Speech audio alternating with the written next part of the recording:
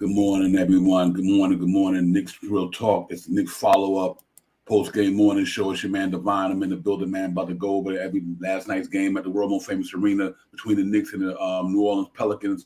Obviously, the Knicks took an L last night, 102-91. Before we get into all that, hope everybody having a good morning, man. They having a great day. They out there on their grind, man. At school, work, play, whatever your endeavors are, man. You out there and you getting it popping. So I'm glad that y'all ain't here this morning, man. But yeah, man, it was a disappointing game last night at the world famous arena. Knicks didn't bring their A game to the forefront, and they showed in the box score, 102-91. Offense was abysmal from the starting unit. We'll break all that stuff down. It just was a bad offense game. The first and third quarter game went the other way for us, and we didn't have what we needed to win this game. So it was really disappointing in the sense of a game that you should have won and you could have won, and we did not bring it, man. It was really a little bit of frustration on that end, man. But other than all, it happens in the NBA every night, so you can lose a game, man. Everybody they lose it. We lost last night, but this was disappointing the way we lost and how we lost. Knowing that we're trying to be in this thing in the playoffs, we're trying to get up here and make it happen, and it just didn't bode well for us last night, and it reared its ugly head, man. It was really a disappointing game last night, to say the most, man. You let a team 16-28 come into the Garden, guy who haven't scored that many points the whole season come out there and run him up. Salute to Acevedo, Avocado, whatever his name is. He's from New York, Brooklyn. Brooklyn, man, came in there and had a career game in the Garden. Had been wonderful for him. But overall, man, just from a Knicks standpoint, just was disappointing, man. It's just to lay eggs like that. It is real disappointing. And knowing that we won that game to get back at 500, and we went the other way. Now we 2 games under. But we live to fight another day. Like I said, it's association. You take L's, but it's just you took the L when you didn't need to take the L. I'm more disappointed in that starting unit for sure. They were abysmal. Our main 3 guys, 3 of our 4 main 3 guys was abysmal last night, man. It was, oh my goodness. So, from that standpoint, it just was disappointing that we didn't come out there and win that game, man, and get us back to even kill. And knowing that, after the game, the matinee game on Sunday against the Clippers, we got a daunting schedule coming up. 8 games on the road, tough opponents, a lot of Western Conference teams. And we got a really tough schedule ahead of us, man. And you want to take advantage of the one that we had now to kind of give us a little bit of cushion, because there's going to be a dogfight out there. We got some really tough games coming up. So that's what made it disappointing that we couldn't capitalize off these 4 games we had at home after winning 3 games in a row. Then you come back and you lose 3 in a row. It just really does disappoint. But like I said, it's associated. It's the NBA. You live to fight another day. So we just have to, got 2 days of practice to get it in Thursday and Friday. Friday and Saturday, excuse me.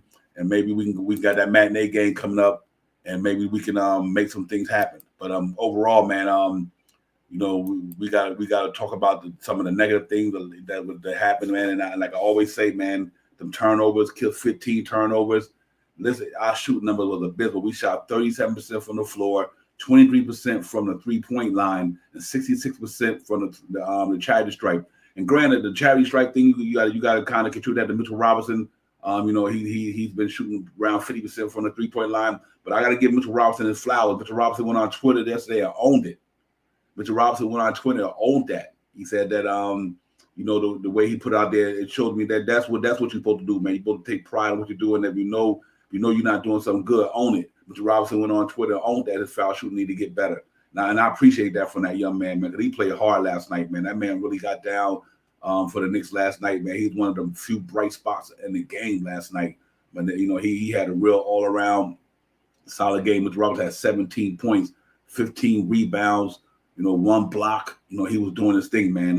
So salute to Mitchell Robinson last night.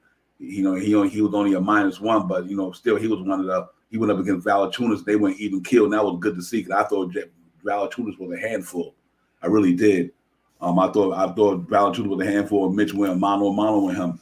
And I wish the rest of the squad could have did that. And even salute to R.J. Barrett, even though he was a -21, but man, he had 17 points. He kind of went mano a mano with with Brandon Ingram. You know what I mean? But Brandon Ingram had got kind of hurt, twisted ankle, and he sat out the fourth quarter. But RJ was in the game with him, going a mano, but everybody else didn't come to play.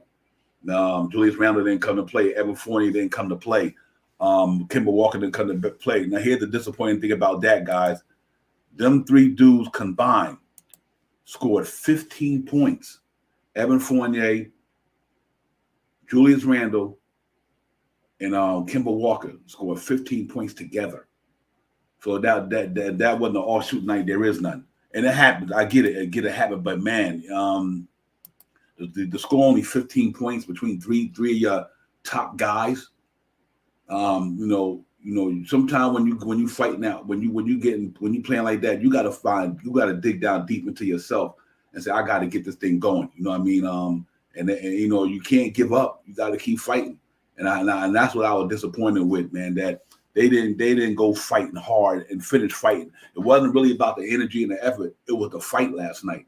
You know what I mean? And I think that was the tell to me was that they didn't get in a fight. I mean, you look at that first quarter, they scored 27, we scored 17. Our offense wasn't there. I get it. I understand it. It happens. But you still could do other things. In that third quarter, they outscored us by 20 points. Our defense gave up 35, and our offense only scored 15. That's it right there. And thankfully for the second unit, they scrapped and tried to get us back in the game. So, overall that was really disappointing for me, for them three guys, and it happened. I get it, man. I'm not totally devastated, but I am pissed that they didn't really make it happen. Fournier, Randall, and Kemba Walker. That was $50 million worth of no production last night. $50 million worth of no production last night. That's what made it so disappointing. You know what I mean? Because the three of the main guys in our team didn't come to play last night, at least on the offensive end. You know what I mean? So you got to brush it off and move on to the next game. But that didn't look good, and the energy and the atmosphere in the Garden, when you start to hear the boo birds coming out, people were starting to really feel it. They was like, man, come on, you know what I mean? You guys got to get in here and find a way to get it happen, make it happen. And that first unit, well, 3/4 of the first unit could, like I said, RJ and Mitchell Robinson did their thing last night. And I give them their flowers, man. Even though they were Mitchell Robinson only a -1, and that's fine. But RJ -21, I get it. But Randall -26, Walker -22, Fournier -24. You know what I mean? And everybody in the second unit, except for Tyler Gibson, was plus. Plus 15 for Obi. I don't know how he got there, but Burks was a +9, Quickly was a +15, and Grimes was a plus 10. Grimes scored 13. Quickly scored 14. Burks scored 13. Obi had no points, 2 rebounds, 1 block. So it was tough, man. It was a tough game. Disappointing game to say the least. Disappointing to the fact that where we could have been and where we at. We could have been at 500. You know what I mean? And we just didn't follow through, man. And that's about really what makes me upset about it is that we had an opportunity. We squandered an opportunity because of inconsistency. We not being consistent with our play. Knicks should have easily been. I was hoping to come out of this week maybe like 24, 25, and 21. You won 3 games in a row. You got 4 games home at the Garden, and you lay an egg in 3 games at home. That is the most disappointing part to me. It's not about even a play like that. It happens. Like I said, not everybody gonna be sharp on every night. But last night was just that was unacceptable, man, to me, from the standpoint of our main dudes, man. Our guys who's supposed to bring us home and who's supposed to be in there really, really making it happen for us. So, from that standpoint, it was a little bit disappointing for me, but that's all right. We got a game Sunday. We got a matinee game. We are going there against the Clippers and try to get this thing popping and get a win back on our belt. But we squandered an opportunity to go up in the division, to make moves, and we got to get back at it. I know they think it's a long season, but at the same time, the game is going fast. Before you know it, we have 50 games. We have 30-something left. So we got to we already have 46 games. So we got to find a way to turn this thing around. We got 36 games left. So what do we need to do as a team, and with 36 games left on the schedule, knowing that you got a real dominant schedule coming up, not in your favor. We got to find a way to turn it around and capitalize and get New York back to playing some basketball. But I don't know if it's this time of the year with the trade speculations. I mean, think about it. 3 games ago, we just had won 3 games in a row. We just won 3 games in a row, and all of a sudden, right at home in Madison Square Garden, the world most famous arena, we lay an egg 3 days in a row. We let Charlotte come in and give us the business. Minnesota, and now the Pelicans. And granted, God, them 3 West Coast teams, and them teams is not even the top echelon. 2 West Coast teams. I'm sorry, one of them was the East Coast team, which was the Hornets. But none of them teams are superior teams. So what do we do and what should we do to get this thing turned around? And like the guy said, it was a game. Like I listened to some of the press interviews and everything like that. And the guy said, they was mad about it. I'm glad they was mad about it. Could have been different. They wasn't mad about it. I Big Taz, I agree with you 100%. He does, man. And I'm gonna hate to tell you what's frustrating about that, Big Taz. Randall was scared to take shots last night because he thought if he missed, he would get booed. That's what it seemed like to me.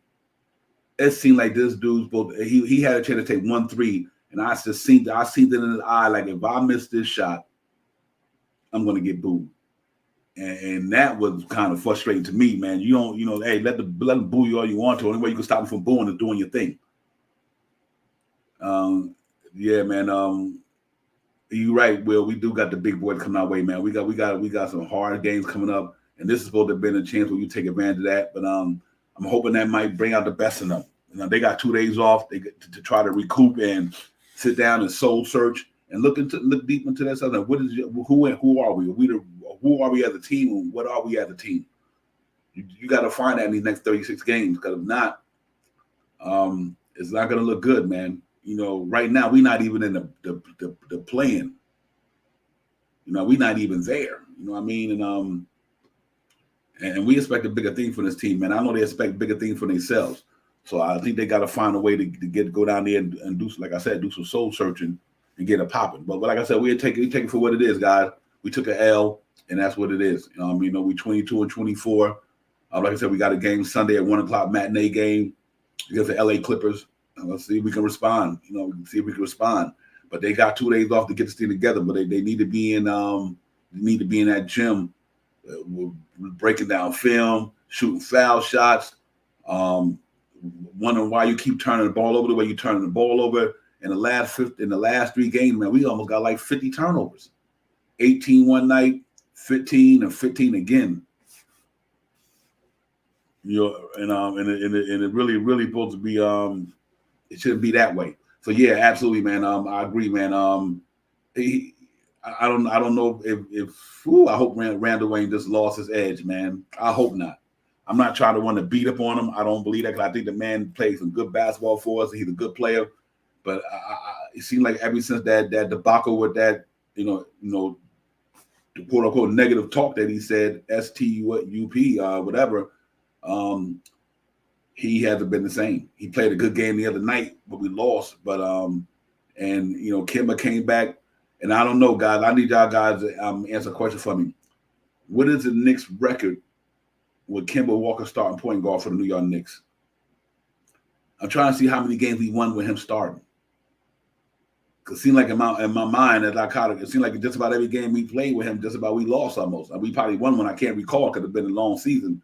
It might be a while back. But, seems he came back to the starting lineup. We ain't won a game. Even the night, in Boston when he dropped, we lost. So I'm just trying to figure that out. I'm not saying he's the reason why we're losing, but what is his record at the Knicks starting point guard? Because I just don't see W's when he's playing. So I don't know if that's something. With him, Randall, that's like I said, go back to too much scoring. Him, Randall, RJ, and Fournier, not too much enough ball for 4 people. And with the emergence of Mitchell Robinson. So I think that's something we're going to have to look down the line in. The chemistry there, it seems like the chemistry is off, man. It really is, man. So, it's tough. It's tough. But, hey, you know what it is? It's 1 game, 2 games, 3 games. but we got to figure this thing out immediately. We have to turn this thing around immediately, or us Knicks fans will not be happy at the end of the season. You know, we had expectations that was bigger than what we talking about. You know what I mean? And for us, all of us to say, well, we thought we were going to win 50 games, 48 games, and you know, and to be at where we at right now, that is disappointing by a long shot. You know what I mean? It is disappointing. It really is, man. So, but hopefully, like I said, we can get back at it, man. No, nobody want to be Debbie Downer, but you know, when the Knicks play bad, we got to call it out. You know, we're not the one to try to beat up on our team, but we ain't homers neither. We about to bring truth to power. And right now, we stung up the joint the last 3 games. The pride. Let me get the mini game. We played hard. I don't want to make everything negative about them. They played hard. The referee messed up a couple of them calls that could have went the other way. So you know, but we still got to be better than where we are, man. Them turnovers is unacceptable. Come on, guys. 18 turnovers, 15 turnovers, unacceptable. I know I might be beating a dead horse, but it's real though. You know, they got to be better at that end of the floor. So you know, we just got to keep fighting and scrapping, man, and try to get out of this thing, because right now we in the doldrums. It's not looking good in New York right now. The fan base feeling some type of way. The media throwing bullets out there at us. You know, then you know that all the other platforms and Stephen A. and everybody probably just throwing mad bullets at us. You know what I mean? And I do think that, you know, we got to get this thing together, man, or it's not going to be fun. But I'm confident we can turn it around, and I think the players are confident they can turn it around. But it's time to put up a shut up now. You know what I mean? We were just right there. We was right there and ready to make moves, and then we just went the other way. That's what's disappointing to me after coming off that good winning streak. It's all right to lose one game. You know, you did a winning streak, you break it, you lose one game, then you get back at it. But we lost 3 games in a row. Gave up, won 3 in a row, gave up 3 in a row. That's 500 basketball right there. So we do got to find a way to rectify this problem, man. I just think that if we don't, it's going to be tough. It's going to be tough. You know, and we really got to get back to this thing, man. We are literally right now 11, 22 and 24. The Raptors is right there behind us, in front of us, 21 and 21. Boston done moved up, and these teams is losing, and that's what's so disappointing. The teams that we trying to chase, they losing games. We not taking advantage of that because we losing. Yeah, man. Real talk, man. And they can't, you know, and that's what is so disappointing that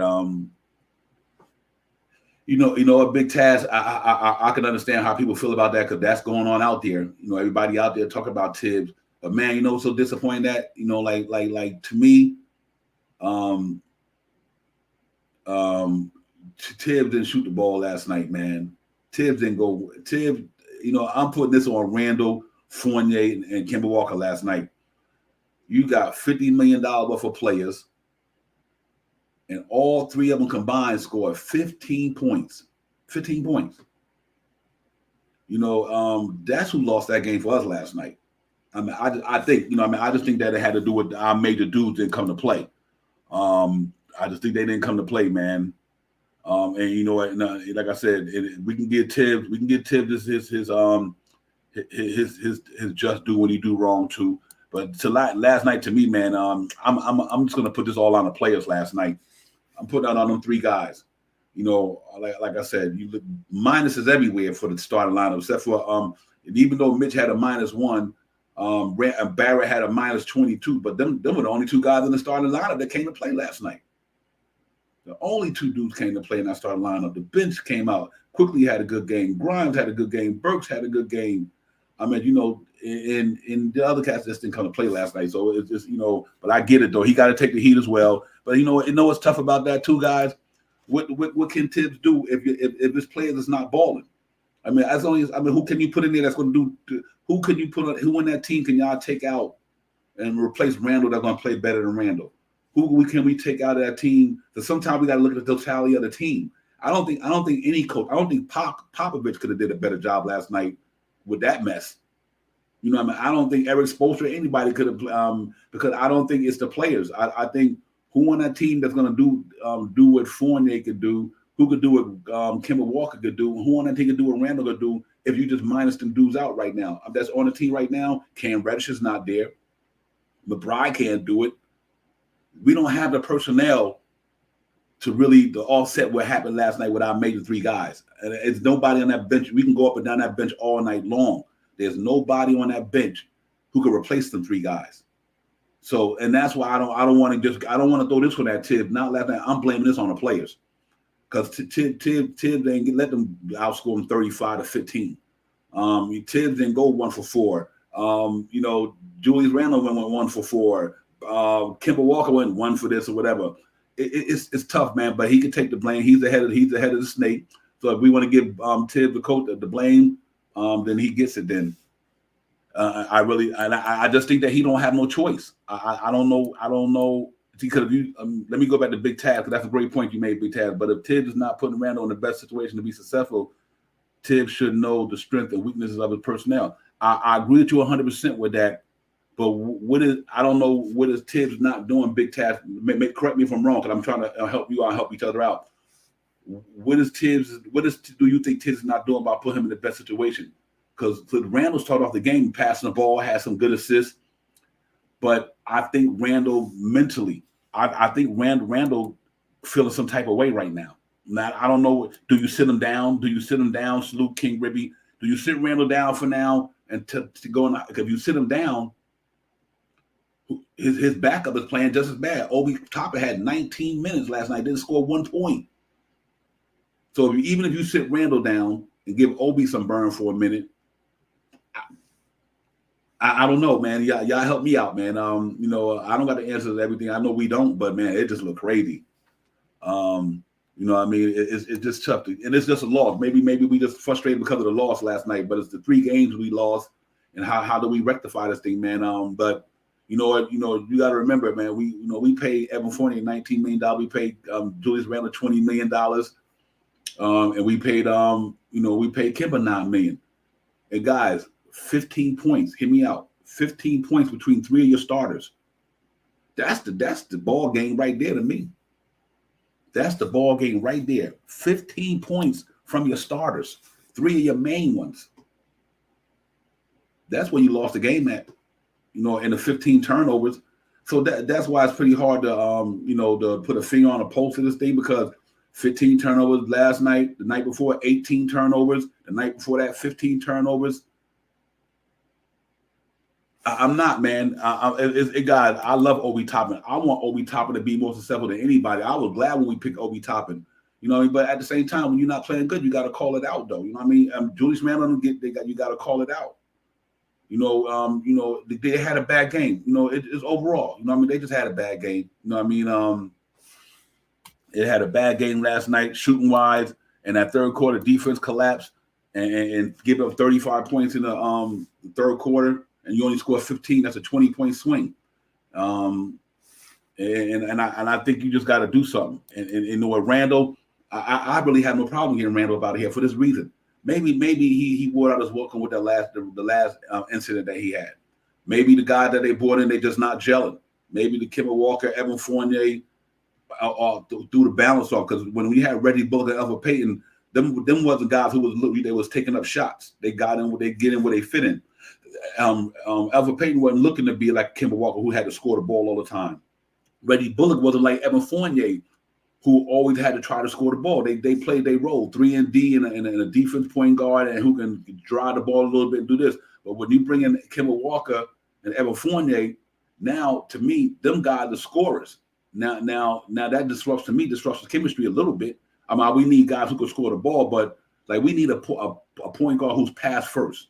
To me, not a scoring point guard, somebody who can distribute the ball and put people in certain areas and know where to get the ball to certain people in certain places. And I don't think we had that. I think Kemba Walker is a good scoring point guard to score with the best of them, but can he set up an offense? Can he facilitate? It seems like now that every time we got to run the ball through Randle, why is Randle the highest assist scorer? The highest assist lead on our team. Randle lead our team in assists, and I think that might be the reason. I think that you need a point guard in New York who could distribute the first, like a Ricky Rubio type people. I'm just throwing names out there. Guys who don't demand to score the ball first, but willing to set the team up and run the team and set the. And I don't think we have that. So that's why Julius Randle lead the team in assists. He lead the team in rebounds. He lead them because he's the only one out there that really that looking to distribute like that. I would like to see RJ move his assists up and play make a little more. But this is not just last night's game. Last night's game just was, to me, just our three guys just didn't shoot the ball. They didn't come to play. That's why I'm chalking this game up to last night, guys and ladies and gents. Is that three of our main four dudes in that starting lineup didn't come to play. And there's no way you could tell me that three guys only going to score 15 points in a starting lineup. Who could score? I mean, these cats literally could score the ball. We've seen Evan Fournier drop 44. We've seen Kemba Walker drop 40. We've seen Julius Randle down there drop 40. It ain't like they can't do it. So, I'm just chalking up to a bad shooting night per se. And that's all I'm, like that, man. It's tough. It's just tough. Yeah, man.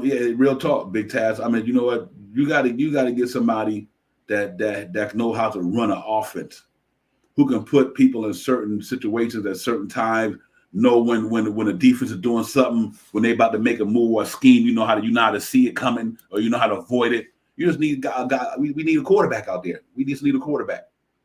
We need a quarterback. We got wide receivers and running backs, but we don't have a quarterback. And the Knicks just need a quarterback out there. You know what I mean? That truly know how to read the game, know how to read the defense, know how to know when a defense is going to make a certain move, knowing a guy about to jump in the passing lane. You know what I mean? And things of that nature. Somebody who can see the floor. You know what I mean? We just need that. I think that's what it boils down to. And when you think about it, man, that's what we're missing. Somebody who knows how to, a point guard who can read the game. I can see that as well. See, Reggie Jackson know how to do that. You know what I mean? And he got a little it in him. So, it's tough, man. Not here to throw darts at everybody today, but like we lost. We lost in a fashion that we normally shouldn't be losing in. So, it's not going to be a lot of positive coming out of the game tonight. I'm not here to have a lot of positive things to say, other than Mitchell Robinson was dominant. He played a good game. And Barrett played a decent game, other than 4th and 7th from the charity stripe. But he went up against Brandon Ingram. The two guys that they two best players on their team, Brandon Ingram and right now Valanciunas, the two guys that they was playing, Mitchell Robinson and RJ Barrett, they went mano with them. They did the best they could with them. It was the other ones. Like how can you not let Herbert Jones and Hart and all these guys? I mean, why y'all don't take advantage of that? That's what I didn't understand. So it's tough. And not only that, you guys, you got to remember, we feel this type of way. Imagine how they felt in the arena last night when the Boo Birds was coming out. They were starting to boo the team last night because they don't like when the Knicks fan base do not like to see that, man. Not when we know we got a team that should be better than that. So if you want to get Tibbs and Julius Randle and Fournier and Kemba Walker negative grades, and I'm with it for tonight. I don't have no problem with that. But I do think that last night what to me was the three starting dudes in our lineup. Like I said, the pluses was in a bench played well. Quickly played well. Burks played well. Grimes played well. Though Obi didn't have no points in 19 minutes, he still had a block, 2 rebounds. But and I don't know if they're not getting the ball to him. I don't know what it is with Obi. They got to figure it out. Is it the point guard not seeing him? Is he not? Is he just standing in the corner? I don't know. He seems like he's just standing in the corner. You know what I mean? Why they not posting him? Why he not getting down on a block? Them the things I don't understand. He got to demand that basketball. When he get that ball, he might need to be selfish sometime. Obi might need to be a little selfish. Now, I got the ball. I ain't passing this ball. I'm going to get mine. Yeah, and Tibbs going to pull you. Mother, at least pull you for trying. So that's where I'm at with that, man. I'm not here to beat up on my guy Obi, man. I love Obi Toppin. I think the man athletic. He got skills, and I think they haven't really bought them all out yet, but you see some games where he had 20 and 9, 20 and 10, you know what I mean, and things of that nature. But at the same time, he got to demand that basketball, man. Because and remember, and Obi seems like he's a laid back dude to me. He might be too laid back. We always talk about gritty guys who got dog in them. Obi got to find that dog in him. Where your dog at? You know what I mean? Let's be real. We always talk about the Oakleys and the Anthony Masons and the Patrick Ewings and the Carmelo Anthony. We talk about brothers who got that heart and that grit and that dog. Obi needed to get a mean streak in him, or he won't make it here. I guarantee you that much, because he don't see he's got a personality where it's not a fight personality. You know what I mean? He got to get some. He got to get some bark in him, man. You can't rely only on your athleticism. You know what I mean? If we don't get a point guard who's gonna give Obi the ball in spots and find him, but Obi at the same time too got to get down there and get busy. He got to go hard, bro. You got to go hard. Go hard or go home. Ain't that the slogan? Go hard or go home. And right now we not going hard. Kemba Walker, Randall, y'all cats got to go hard. It's go hard or go home. And that's real talk. You know what I mean? That ain't no hyperbole right there. And we used to that. We used to for all you New Yorkers out there, y'all know how New York get down. Y'all know how New York get down. That's a gritty city. It's a hard city. It's a hustle city. And if them fans don't see them cats doing that, okay, they chanted Obi name like crazy last night. Tibbs put in the game. Obi played 19 minutes. 0 points. 0. All right, so it ain't about beating him up, but you got to call it. You got to call it for what it is. Obi got to get that in him, man. He's too laid back to me. Too happy-go-lucky. Nah, dog, you got to get some dog in you. Because that's not New York basketball right there. That's what happened last night. You look at the way them cats, Devontae Graham and them was just running them up in there. We letting cats come in there and run amok in the Garden, bro. That never happens in New York City. That never happens. You know what I mean? And that's real talk right there. That never happens. And I've been watching this for a minute. Knicks got to get hard, bro. They got to start going hard. They got to start going hard. It just that's crazy for that to happen. And them cats got to dig down deep and do some soul searching and find a way to get back at it. What else can they do? You know what I mean? You know, we got got some talent there. It's not like the Knicks don't have no good players. We got good players. We got young mixed with old. You know, but we got good players. But so what's the problem? Where's it that New York and Madison Square Garden is losing 3 games in a row in the Garden, bro? Come on, y'all. I mean, you know, I'm not even gonna be sentimental about this stuff today. It's real talk. I'm not being sentimental about it. You got to go hard up in Madison Square Garden. This goes back to the era, bro. It goes back to the day one. You know, them cats, you come in the Garden, that's your home turf. You know what I mean? If you can't win in the Garden, well, you know, that's crazy. You know what I mean? Real talk, Will.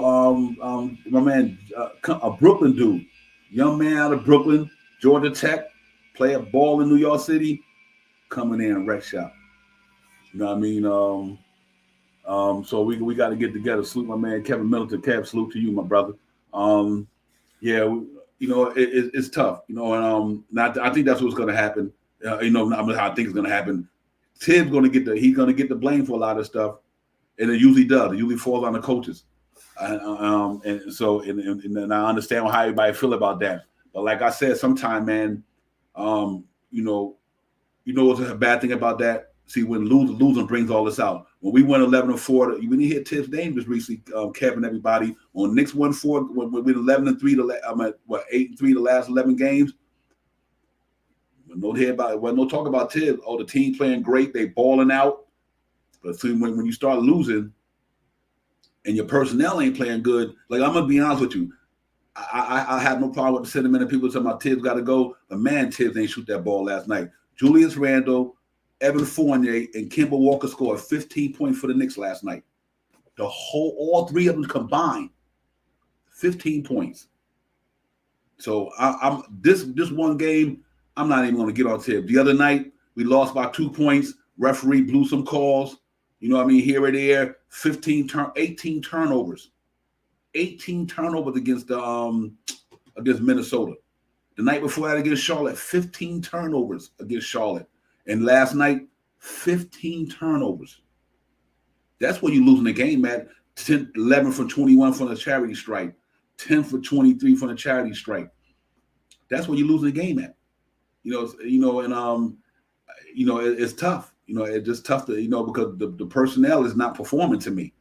So, last night that game to me was Julius Randle minus 24, Evan Fournier minus 20 something, Kemba Walker minus 22. It was just crazy. You know what I mean? And I do get it. I understand it. But and at the same time, you're only good as your personnel. At the same time, you're only good as your personnel. And I think that's what it is. I think them cats just didn't show up last night. you know, I mean, you like I said, yeah, you're right, Big Ted. 15 points from you, 3 of your starters. One starter should score 15 points, just one of them. 3 of them didn't score 15 points. 4 points from Randall, 6 points from this guy, 4 points from that guy. Come on, man. Come on, man. That's crazy. You know, that is crazy. You know what I mean? That's where we lost that game at last night. Because if think about it, if the second unit played good last night, then we got to give Tibbs credit for the second unit too. The second unit played phenomenal basketball last night. So are we going to give Tibbs credit for the second unit last night and then blame him for the first unit? I guess you have to do it. You know what the team need to do. We got to get that team playing together, both second unit and first unit at the same time. Not one night the second unit going good and the other night the starting unit going good. We need to have them playing together both at the same time. Now lineups, okay, I can understand that. I have no problem with y'all getting on about the lineups. I think that's fair. Y'all don't like the lineups, I can live with that. But y'all also got to look at the talent on the roster too. Look at the talent. Look at the talent on the roster. It's not only Tibbs, it's the talent. You got to remember, if we got guys that ain't playing, then you know, no matter who you put in there, it'd be different if we had some of these superstars in there, and then you put them in and they sticking up the joint. Then you say, okay, Tibbs, you got Giannis Antetokounmpo, you got Kevin Durant, and y'all still stink. That's a different story. But look at the talent on our roster, though. Yes, indeed, sister. You sure can. Look at the talent on the roster. I think it is what it is to me. Is that, man? You know, our talent is crazy. So you know, we asking guys like McBride, we asking Grimes, we asking Obi Toppin, we asking Emmanuel Quickly. We asking these guys to do things that guys who've been in the league like 6-7 years to do, to carry a team. I just don't think that's fair. I just don't think you shouldn't even put that weight on Obi Toppin like that. You shouldn't even put that weight on Emmanuel Quickly like that. You shouldn't put that weight on these guys. They only been in the league 2 years. You know what I mean? You look at a lot of other teams, they got savvy veteran dudes out there helping their team perform. So I do think that's is to me is part of it. You know, and if you want to get Tibbs to blame for some of it, I got no problem with that. I really don't. But we also got to look at this roster. You know what I mean? It's crazy. You know, like I said, we went 8-3. The 11 before we lost these last 3 games. We in 11 games. We went 8-3.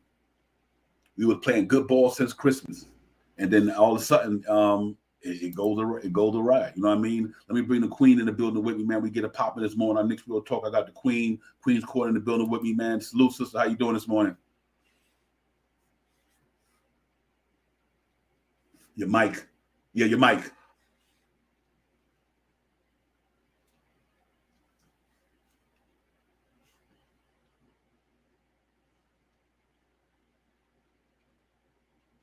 Not yet.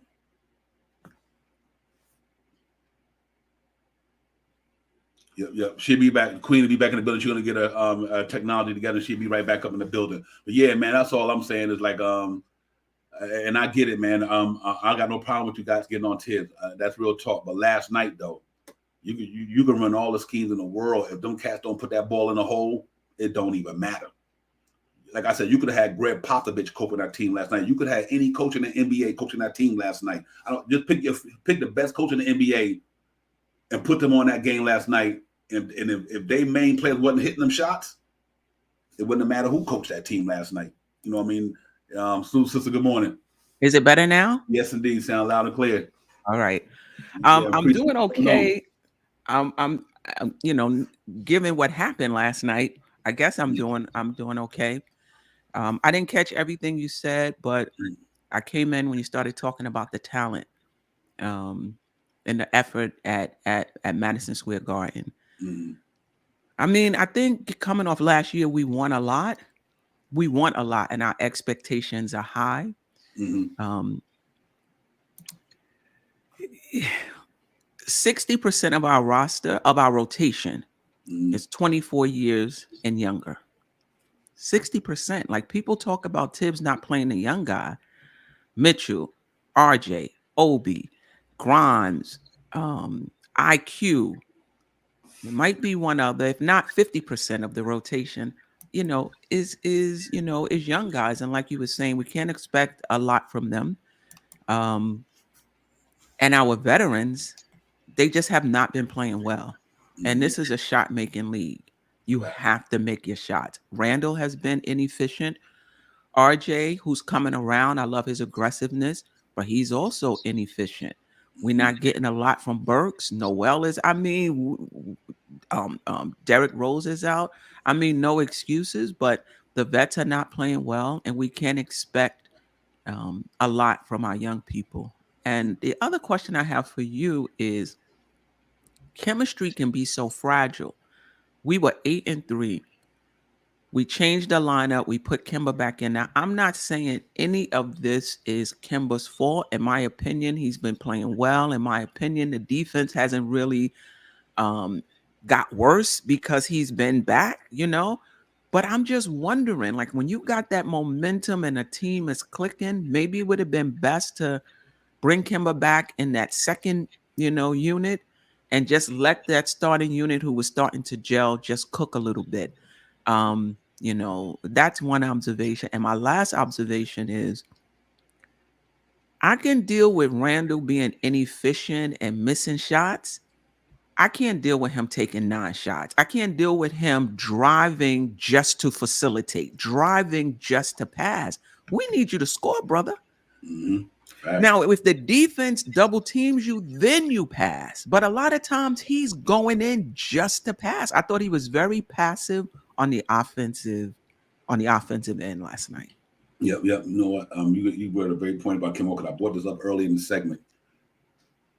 I don't know. I didn't look. How many games have Kemba Walker?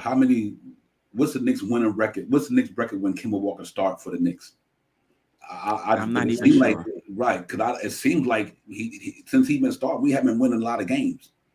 And I do think that it's not because he's a bad player. Nothing got to do with that. I just think that now that you put another, what's the difference between him and Albert Payton? We didn't rely on Albert Payton to take shots from nobody.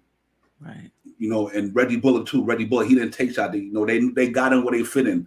I think with Randall, Fournier, RJ, and Kemba Walker, them dudes, the rhythm to me is off, because I think we didn't have to worry about Alpha Payton taking shots away from RJ or Randall. Right. Now Randall trying to get these guys involved, RJ trying to get his spot. I just think that them two guys just kind of messes up to me what they had going last year. And I just think that that's what it's me. And Kemba, I just think that, like you said, I think they should have thrown him up, brought him back off the bench, because to me, he kind of messes up that. Well, like you said, 1 minute, 19 points, but we still lost. One game in Baltimore, he scored 40 or 30, so we lost. You know what I mean? The game keeps starting, we still losing. I I didn't even think about it like that. Yeah, we still losing, and I just think that they throwing off the game, because you know what? We need a point guard in New York a quarterback. We need a quarterback. Plain and simple. Julius Randle lead our team in assists. Come on. Right. So I think it's just one of them things where they got to find themselves. I was disappointed last night, Steph. Oh, man, we got $50 million for players last night, and they scored 15 points. Right. 3 players. That's crazy. 15 points between 3 players. Now, and I know we get on Tibbs, but Tibbs don't put the ball in the hole. Tibbs didn't go 1 for 9 last night. Tibbs didn't commit 15 turnovers a game lately, 18 the other day. So, I get it why we want to blame Tibbs. But I don't care if you had Greg Popovich in there last night, Eric Spoelstra. If your boys ain't scoring the ball, no matter who the coach is. The fact of the matter. That's definitely correct. I think when we lose, it's disappointing. And so we're looking for somebody to, to blame, to make it easier for us to get through it, I guess. Right. And Tibbs has been the culprit lately. And listen, I don't agree with everything Tibbs does. But like I said before, Tibbs is working off of a different template than we working from. Like, we looking from the outside, and we're saying, if a guy is hot, you got to leave him in no matter what. He might be working from another template. Like, I got to keep my rotations tight. It's important for me that people know when it's their time, when they, coming in. It's important that we're consistent. Maybe he's working from that, template. We don't know. We're looking, from the outside. And second, Tibbs is being Tibbs. I don't think you can get on a coach for being who he is and who you knew he was when you hired him. Tibbs is doing Tibbs' thing. This is Tibbs. He has a certain way of doing things. The Knicks organization knew that when they hired him. So now he's just being himself, and now you got a problem with it? This is who he's always been. Yep, absolutely. And last year, nobody had a problem with him winning Coach of the Year. Nobody had a problem with him winning Coach of the Year in Chicago. Tibbs is you know what it is? Sometimes you got to stop thinking that maybe your personnel is not there. You know what I mean? Like I said a few minutes ago, where's the dogs at in New York? Why are you letting people come in Madison Square Garden and you got a defense-minded coach? Sometimes you need to man up as a player. I mean, if you got to play basketball on the playground, you play basketball anywhere. You ain't letting nobody come in and give you the business. I don't care who in there. You know, you're not letting people come in and give you the business. And especially not a New Orleans team. Right. Sometimes you got to man up as a player. Listen, man, I ain't let you score 30 on me. I don't care if I got to punch you in your stomach and get a technical. Yeah. You know what I mean? I just don't think that if you look at the teams of the 90s, you look at the Mike Woodson teams, they had dogs up in there. They had cats who go hard. Carmelo Anthony that went hard. Right. They wasn't having that. And I think right now we got cats in there that's not being hard. Like last night wasn't about effort. Y'all cats didn't go hard. Doubt. Yeah, they didn't go hard, Steph. And I think that's where we got to look at it. Do we got the right players in there? Because you asking Obi Toppin, you asking Grimes quickly. There's nothing wrong with being young, guys. It had nothing to do with being young, but it's different being young playing in New York City. It's different being a young man playing in the Mecca than playing in Orlando or playing in Louisiana or playing in Sacramento. You are playing in the New York City as a young man. You know what I mean? And that's why I think people need to understand that it's a different monster over here. Because look at what we going through. Look at the expectations we putting on these guys. So you can imagine outside the streams and the platform worlds, well, with the New York media, and man, it is a different monster. So not that the guys can't produce, but I think if you ask them to put a lot of pressure on these young men. You know what I mean? I just think that it's tough. It's tough, real. Yeah, and let's not underestimate what it is not to have a stable roster every single night. Derrick Rose is out. Norlands is out. COVID. I mean, no excuses. I know a lot of teams go through it, but I felt like right when we was hitting our stride, Kemba Walker comes back. He go right into the starting line. We was 8-3. We were 8-3 since Christmas. You know, and I'm not blaming Kemba. I'm not saying it's his fault. I'm just saying they were starting to gel and just let it play out. Let that run play out. And just bring them off the bench for now. So it's tough. I don't like the effort last night. There's no excuses for that. I don't care if you down players or whatever. The effort was not there. Yeah, absolutely. Slide pile it up, brother. Peace, Divine. Salute, Queen. How are you today? I'm doing well. Salute. All right. Nothing major. I'm glad I seen you on. I was out here listening to you running amok in the chat. I see you put the link out there. Thank you for putting me on for the second. Yes, sir.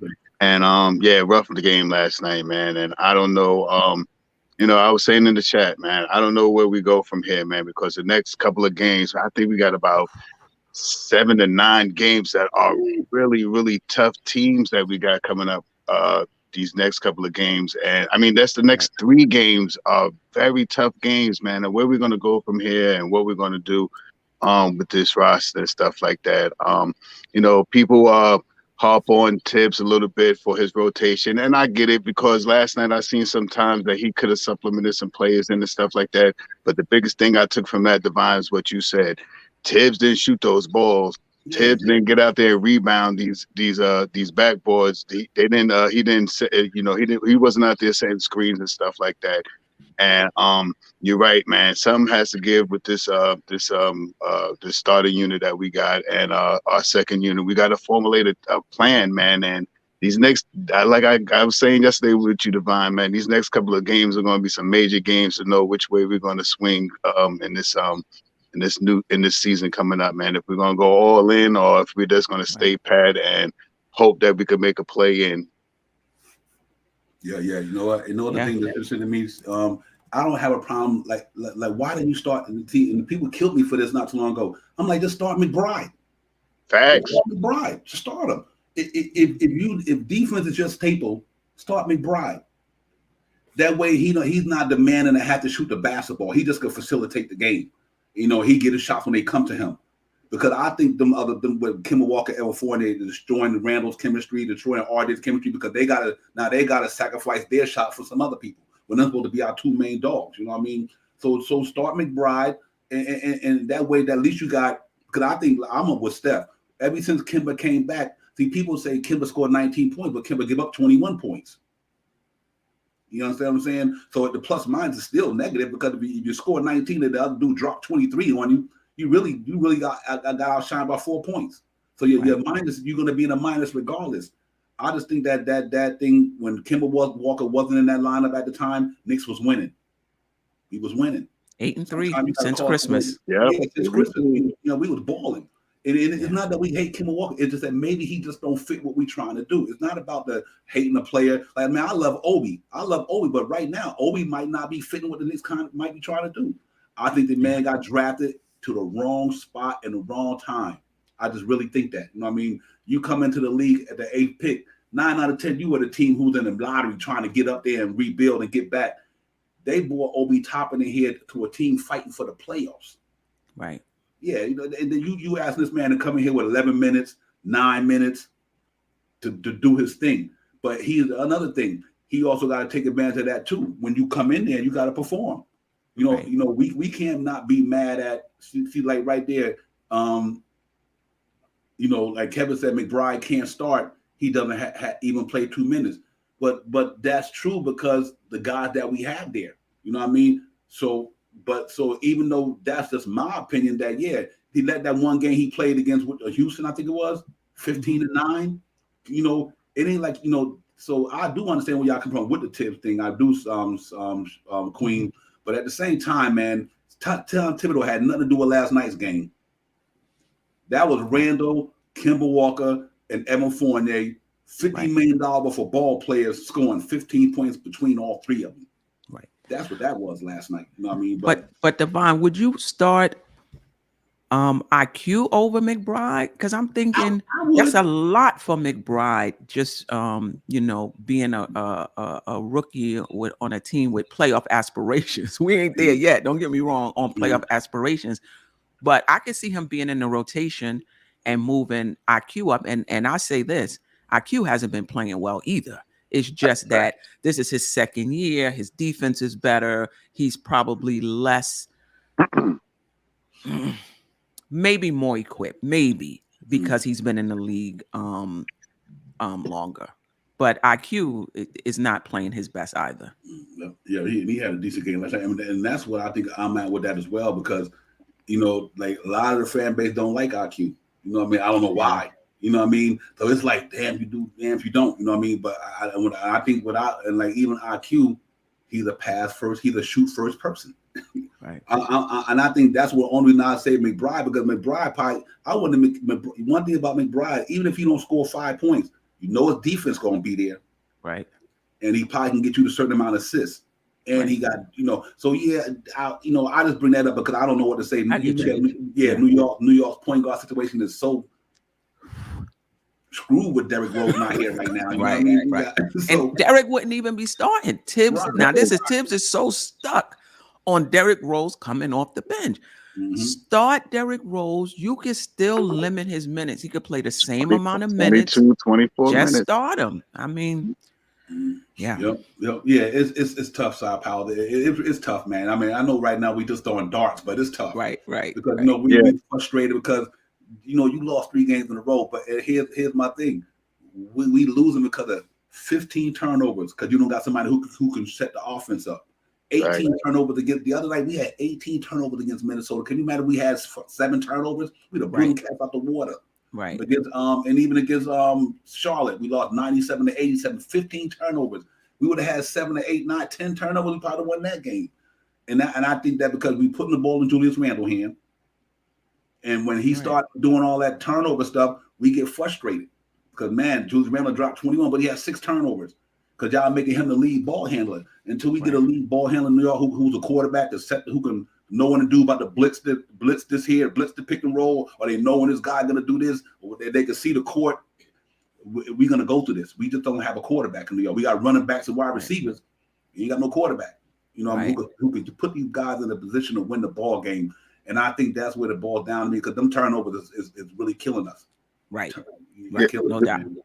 My one big thing is with Deuce. I wish we could have started him a little bit and got him implemented into the lineup somehow, some way, because what's going to happen in the next couple of games, and if in the next 10, 12 games, if we go on a 10-game spree and we lose 8 out of the next 10, we are out of the playoff picture. We are out of the play-in picture. Yeah. And what's going to happen then you're going to want to start Deuce.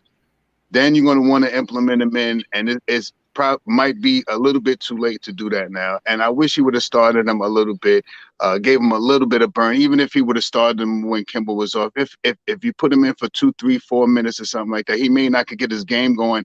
And if you see that he's making some type of mistakes, you could easily supplement him out and put somebody else into his spot. And Tibbs didn't do that this year. So we're going to see Deuce one way or the other. If and right now, it would have been a good look to, we were with, like you were saying, Queen, we were winning when Kimball wasn't here. And if we could have probably pushed IQ into the starter unit instead of putting Burks into the starter unit, and maybe play Burks with IQ in the back and on the second unit, we might have had a different look on things right now. I mean, coulda, shoulda, woulda. Everything is, just fixated in our heads. We figuring something out, but who knows what would have happened, man. I think he needed a little bit of time out there to try to blend in with this crew a little bit more, man. I mean, he goes down to the G League and he's 39 points to 36 points, 36 to double digits assists and all this stuff, but he's not getting that burn right here, Yeah, listen, I mean, at the end of the day, this roster is just not good enough. Right. At the end of the day, we talking about starting McBride, a rookie, to jumpstart this team. Nothing to do with McBride. I like his defense, is not, but that's just telling us where we are as a team. Right. And when we had that, we had a little run going 8-3. I said, "Ooh, we turned the corner." We lost to Charlotte. I said, "All right, maybe that was just like a matinee game, something like that." Then it was a dogfight against Minnesota, an up-and-coming team. I was like, yeah, all right. I still think we've turned the corner. Then after that New Orleans game last night, I was like, nah.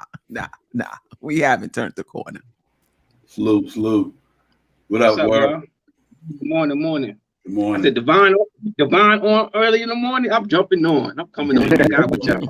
It's Nick follow-up, man. I'm in here in the morning show, man. Trying to what it do? Yeah. What's up, y'all? What's up, Stat? How's everybody? How you doing? Everybody's good. What you think, man? Talk about that game last night. We just piggybacking off the game last night. Bad. That's a bad game last night. Bad. Tough. Really is. I don't know. What y'all think? I think Randall checked out on us? I don't know what that Randall was doing. We want to talk about frustrated with him last night? Thanks.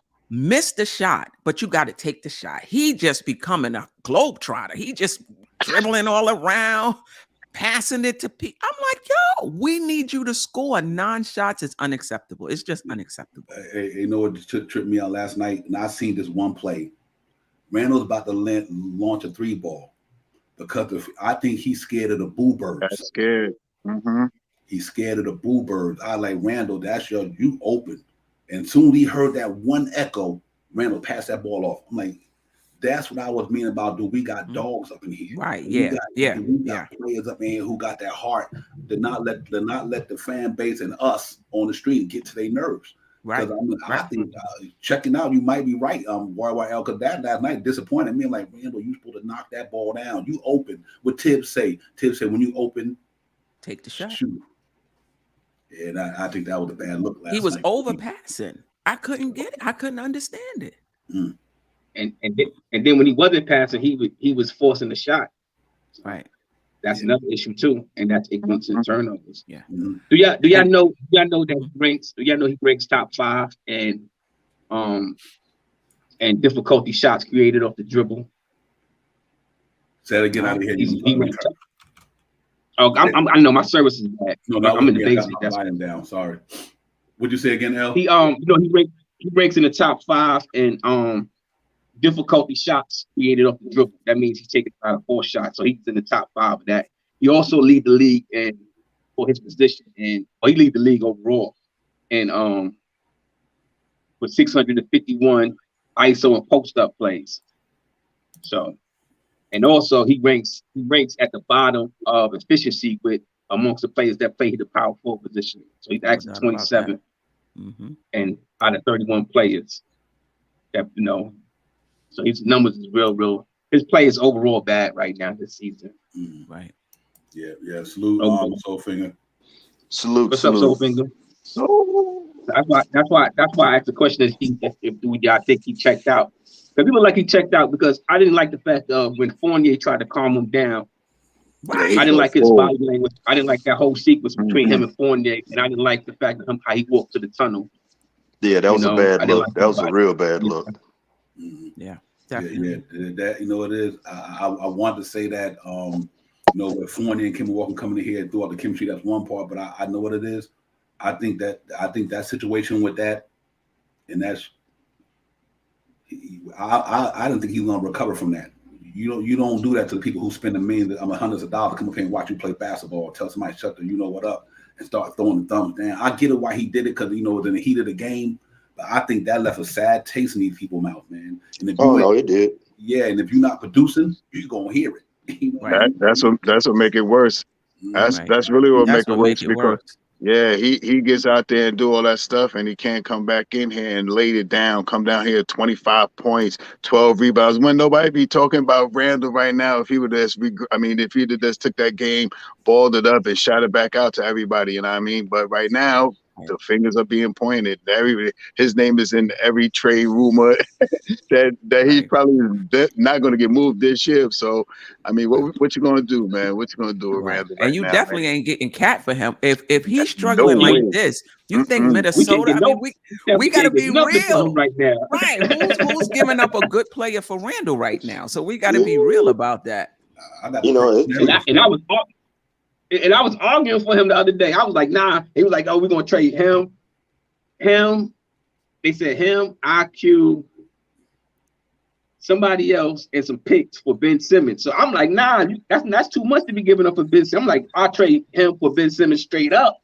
I'm not going to depreciate his value like that. I do that trade straight up. They like, you mean to tell me Ben Simmons is the all-star? I said, nah, I'm not going to depreciate his value of Randall as a player.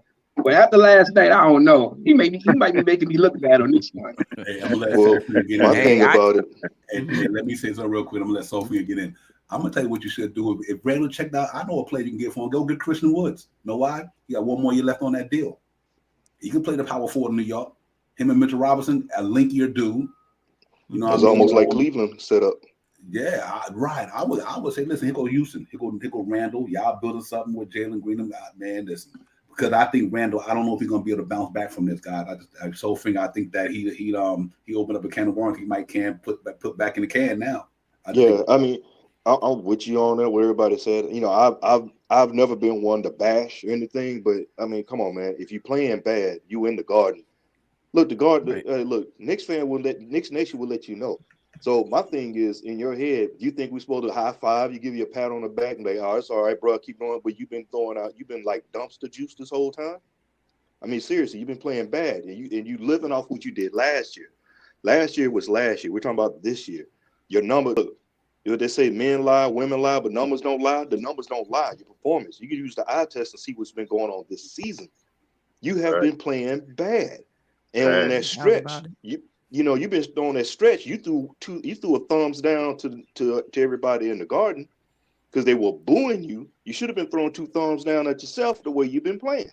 Now, my thing is he's a head case, and he could be washed.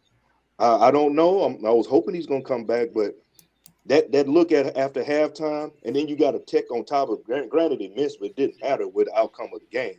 Right. It was a bad look. When you have, and you're supposed to be the leader, and you go out like that, if you don't see that bad energy and that vibe doesn't disseminate throughout the team, I don't know what does. but it was just off. And the lineup again, we can't play Kemba and Fournier at the same time. It's two turnstiles. So you got two defensive liabilities right there, and somebody's trying to play defense.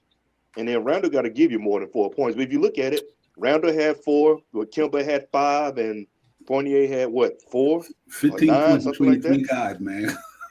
And those the big money guys. Right. Exactly. Do you think something is going on behind the scenes? I mean, like, I what? definitely think something is going on behind the scenes.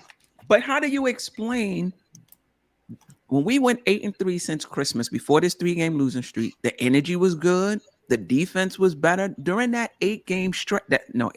11, right? 8-3. 11. We were top 1 in defense, field goal, defensive rating. The team had energy. They was playing well, and then all of a sudden the bottom just fell out. Like I don't get it. Came home.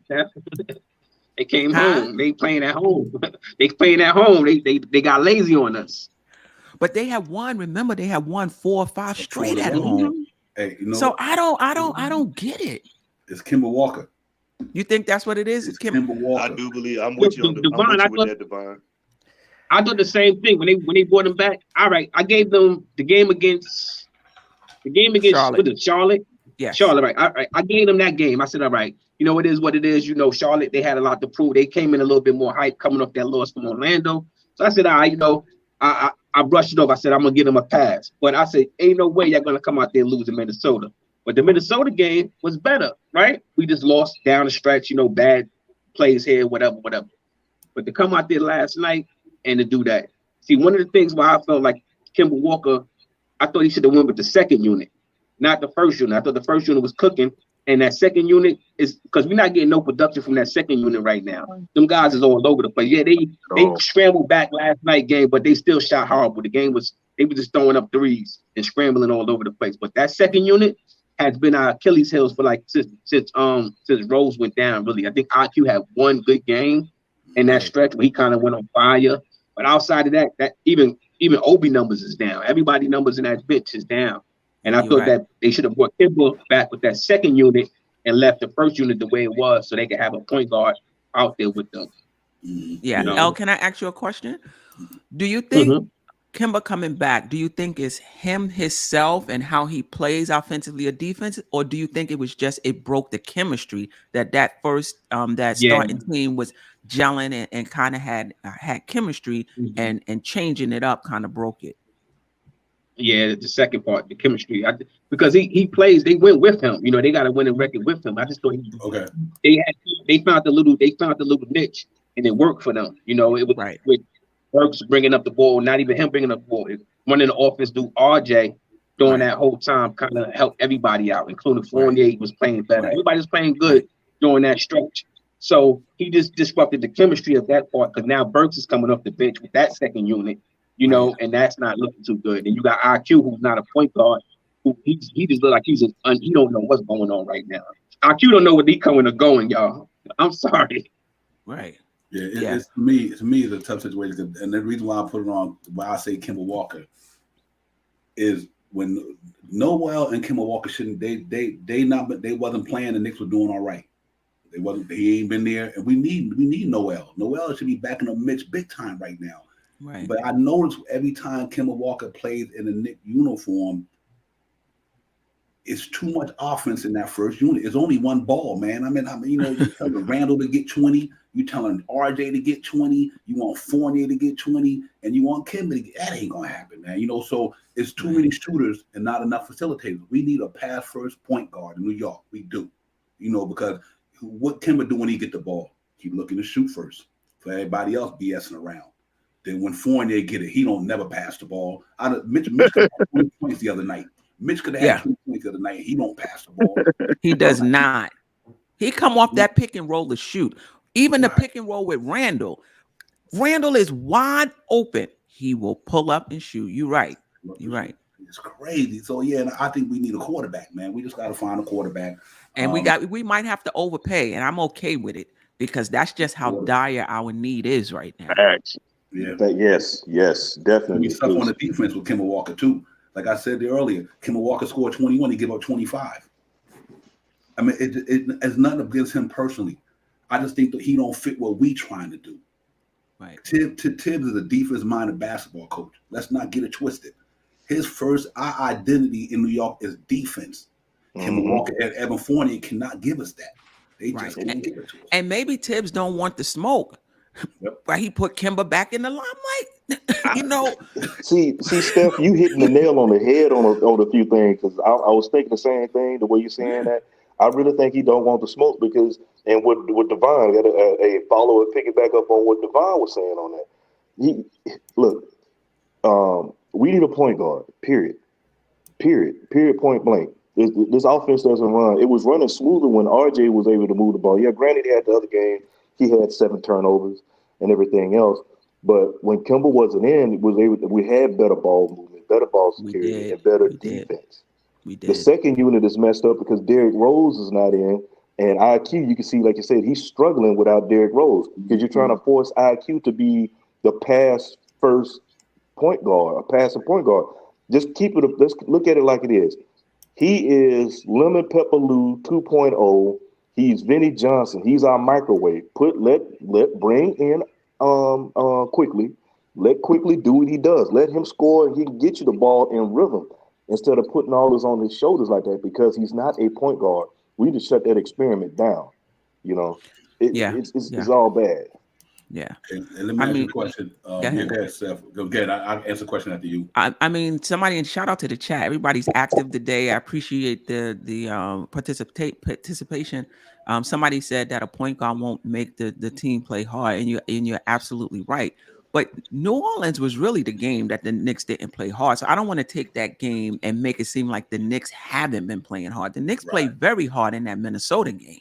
You know what I mean? So it's not like the Knicks just don't play hard. I'm not sure what happened with New Orleans, but they did not play hard that game. And it does happen. No excuses. But don't underestimate what a point guard brings to this team in terms of getting everybody in their spots and in terms of energizing the team. When things start flowing on the team and you get that offensive and defensive flow, that does energize a team. So let's not underestimate it. But I agree. It's not going to make the Knicks play hard, but we still need one. Yeah, it's effort, but I don't think these cats, I said it sometime before. I don't know if I was with you and Shad and Devon, or with L on this show. May have said it before, but I don't think these cats like each other, especially the pieces they brought in. There's no synergy or whatever, and they don't like it. And you can see from, we talk about body language, how people were holding around, but you can see it on the court, how they freeze. Sometimes you see freezing somebody out or overlooking and whatever. And then like last night, again, Randall's a head case right now. Ever since that situation, he's been done. I think he's losing sleep behind that, because he made a big mistake on that. And it's not, and you got a lot of fans that are upset that he did it. I'm like, well, I wasn't really tripping about it because it is, I wasn't tripping about it because it wasn't towards me. That's where I look at it. But overall, that's a bad look on you as the supposedly star player. You the face of you're supposed to be the leader of the team. That's an overall bad look, man. And you can't take that back. And you supposed to hold, you get held to a higher standard. You got to take a lot of things on.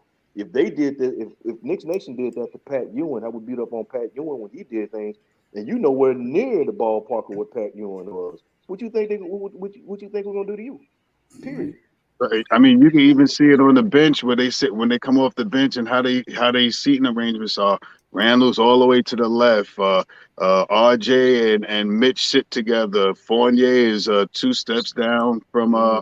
It's like they're not sitting together to to talk to each other. Be like, yo, listen, when we get back out there, man, let's try to run this. You see, they're all spread out. And what you say about chemistry, I don't know if we got good chemistry with everybody on this team right now. Some people are a little far off. I ain't putting no names out there. Some people sit with certain people and stuff like that.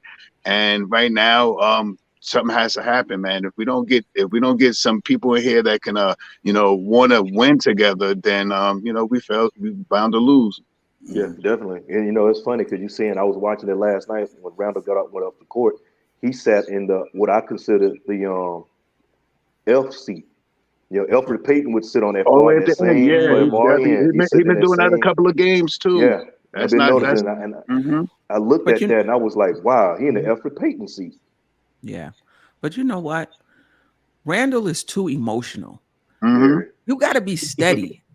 When things are going well, he's happy, and when things aren't going well, he's pouting, but he doesn't realize the gravity he has on this team. If you playing, even if you're not playing well, if you're engaged and you involved, that keeps everybody up. And when you're not, you just a Debbie Downer. You know what I mean? Now, I'm not using that as an excuse. No matter what he's doing, players need to play. I'm not using that as an excuse, but he's too emotional. He can't deal with the ups and downs of a game, the ups and downs of a season. You got to be even. And he's just not that. Yep. You know what? For me, first of all, it's an inconsistency. We win 3, we lose 3. We win. You know, we've been an inconsistent team all season long. But here's another thing. You got to bring a guy in here who Julius Randle respect. He don't respect Kemba Walker.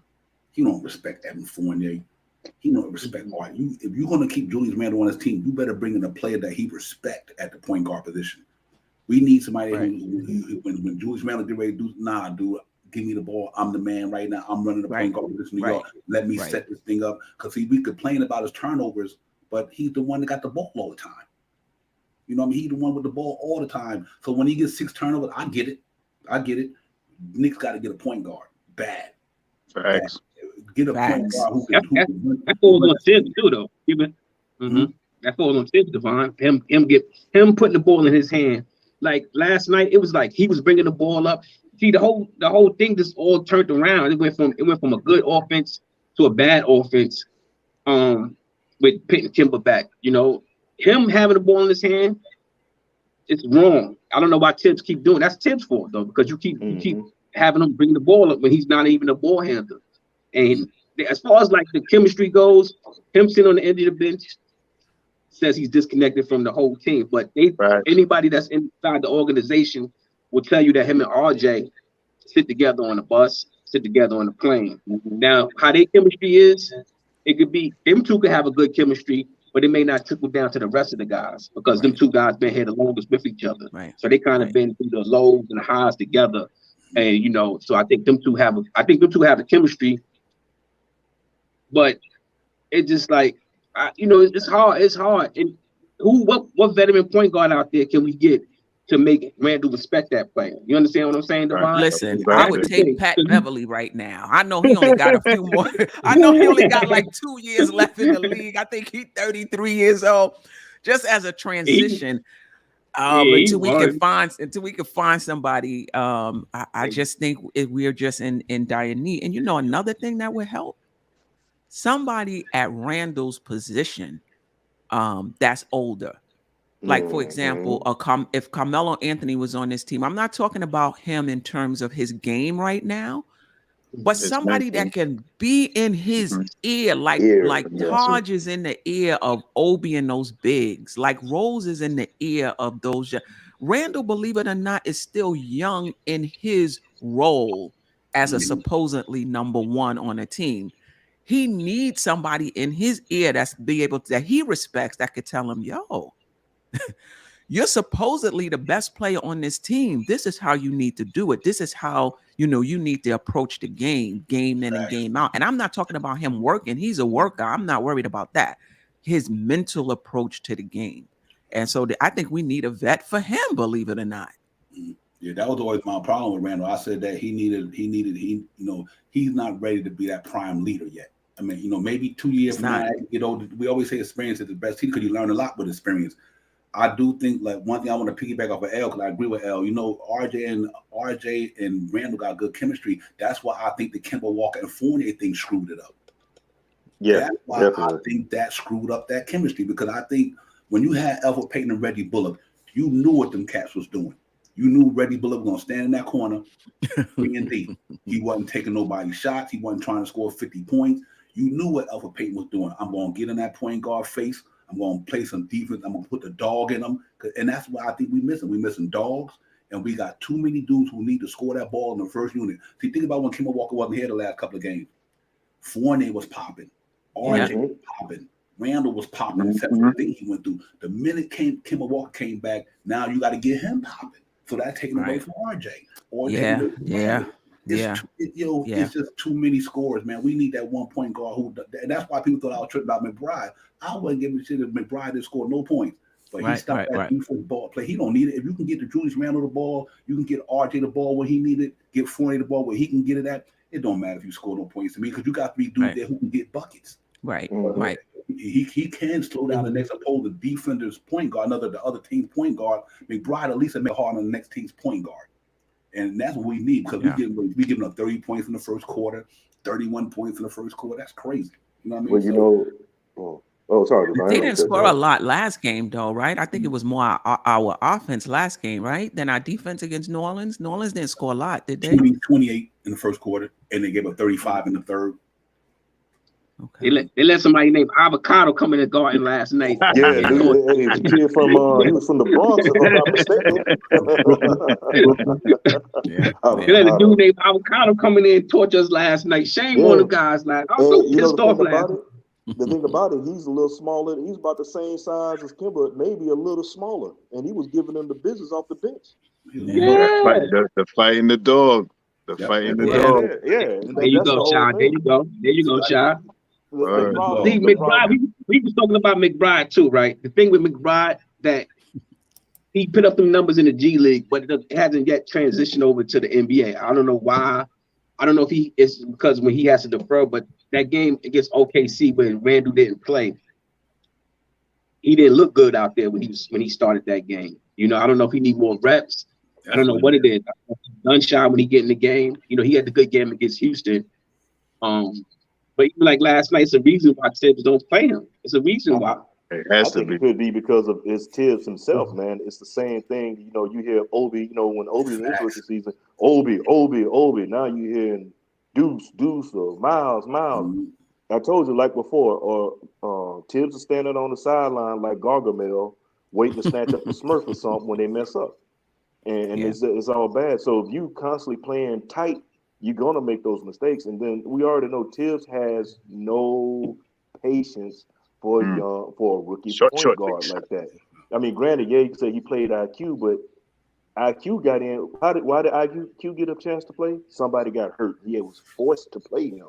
Even when they say he loves him, but still, even this season, Grimes got in. Why? Because somebody was hurt. Deuce got in. Why? Because somebody was hurt. Sims, why? Somebody was hurt. So I can't hurt or it was because of protocol. I can't give Tibbs credit for all the stuff, for discovering what we have on the bench when we seeing what we have, but you got to do your rotations better. But it goes back to the front office as well. You can't bring in offensive-minded players with a defensive-minded coach who don't play defense. They may attempt to play defense or something in a way, but they're inept in their defensive abilities. There are other players you could have brought in that can get you some buckets and play defense, some form of defense, not just a big old turnstile. Because when they're on the court, I swear it's like the guards and the wings. It's like the Autobahn out there. And Mitch gets stuck in a bad position. He's got to make a decision. So get off my man to help you. RJ should get off my man, help you. And it's Lob City, or they're taking it to the rack. Like it's like the Autobahn, man. You're definitely right about that, because our front court right now is letting people penetrate right to that hole, man, and it puts Mitch in a precarious position to try to step up and try to help them out to be their backbone. We need up front. We need some more people. I mean, we need something to stop something to, for people for driving, man. And it just, it's evident, man. We all see it. We all see it happening in the last couple of games. Teams been taking it to the hole on the Knicks and scoring high points in the paint. Once you drive to the hole, you drive past Mitch jump in the air. They pass the ball to Mitch Mann, and Mitch Mann is scoring the ball. It's evident. It's happening every game now. We don't have help for Mitch, and we're not stopping their guards or their wings penetrating to the hole. And you know what? That may be why Burks was in the starting lineup. A lot of times we look at, this guy's not scoring, but you got to look at how it changes the dynamic of a team. if that at the point of attack, if you can keep that point guard out of the key, now you're not in rotation.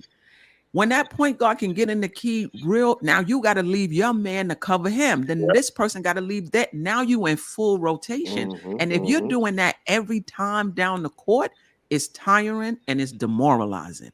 Sure. When you got that point guard at the point of attack that can stop that, it makes the defense easier. It makes the defense tighter. And I think that's what we didn't understand about Elf. It wasn't about Elf, the player himself. It was about his fit with the team and what it did for us defensively. And I think that's the same thing with Burke. So a lot of times they're like, Burke is not shooting. He's not a playmaker. We get all of that. And you're absolutely right.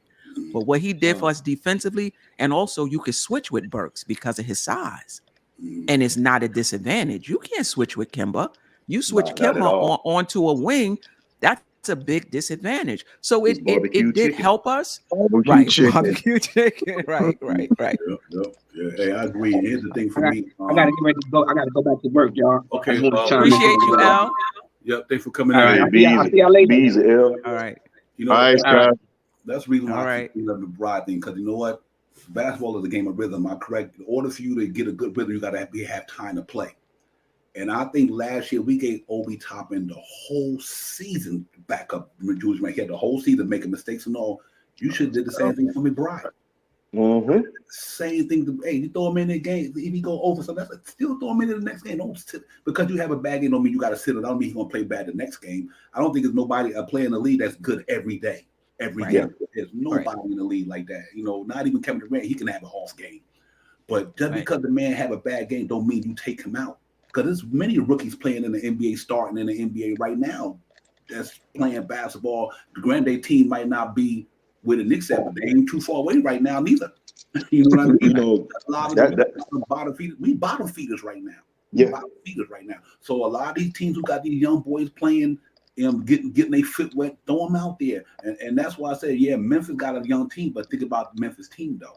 They got a bunch of young guys who've been doing it for them. And John Morant is going on he's in another league. You know what I mean? You can't pair John Morant to McBride, or you can't pair him to Arnie, but I do think McBride, to me, is a Greg Anthony type of ball player in New York.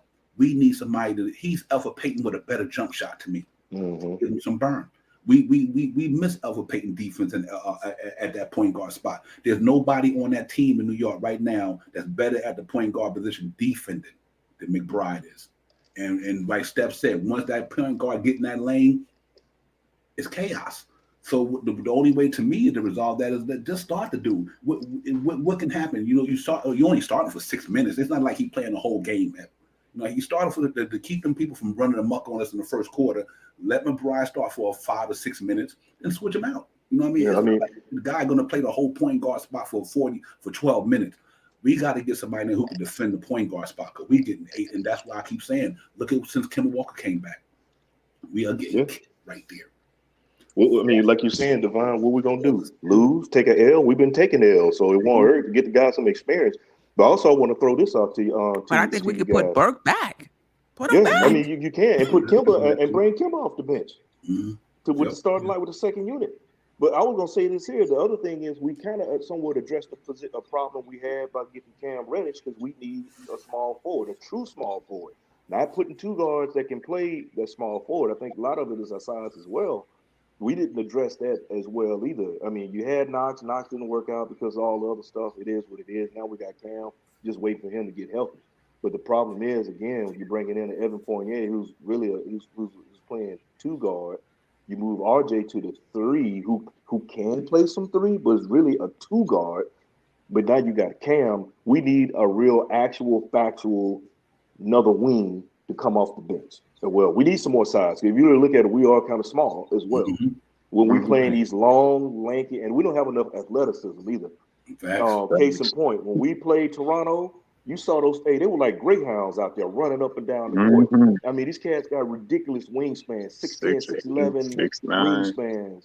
You know, they all 6'9", 6'8", and it's it's crazy. And then you got Van Vliet, the little man out there orchestrating everything.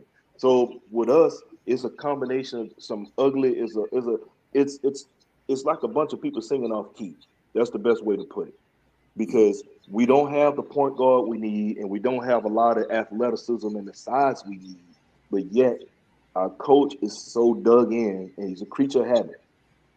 He's going to play these vets. I like Taj. I love Taj. I always called him the intangible man. Every team needs a vet like that on the team. But at times, you're going to have to let him go. Hey, Not put him playing to your 22 bench. minutes.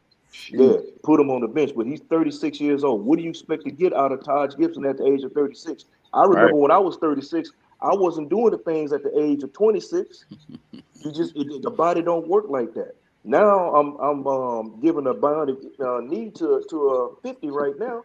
I'm not doing the same thing I was doing at 46, 36, and 26. What I'm saying, I say all that. But you got Sims on the court, on the bench. Granted, I know he's wrong. Granted, I know he's gonna make his mistakes. But put the young big fella out there. Nerlens Noel, it is about he's I never seen nothing like this in my life. He's like Mr. Glass now. He's played, I think, maybe a total of 14 games this season. That knee is just not right, and you can't move him like as much as we want to move him.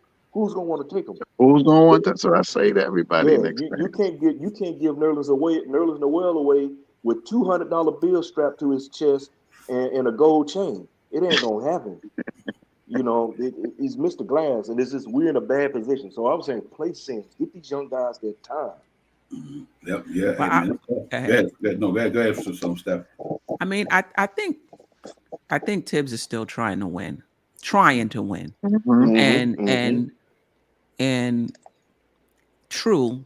And I don't know if he's different from a lot of other coaches. If you're a veteran, you're going to get a longer leash. Well, I wouldn't even say if you're a veteran. If he trusts you, you're going to get a longer leash than if he doesn't trust you. He trusts IQ. IQ is not playing well. IQ has a relatively long leash.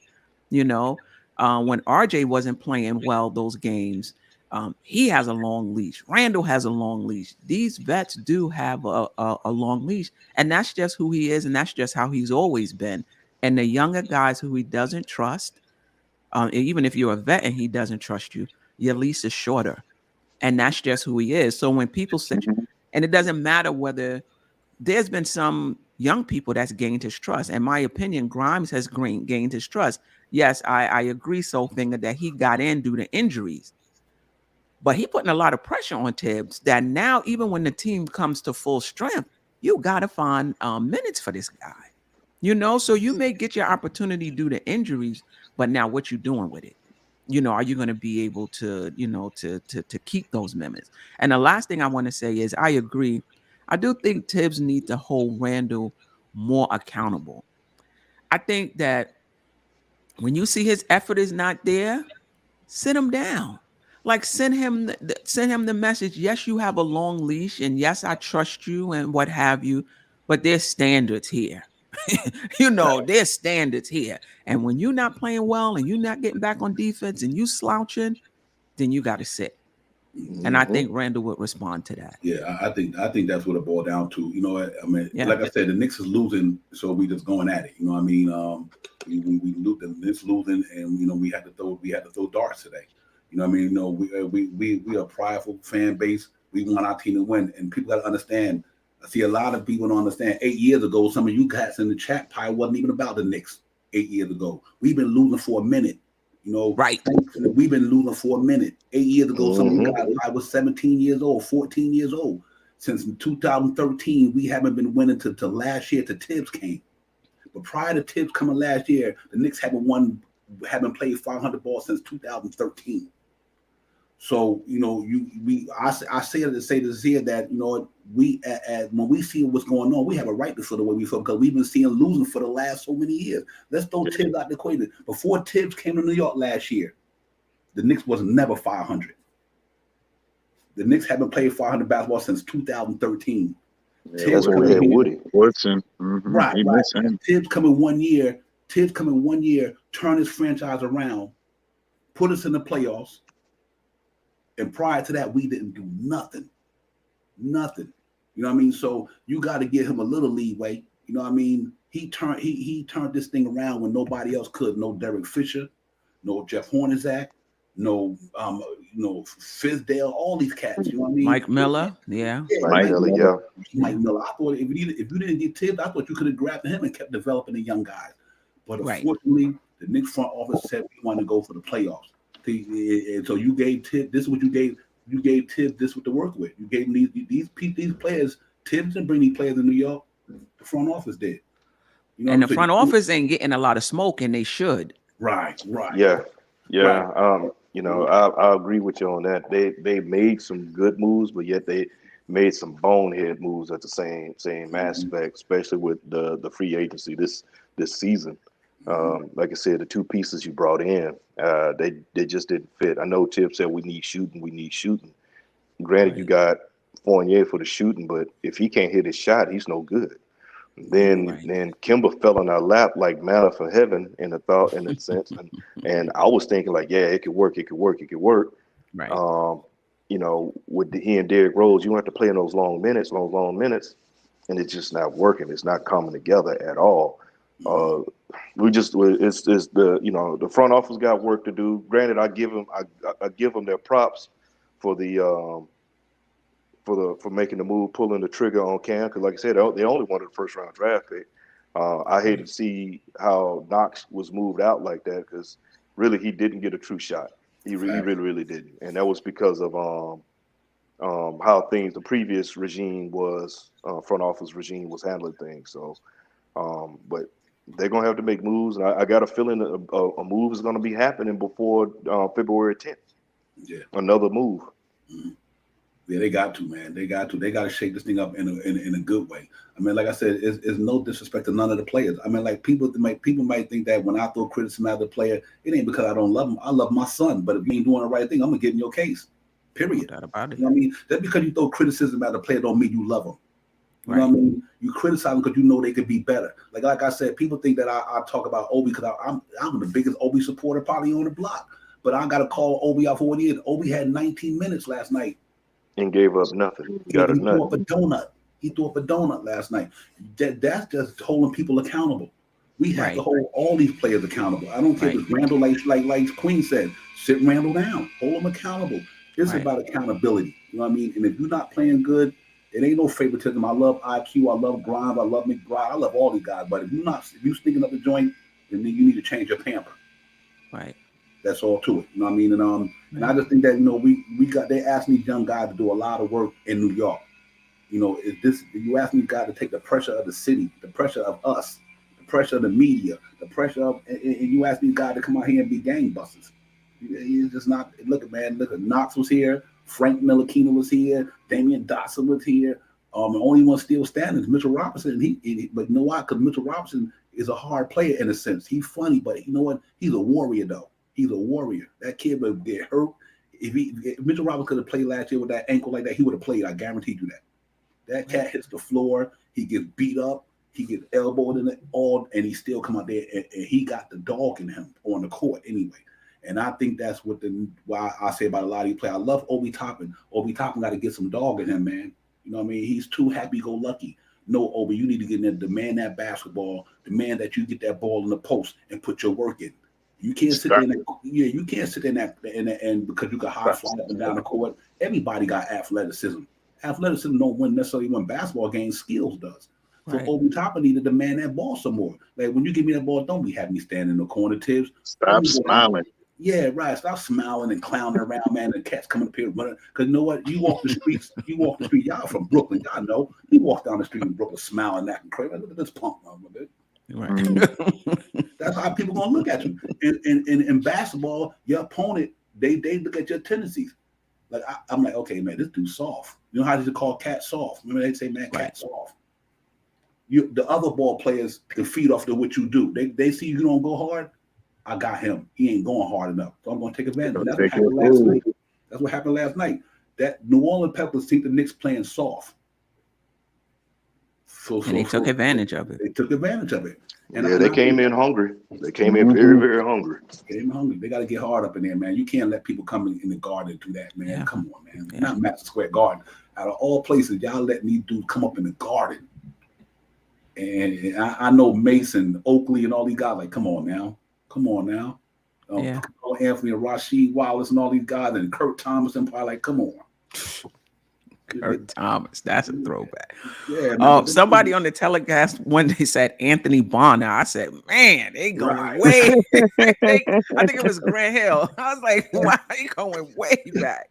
Yeah. So they got to change it up a little bit, Shaw and everybody. They just got to get some hard nosed people in there because you also got to be a reflection of your coach and that people they understand that too.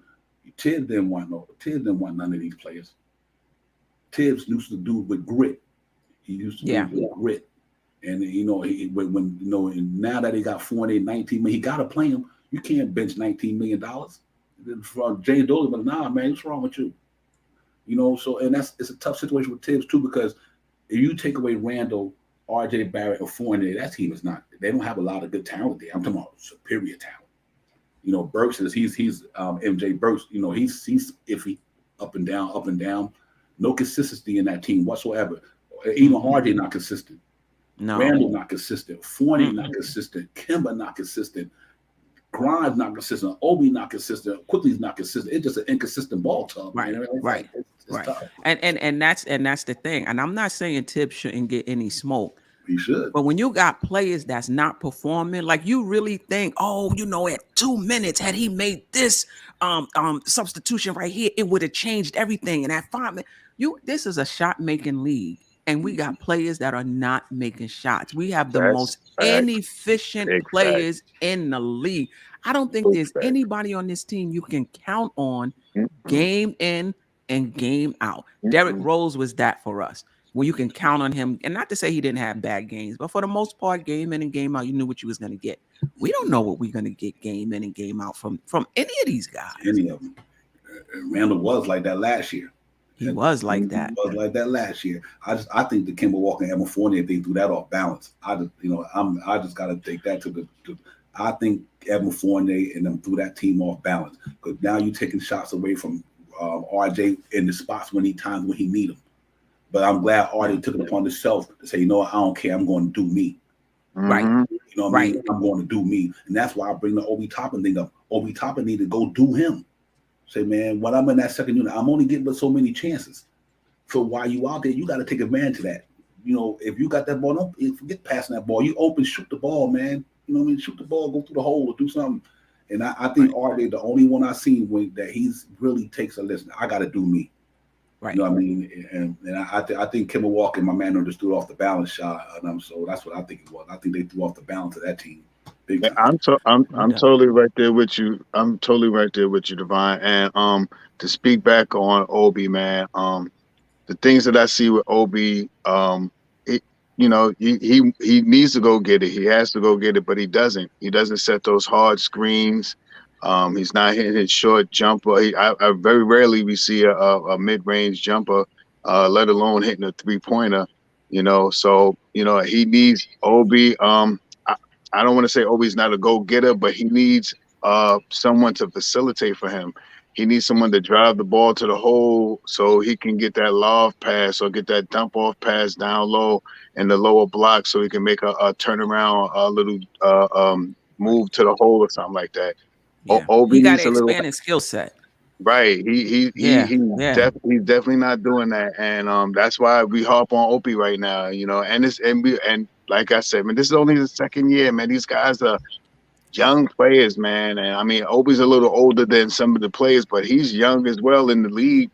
And he's still trying to figure it out. But going back to our main focus, we need a true facilitating point guard. If we don't get a point guard that can distribute the ball to where these guys can get 10, 12, 15 points, 7, 8, 5 points here, 3, 4, 8 points here, we're going to be playing just the way we're playing right now, man. And every other game, we're going to be talking, be happy about our wins that we get. And like we are now talking about what we want to do to change this team up when we lose.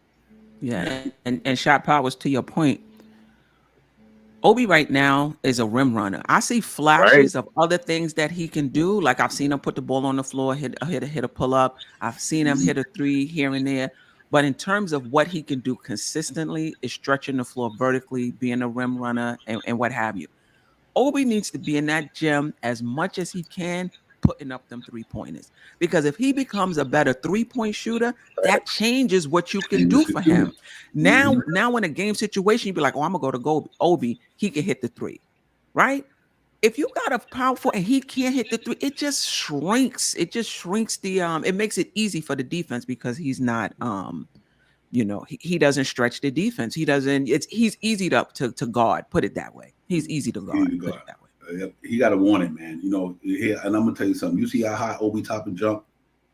In the last couple of games, I seen Obi Toppin when the guy shoot the ball, he barely get 2 inches off the floor. Obi should be averaging 3 blocks a game with that athleticism.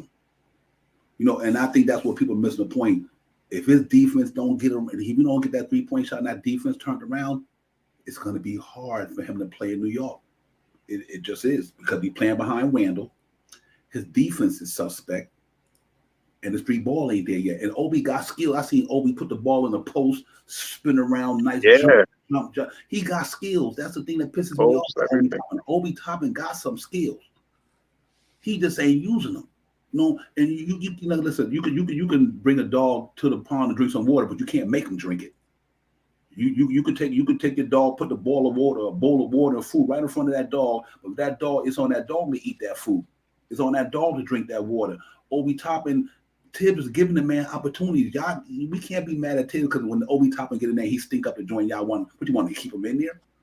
He's sticking up the joint. What do you want to do? You can't. The man 0 for 4. Would y'all want to stay in the game? No, you got to get him out of there. But I think he need to do that to everybody as well. But man, you cannot say Obi Toppin Obi Toppin played backup power forward for the New York Knicks all last year.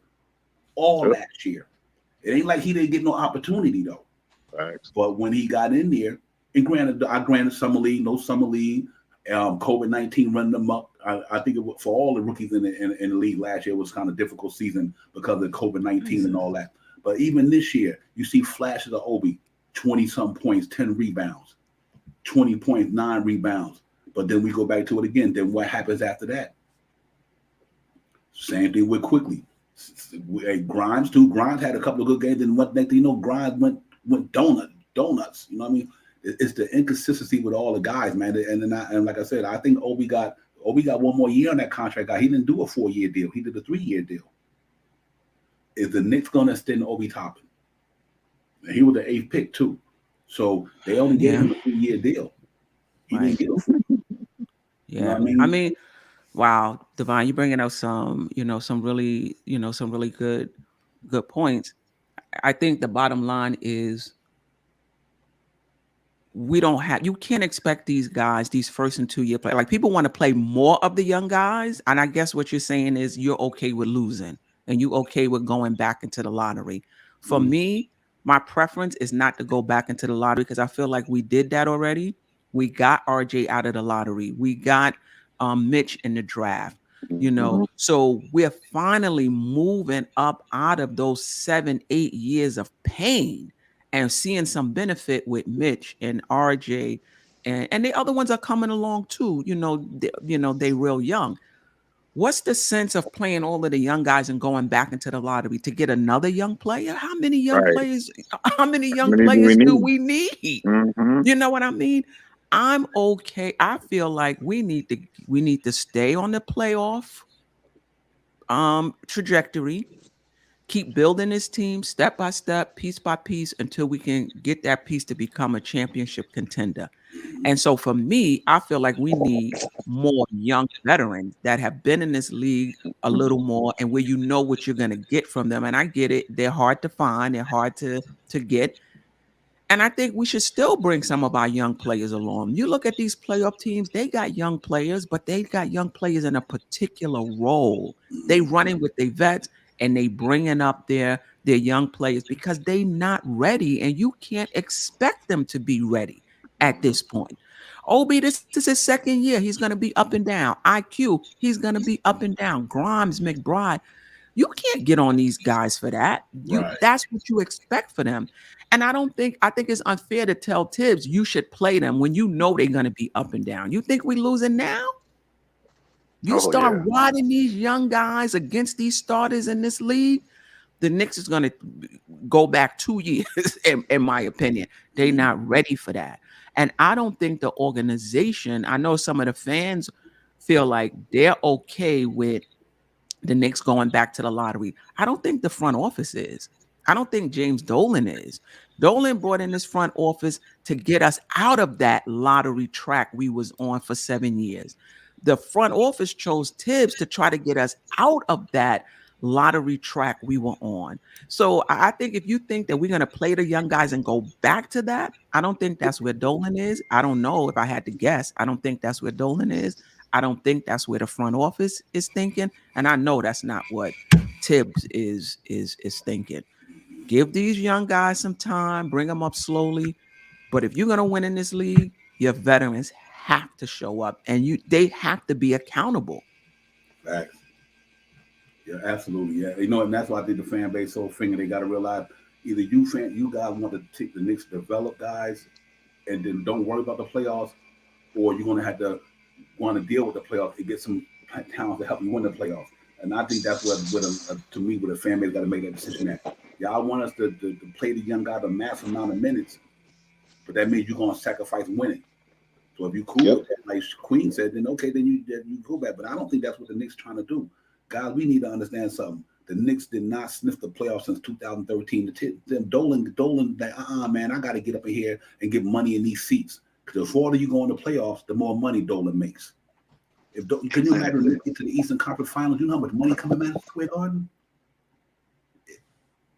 And I just think that's where it's at. So it got to be about right now. I think we trying to fight for the playoffs. We trying to get further. We kicking out a lot of money in New York.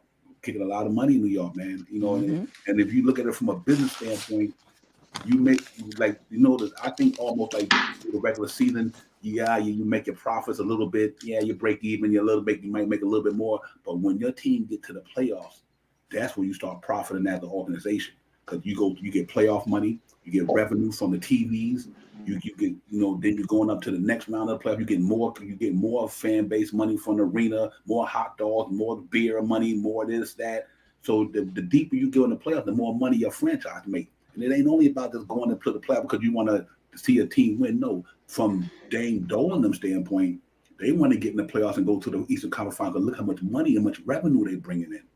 That's an extra $1 billion. That's a good point. A good point. It's an extra billions of dollars extra. And then what happens the next year? ESPN wants you. TNT wants you. Everybody wants you. It's a business too, man. And it's a business too. You're right. It's a business too. Yep, for real. Excuse me, Sophie. Go ahead, brother. Yeah. Oh, no. I was just saying that what you were saying about the playoffs and everything, because we got a taste of it. And like you said, it's been since Woody was the last time we got to the playoffs. Mm-hmm. And once we got a taste, we found we made the playoffs, locked up that 4th seed last season. We were thirsting. We were clamoring for more. Give me some more. Give me some more. This year we had a lot of high expectations. I'd be the first one to jump on and admit it. I had very high expectations. You both. I was expecting us to, finish at least around maybe when we finished last season, maybe drop one, maybe to the 5th seed, something like that. And I was like at the most on the high end, I was saying about 52. On the low end, 48 on the win. Mm-hmm. Just based off of how we performed last season and try to add in more pieces for scoring. I didn't think the defense was going to be as atrocious as it is. And like you're saying, when it came to the money, it was boom. Because keep in mind, they were showing more Knicks games on national TV than they were Nets, and the Nets the ones who had all the big names. Right. We were the feel good story. Everybody like the Knicks are back. Knicks are back. Now this season you came in and you just fumbled it. They're just fumbling all over the place. It's like a seesaw effect, up and down, up and down. You don't know. It's Jekyll and Hyde. I think with the pieces we have, it's going to come down to Tibbs and rotations. What lineup he's going to start with, who's he's going to sub. Quit subbing in going the long period of time, the first quarter running Julius all the way into the second quarter. How about you cut some of his time, give somebody else so you can use them on the backside or something. I don't have the answers or something, but some kind of solution or something. I'm just throwing anything against the wall to make it stick because right now we're like a hamster on the wheel and we're just running in circles. We're not getting anywhere. And it's frustrating. That's what it is. And like you said, we've been there, when it was rough. I mean, bad years, those Scott Laettner years and stuff. When we brought in, we brought in Antonio McDyess and thought Antonio McDyess was going to turn around something for us, and that trade went through. Like I said, the Bargnani trade. I was about to say that. Yeah, again, we got the, talking about the four. We brought in a bunch of forwards thinking we are going to do something. We could go on and on. Go back to the bringing in when we brought in Stevie Franchise trying to plan with Stephon Marbury and Eddie Curry and giving up all these draft picks.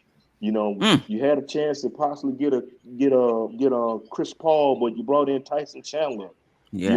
I mean, impatience. Yeah, impatience. All this, and that's it. It's all the bad moves. We do a lot of knee-jerk moves, and we gotta pause on that.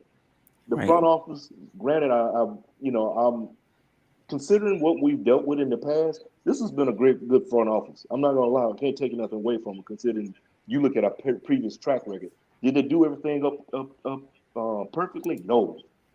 Free agents is where they messed up, in my opinion, when we brought in certain pieces. But we did okay in draft. We got the money and all like that. But we have movable contracts. But some players right now we can't move them. You can't make them take them. Right. So it's one of these. You're just gonna have to just bite your tongue and hold on, and hold on tight. Yeah, I mean, I don't think the Knicks, shout out to a Knicks 100 AGM, I don't think the Knicks are going to trade everything, because if the Knicks were going to be reckless, they would have made a trade already, given how the team has played. Yeah, I think they're being very smart. I think that they are open to making a trade, but it has to be of equal value. They're not going to go out like front offices of the past and just give away 3 young players for an overaged, injury-prone vet. I think those days are over. Yeah. So I'm not really worried about the front office making a trade that's to the detriment of the team. Now, don't get me wrong, it might not work out. Like, there's no guarantees when you make a trade whether it works out. But on paper, if the Knicks make a trade, it's going to be a good trade for the Knicks. And just to prepare the fans, it's not a bad trade just because they trade a young player or two. That doesn't make it a bad trade. Right. Who are you getting back? How is that player going to help us? What's their contract? Can they play? How is that going to change the dynamic of the team? We got a lot of young players. You're not going to be able to play all of them. It's so true. Hey, real quick, I just want to leave Parrish's chat there because it's important. Paris said you need minutes to get your game right, Divine. And I think we just said that not too long ago. Am I right or wrong? Did I just say that it's a game of rhythm? But here's the thing: Obi is getting minutes. Parrish, Grind is getting minutes. Quickly is getting minutes. RJ is getting minutes. Y'all got to get off that these cats is not getting minutes. They are getting minutes. Other than McBride and Sim, them not the only two you could say it that's not getting minutes. Every other player that you guys got up there is getting minutes for the New York Knicks.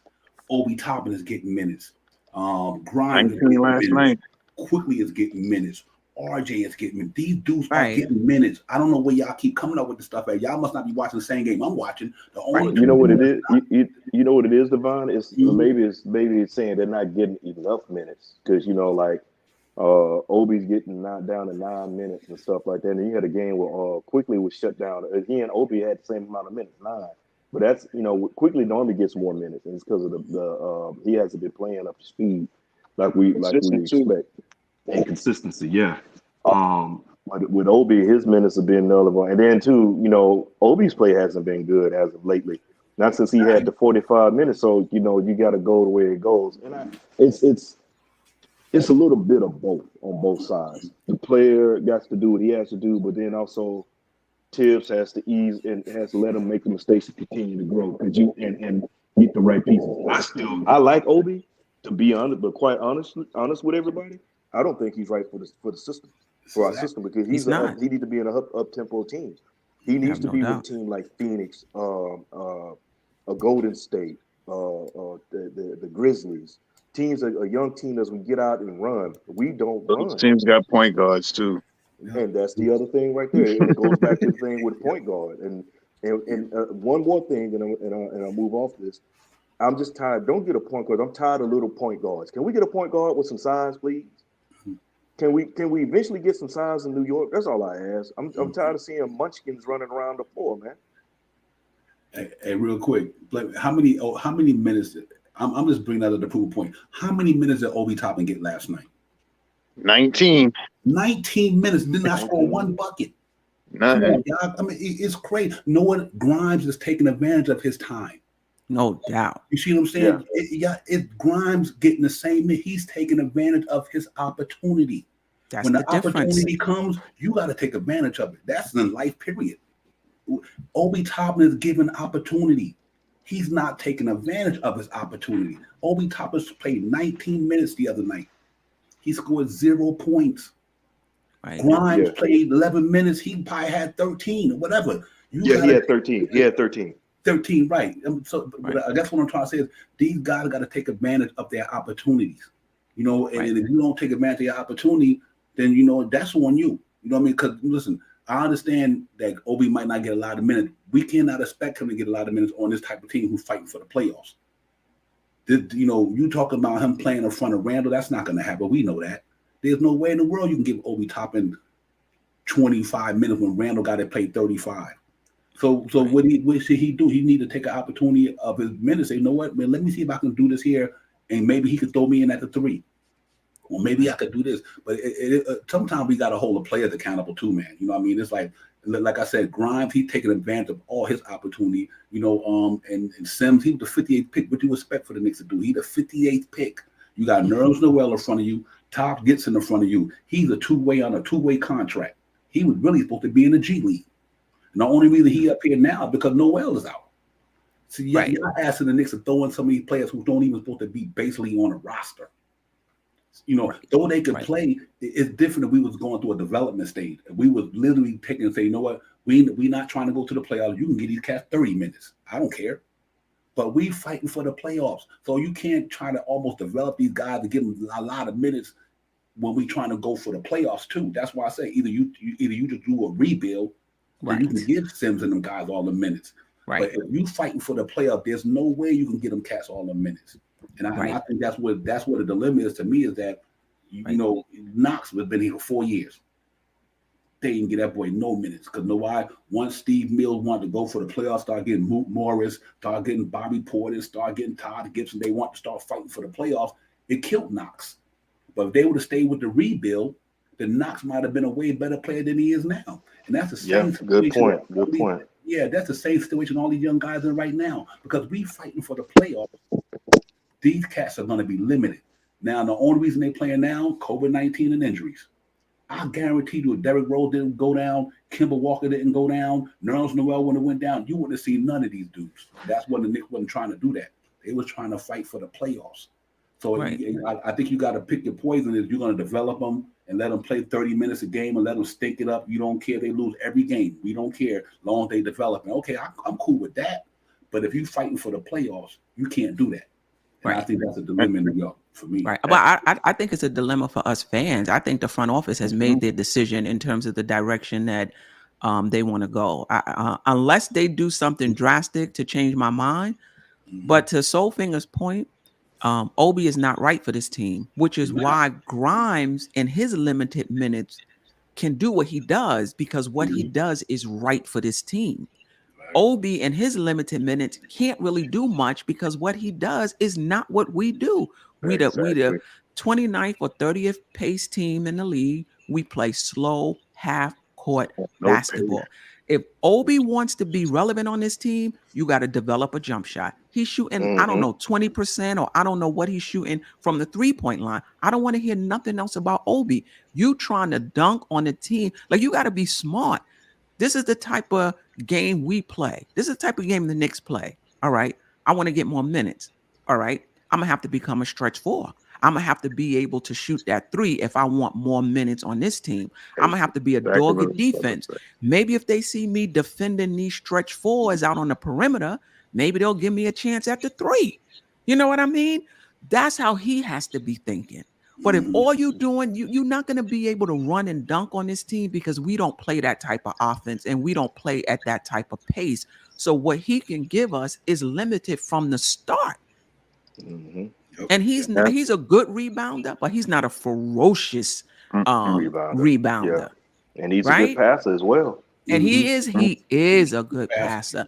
But in order to do that, you got to be in the post, and you gotta be so good in the post that you're demanding a double team. Now you have a lane to pass to somebody. You know what I mean? So I just think his game at this point doesn't match what the Knicks do, and it's going to be hard for him to shine. And to bounce back off of all three of you, what you said about Obi, if you want more minutes, the way to get more minutes is to produce. If you're not producing, then what minutes you really gonna get? If you want to chip away at some of Randall's, like this would have been the perfect opportunity for Obi this year if he could have came out and really produced, because Randall was having not an all-star style year this year. So this would have been a perfect time to get in there and get your jump shot going, getting your drives to the hole, setting your solid screen so you could drive to the basket with whoever has the ball, so you could get those alley-oops if you want them. But he's not doing that this year, and the reason why we're talking about Obi, because those are the things that he is not doing this year. Yeah. He played They played well together offensively. They stink it up on the defense. Obi and Randall stinks it up on the defense. They not no shot blockers, bro. See, everybody get caught up in the offense thing. Offense don't win championships. Defense win championships. Obi and Randall play well together on the offensive ball, but look how many points they give up on the other side. See, you got to put it all in totality. It can't be just one side. Obi Toppin is not a good defender, and I like Obi Toppin, but he's not a good defender. Randall is not a good defender. Fournier is not a good defender. Kemba's not a good defender. RJ just learning how to be a defender. That's why you got Mitchell Robinson here. That can defend is really Mitch, and he's getting foul trouble because everybody else's shortcomings. Yep, right. Absolutely. And to add to you, Devon, Parrish, shout out to Parrish Duggar, been real active in the chat. We appreciate you. Sims is not better than Taj. He's just not at this point. When Sims get in the game, he does some good things. You could see the potential, but he makes mistakes as well. And I'm not with the fan base that says just let him play through the mistakes and play through the mistakes. No. We give you a little taste, you do your little thing, and then you come out. He's not ready. He's on a 2-way contract. He's up here because of injuries. He was the 58th pick in the draft, and this is his rookie year. We had to play Mitch in his rookie year. See, when you have a small sample size and you see something positive, we have a tendency to say, oh, this guy would be able to do this over 60 games. But then when you give them those 60 games, you're going to see that their trajectory is just like any other rookie, up and down. If you think back to Mitch in his first year, right, as a second-round pick, and we played him because we weren't going to the playoffs, he was up and down. That's to be expected. You give Sims more time, he's going to be up and down. I'm not knocking him. He's a rookie. He's supposed to be up and down. That's what rookies do. But he's not better than Taj. He's not. He's not better than Taj on the offensive end. He's not better than Taj on the defensive end. He's not better than Taj rebounding. He's taller than Taj. He doesn't have that mentality and that feel for the game that Taj has at this point. And he doesn't have the trust of Tibbs, for one. So he's not better than him right now. Can he eventually be better than him? Absolutely, he has the potential to be that. But right now, he's not better. To me, I always said the best thing to do with Obi Toppin is start him at the 3. Start him at the 3. I don't have a problem with Obi. If you look at all our podcasts that I do on here, all our streams, I've been rooting for Obi Toppin to start for the Knicks from day one. Go, got all you guys in the chat. Go look at some of our past streams. I said, if anything, you put Fournier on the bench to start Obi there. It gives us more size. It gives us more athleticism because the Knicks is a small team. So who? Randall can't stop Cat. Randall can't stop Embiid. Obi can't stop Embiid. Obi can't stop these dudes. So you throw Randall and Obi in there together at the 4 and 5, they would get eaten up in the playoffs. They would get demolished because the dude they going up against. Who Obi gonna guard? Durant? Obi gonna stop Giannis? Come on, man. Let's be real about this stuff, man. You know what? If you put they might be pluses on a regular season, every other game. Do you know Randall's biggest problem is height? You know, anytime Randall go up against height, he gets schooled all the time. So when you got to go up against AD and Dwight Howard or Joel Embiid and whoever might be a power forward, they give us problems. We are a small team. So yeah, if you want to put Obi at the 3 to me, and it gives them a little bit more solid advantage in the lineup with Randall at the 4, then put Mitch at the 5, I'm cool with that.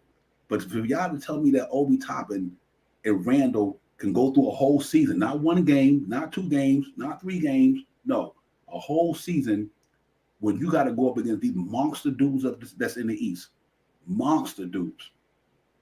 Obi Toppin and Randall can't even handle Robert Williams from the Boston Celtics. Because Mitch barely can handle him. Barely. And you know, and it's something you said about that. I don't mean to cut you off, Devon, because you were wrong when you said Robert Williams. Robert Williams, you know, I thought he was 7. He was like 6'11" or maybe 7 foot. He's 6'8". He's 6'8", and it was what you said earlier. It ain't about the size of the dog. It's the size of the fight in the dog. And he's, I mean, 6'8", and he plays like he's about 7'2". Yep. And that's that ruggedness that we haven't had, that we missing within the Knicks. Yeah, man, you can see the difference. Look at what Mitch doing, Shah. Look what Mitch doing, and we'll compare to what Randall and them are doing right now. Mitch is on another level. You can't really ask me anything about Mitch, man. I'm a big homer for Mitch, man. I'm a real big homer for Mitch, and I've always been a homer for Mitch, man. And these last couple of games, over the last couple of games, he's been playing very well. You know, everyone talks about a stretch 5, and yes, it's possible that we could possibly get a stretch 5. Does Mitch clog the paint up a little bit when people are driving to the hole? Yeah, he may do that. But the strong thing about what Mitchell Robinson does is offensive rebounding. I think he had 7 offensive rebounds out of those 15 rebounds that he had the game last night, and you cannot take away. I mean, you can't take that away from what Mitch has provided in the last couple of games, man. Like last night, it's like 7. I think it was like 7, 8 offensive rebounds, man. All those air balls that the Knicks was shooting yesterday, Mitch kind of scooped them up and put those balls back in the hoop for us. And he's going to the line much more. You know what I mean? He's not making it as much. He's about a 50% free throw shooter. He may need to work a little harder to get his percentage up a little bit, but he's getting to the line a little bit more. I mean, you know, Mitch right now is at least for this year, man. We got some decisions to make with him, but it's no way that I think Mitch is going anywhere anytime soon. Mitch also, like I think he could be benefit more if he had a true point guard. Absolutely. Yeah. That's what they need in New York. I think that cures a lot of our problems is a point guard, a pass first point guard. Because like I said, I see Fournier getting a lane, and I be seeing sometimes Mitch, Fournier, that go that alley-oop, that boy wide open. Wide open. I see he forces that line, that bad drive. I'm like, whoa, even Burks, and I like Burks, but Burks is a scorer. You know what I mean? No pun intended, but Burks is a scorer. That's what made him who he is. Burks is not the dude that had the ball in his hand. Burks supposed to have a guy in that court who could pass that boy to him, and when he wide open at that 3-point line, let him knock it down. He should not have that ball in his hand running around trying to set the Knicks up, because that's not who he is. Right. And I think that's the reason why he haven't gone through what he's going through, because if we had a point guard and Alex Burks is open on that wing, he gonna score the ball. Right. That's what he do. But when you put him in that point guard position, you taking away his ability to be who he is. Because now he got to think about trying to get Randall the ball, trying to think about getting this guy the ball, instead of him being who he is, which is a scorer.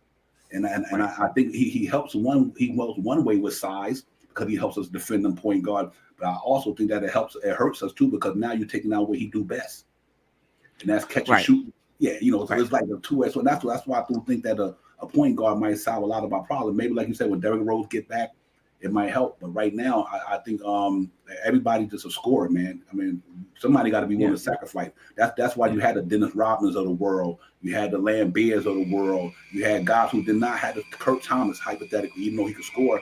Guys who did not demand the ball to score, but they did everything else. Like Tim say, when we're not shooting good, if you rebound and play defense, we still got a chance to win the game.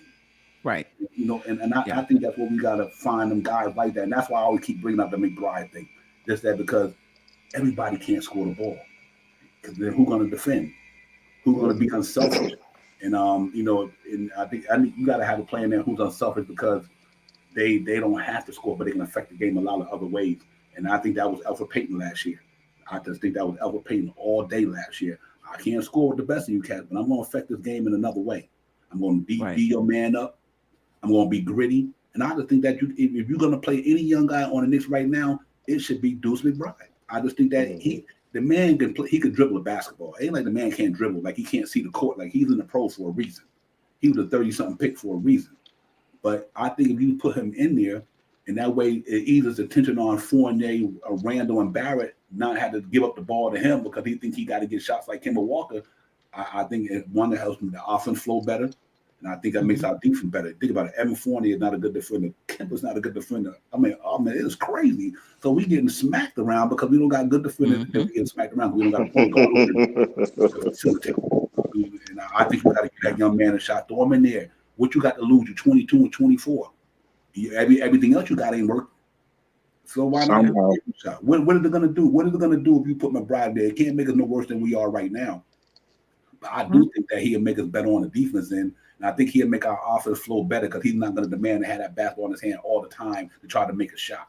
You know, it takes the pressure off him because he's around a bunch of veterans. So he won't have a lot of pressure on him because he's playing around a bunch of guys who he know that he got to kind of lean in on them guys, and they, you know, and without having to feel like he got to be the man.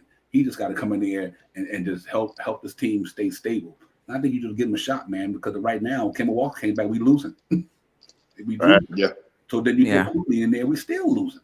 I just think we got to get a defense-minded point guard in there who don't think shoot first. I like McBride. I like the way he's unselfish. We need an unselfish point guard in there more than we need a selfish point guard. And I think that's a problem right now. We losing games because we got a lot of guys who want to score the ball, but nobody willing to sacrifice and do the other things. And I think McBride, to me, that's what I like about Grimes. Grimes is unselfish. He willing to get dirty. He willing to get dirty in New York. He willing to get up in them cat's face and defend them dudes. He the only one, him and RJ right now, other than Mitchell on that team that's doing that. 3 dudes. Mitch, Grimes, and RJ, the only ones taking it upon themselves to try to defend the team. I'm at a level. I'm talking about at a high level. And everybody else is just suspect. You know, so it's just difficult. You know, it is difficult. I mean, in all fairness, I think Mitch defense is though up and down too. I mean, because he had a tough time against Cat, but to be fair, most people would, right? Because Cat is a special type of offensive player because he could put it on the floor and take it to the rim. And Mitch, that's like really playing a power forward, really. And Mitch don't have that type of lateral speed. But I like what I'm seeing from Mitch. But there was still a few games in there where he was like 10-6 and he didn't play well. But what I like about it is that we have the rest of the season to see Mitch. We got the rest of the season to see Mitch and to see if this is just a spate of games in which he's playing well, or is this the Mitch we're going to see. So we got about 30-something 36 games. More games. I think his play, his level of play has gone up. And I think it does give us pause in terms of trading him, how he's been playing of late. But let's just see how much more we can get out of him, and let's just see if he stay healthy, because he'll have stretches like that and then come down with an injury. So, maybe the trade deadline is putting a fire under him too, to kind of show what he can do. Plus, he's getting healthier as well. Yeah, I think that's the key right there. And I also think it got a lot to do with Nerlens Noel. Mitch is he's been extended. And the point guard, Mitch got to be extended. And I like to see him get his block shots up more. But I do think, like Paris said, I think coming off that foot injury, I still don't think he got his hops like he wanted to. And but I also think that Noel is the reason why, Noel in a defense-minded point guard. You burn these cats out because Mitch be trying to guard this guy. But that point guard is getting through the lane, like he got to jump back over here, and they think, his man is open. And that's why I said sometimes you got to get a guy in there to stop that penetration and take the pressure off of Mitch and Randall them. Because I just think that Mitch is being burnt out because every point guard in New York right now can't stop nobody. They just coming down the middle. Mitch got to jump over here, or Randall got to jump over here, and then they man get wide open. They got to fade back over there. It's crazy. I mean, You know, but I do think that I would like to see Mitch. I think he get more healthy, like you said, Queen. Right. I think he's starting to get his energy back, and you start to see Mm-hmm. it. He playing with ferocity right now, but I do think Noel need to get back, man. Because I think if you could relieve Mitch with Noel, Right. and we don't lose nothing on it. Because you ever know when Mitch go out the game, it changes because ain't no rim Right. protectors down there. Right. It changes all the time. I'm like, man, at least even if Mitch not blocking shots, he's so active. And you know, even the other night against Cat, granted, Cat only had 20 points. You know, Right. he only had 20 points. He, you know, and Mitch fouled out, but and at the same time, Mitch had 2 bonehead fouls on him. Why are you going to try to grab this dude out of Thank you. Exactly. What did you do? And you know, And then get upset that it was called. Yeah. Yep. Yeah. So that right there, that was the only reason he stayed out that game. You got the 4th foul the same way you got the 5th foul or whatever. Right. And he could have fouled out before that when the ball went out of bounds. He riding the guy out of bounds, but the officials didn't call it. And you can appreciate his effort because he want to play hard, and you know, Right. you got to be smarter than that, though. You know, you got to be smarter. But I like the chair. I like the way he playing right now because I'm against Definitely. Dallas, man. He dominated Maxie Cleveland. Them dudes, they had nothing for him. I mean, and that's what you got to do when you go up against competition like you know, if you're going up against Cat, you're going to have to be, you know, you the 36 pick. Cat was a lottery pick. I'm not expecting you to be Cat. You know, you can't Right. fuck Cat is that dude. But Right. when you've been against guys that you know you can dominate them, you're supposed to dominate them. And that's what Right. Mitch has been doing lately. You know, like that game last night, I got to give Mitch his flowers. Valanciunas is a handful. Yeah, Valanciunas that's a lot of man to be dealing with down there. And Yeah, Mitch no played a doubt. good game against that young man. So that was one bright spot last night. Was him and RJ Yep. Barrett and the bench. Quickly was decent last night. Burks was decent. Grimes was decent.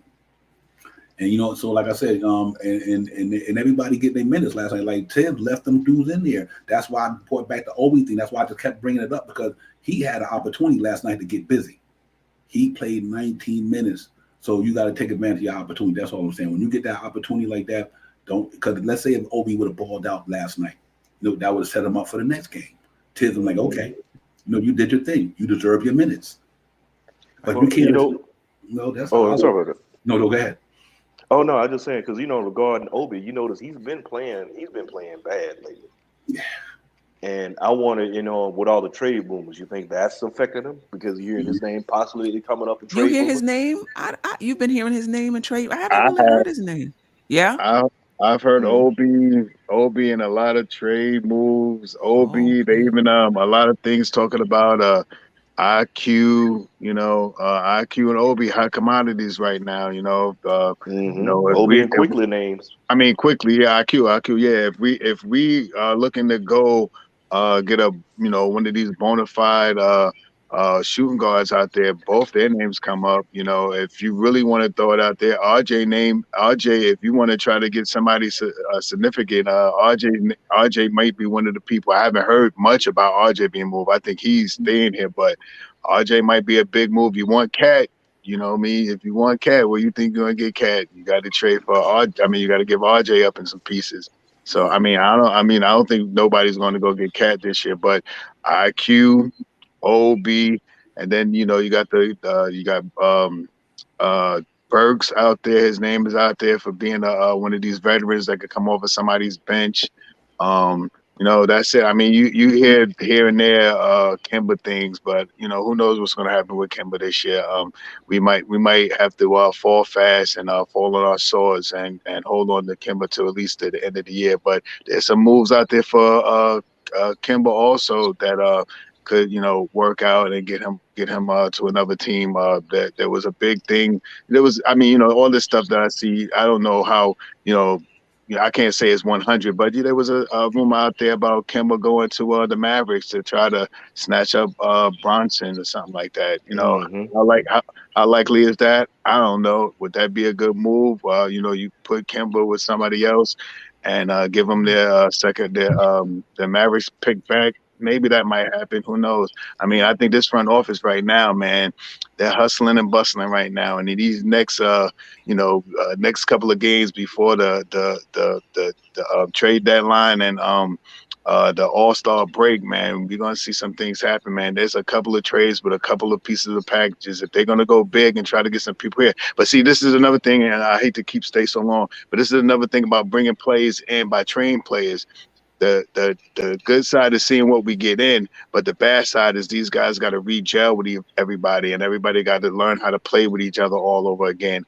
And then 30-something game, what is it, 36 games left? In 36 games, do we think that we could get a team that could gel back together if we let go of some pieces that we already have to bring in here? Right. To get together and make a formal step towards the play-in playoffs.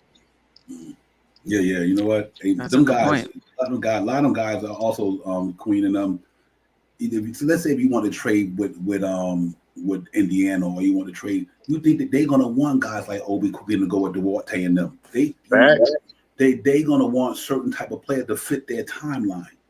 So if you want a certain type of player, if Nick's gonna make a trade, they might have to throw one of them young guys in there. You might have to throw Obi there to get. It's not even a might, Devon. Right. Yeah, it's not. Right. Not even a might. Yeah. You cannot get too comfortable, guys. Listen, you cannot get comfortable with these guys like that. This is a business, man. You're right. You're so right. We're not saying trade away the farm. And I don't think none of us up here is saying trade Obi Toppin. None of us is saying, but because it's a business, it can happen. We're being realistic. If you're trying to be a playoff team, you can't have 50% of your of young players in your rotation, and you can't. We got like 7 players. If you include Cam Reddish, Sims, we got like 7 players on this team under 24 and under. That is a lot. And everybody's like, one thing that we all see and everyone talks about, play the youth. What are we doing right now? We are playing the youth. OB is playing, IQ is playing, we got RJ is playing, Mitchell Robinson is playing. Who else I miss? It's like 2 more. Only play we really don't see as much is Grimes and Sims, but we played a lot of the youth right now. It's not like we're not playing youth basketball, with a couple of mix-ins from the older players. And our oldest player right now would be Taj. I thought it's Taj. Yeah, it's Taj. But the second oldest to Taj is probably Randall, and he's only 26, 27. Well, I mean, you talk about playing, because as it goes, it would be Taj, Kemba. D Rose, then Kemba. D Rose. I forgot all about D Rose. Yeah, Taj, D Rose, Kemba, and then Burks. Burks. Yeah, they all 30, right? Yeah.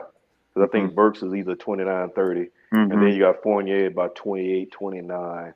And then Randall. And as you see, people think Randall's old because he's been in the league longer, but he's still young. It's just the things that he does doesn't coincide for a lot of people like. And again, yeah, they're playing the youth, but some of them, they're not playing the youth. Some feel they're not playing the certain young guys as much as they need. Yeah, used enough. Me, myself, I would like to see Sims in over Taj. I'm not gonna lie about that. Give him some minutes to give Taj some burn, because I just don't want to see Taj out there for 30+ minutes, man. 22 minutes yesterday, man. 22 minutes for Taj yesterday. That's a lot. That's a lot for that is a lot. 37. Yeah, man. Yeah. I think it got a lot to do with because they're trying to win. I think it's a different thing if it was early in the season, maybe. And Todd gives the Knicks a better chance of winning than Jericho Sims. I just think his experience, his know how to play the ball game. He done seen more basketball than anybody right now we play against almost. So Todd kind of know what the next guy gonna do. Sims don't know when this guy gonna throw a pick and roll with a curl, swing his arm behind his back, or pin him down in the corner. I think if it wasn't for the Knicks fighting for the playoff, we might see that. I really do. I like Sims. I think he can be the future. But I just do think that right now, because of the way the Knicks direction is going, I think that's the only problem. Not the only problem. I think that's what it really is all about. I think it's because of the direction they're going in. If I didn't think the Knicks wasn't fighting for the playoffs, then you might see all these young guys. You might see all of them playing. But I don't think Tibbs and them, listen, like I said, one for COVID, you probably wouldn't see none of them anyway. It wasn't for COVID and injuries. And Derrick Rose, think about Derrick Rose and Kemba Walker would have been healthy the whole season. These young guys were forced to get put in this situation. You know what I mean? And I think they were forced to. I think they were forced to get put in this situation, and rightfully so. They take, like I said, so far Grimes is taking advantage of it, and I'm glad he's doing that. He's making it hard on Tibbs. I'm glad he's doing that, because think about Cam Reddish. Cam Reddish ain't even guaranteed to get minutes right now. I read somewhere Tibbs said he's got to earn his time. You got to earn it. Yeah, he's got to earn it. I mean, which I get, he's got to earn it, but Mm-hmm. you know, you got film that shows what he can do, and it's something Mm-hmm. that we're in desperate need of that we don't have.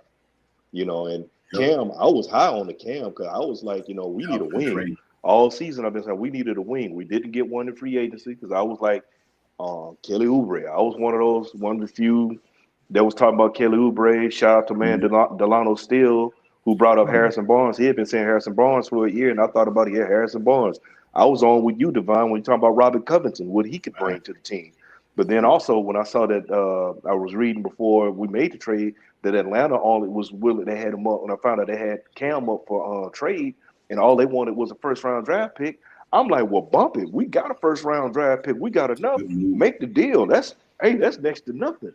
But my thinking, I was like, we got Cam. Maybe you can use Knox now in some way. We just gave up Knox in that and the way it went.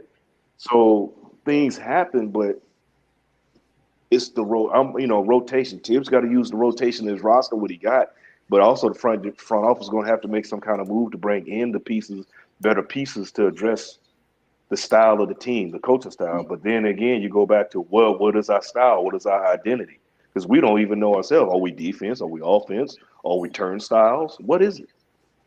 Yep, absolutely. I think because the only way, like for me, like between Alex Burks, see him and Fournier, in order for Cam Reddish, I think that because we got a lot of players like Burks, Quentin Grimes, RJ, I mean them guys at that size, then you let him move on from Burks and let Cam Reddish be the backup three.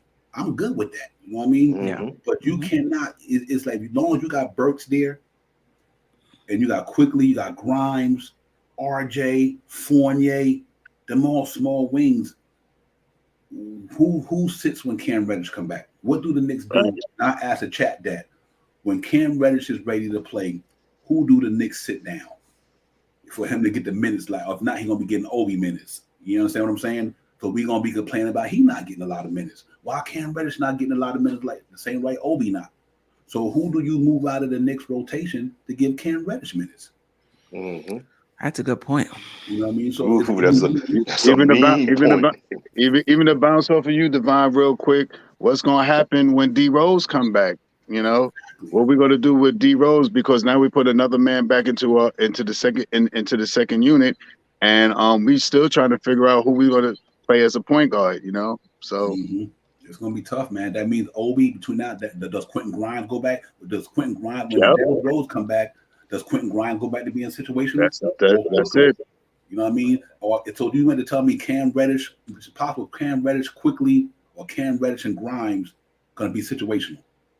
So the Knicks gotta wheel and deal somebody. They gotta at least do a 3-for-1, or because then you got guys like Lucas Samanic who got a chance to come up here and get it popping. You know what I mean? Who know? Not saying that he will, but I'm saying he's in that pipeline. Two-way guy, kid killing it in the G League, 6'10" stretch dude who can make it happen. That's why when we talk about these young players, that's why people like Obi can be expandable because of Cam Reddish and Lucas Samanic. He can be expandable. They might like, we really don't need to. We got Cam Reddish here who can do what you do, and we got a guy in the G League who possibly could do what you do. Mm-hmm. So that's where the limit to me is like, don't get tied to these names on the back of the jersey, man, because like the Knicks is in a tough situation when Derrick Rose get back. Very much so. A tough situation. Like maybe that's why I said maybe Noel and Burks, the contracts is good. Even if Noel don't play after this year, you can get rid of that contract and him and Noel's contract. So I think the Knicks want to have to wheel and deal. If we want all these young guys to play, we want them to be meaningful. Then they're gonna have to move somebody, because when Derrick Rose is playing, he's a playoff type of ball player. He's playing in the playoffs. These guys are ready for the playoffs. As long as the Knicks is fighting for the playoffs, to me, then we always gonna have a problem with these young guys. That's just the way it is. Mm-hmm. And I think the fan base and the guys who like the young, I like all our young guys, but I'm a realist too. I'm a realist. Let's be real. Cam Reddish, when Cam Reddish ready to go next week or 2 weeks, whose spot he gonna take? Then if he take Obi's spot, y'all can't be mad about Obi. If Cam Reddish take his spot, then you can't complain about Obi Toppin. But so it's like damn, you don't. It's like it'll be interesting, man. It'll be really interesting. Tip got a dilemma on his hand. It ain't easy having have a bunch of guys who need time, man. And you know, I know we on the outside looking in with Tibbs, but man, that man got a hard job, bro, because he got a front office who put a lot of players in front of him who need to have money, to have time. You cannot take Evan Fournier $19 million and give him some minimal minutes. You can't do that. You know what I mean? Yeah. James Dolan ain't having that. That's $19 million. You could have kept Reggie Bullock and Burks for that money. But being that they did it, you putting Tibbs in a no-win situation. He got to play Evan Fournier.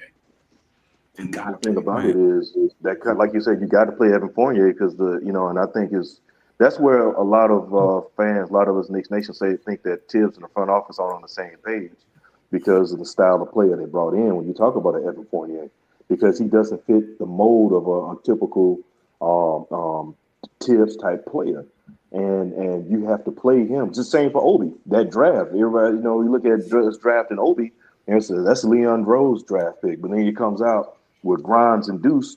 These are supposedly Tibbs draft picks, So it's kind of like you get the feeling like that's why everybody had the conception, the thought process of they're not on the same page. It's going to be real ugly with this lineup of what we got when Rose comes back and when Cam is able to play, because now you got to start finding minutes. Somebody's going to have to move. It's going to have to be addition through subtraction. The problem is we just can't, we want to move certain players, but teams got to want them. Nerlens Noel is off the table. Who would want Nerlens Noel? I don't even want him. Unless he had a year left, it was an expiring contract, a team would take him for that, but not right now. Right. If he was healthy and he was playing, then it's a movable contract. Burks, out of the guys we brought back, is the one that I could see a contending team would want, to take. So, and you got to look at what you're going to get back. So, the trade has to make sense for us. I mean, it's going to make sense for us. Got to make sense, but it's got to make sense for the team that we're trying to get with. We want all these certain pieces and players that a lot of us want. End of the day, everybody that bleeds blue and orange wants to see a championship and build a team, and that's what it is.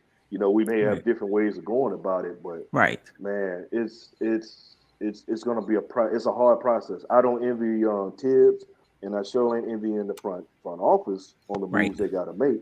But somebody got to make a move, and because we still short two pieces. I think we need another wing, and we definitely need that point guard. Those are two pieces. And to follow up on something you said earlier, Shy, I'm with you when it comes to Mitch. I wouldn't get rid of Mitch. A lot of it is the injuries. He has those little nagging injuries, the foot thing, but we got to look at who would we get for Mitch, and go from there. Some are saying, hey, pull the trigger on Miles Turner. I'll deal with it. He can come in and play now.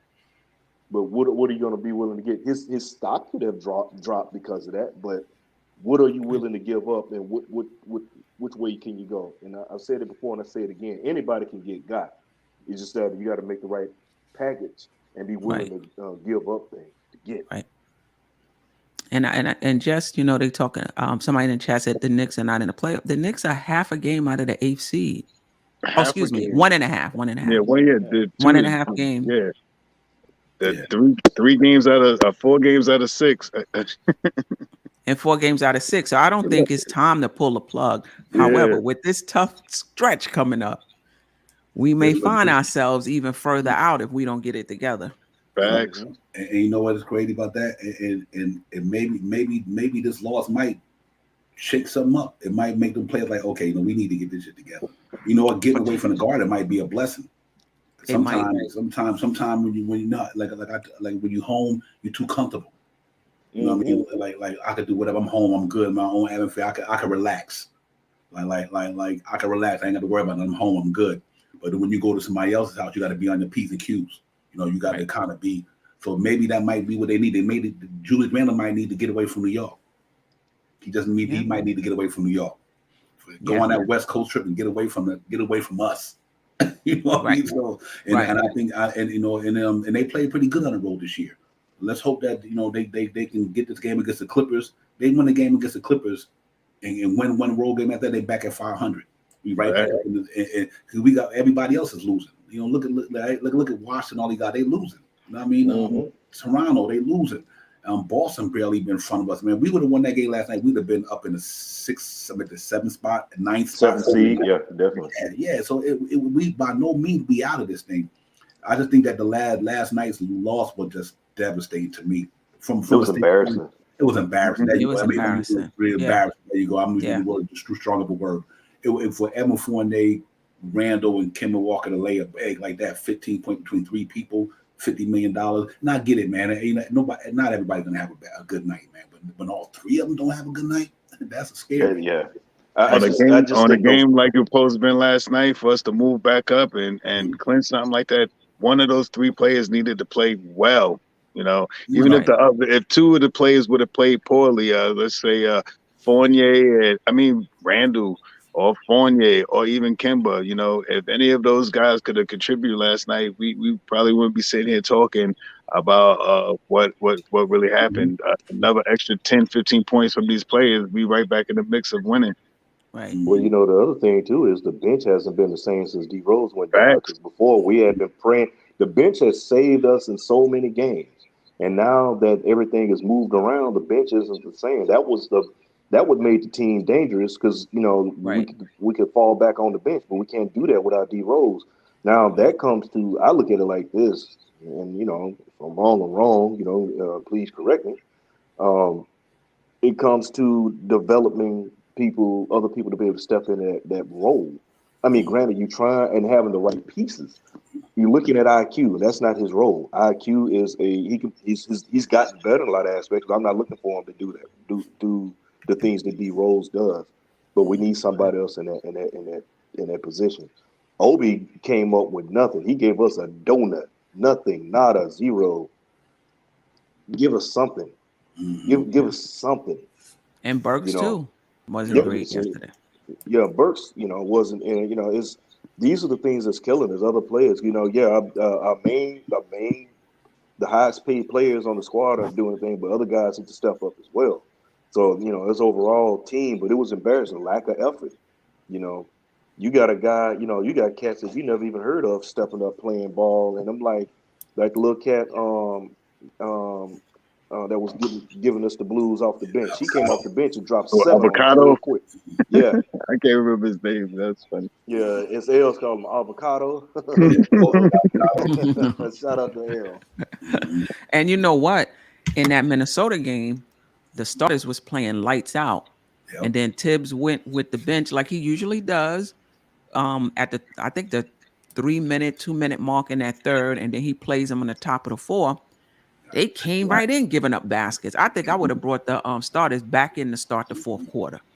Yep. Because they just weren't that starting unit was playing with such intensity. They was gelling it, and that they came in, and I'm not gonna say it's their fault we lost the game, but I would have had a quick hook with them in that Minnesota game.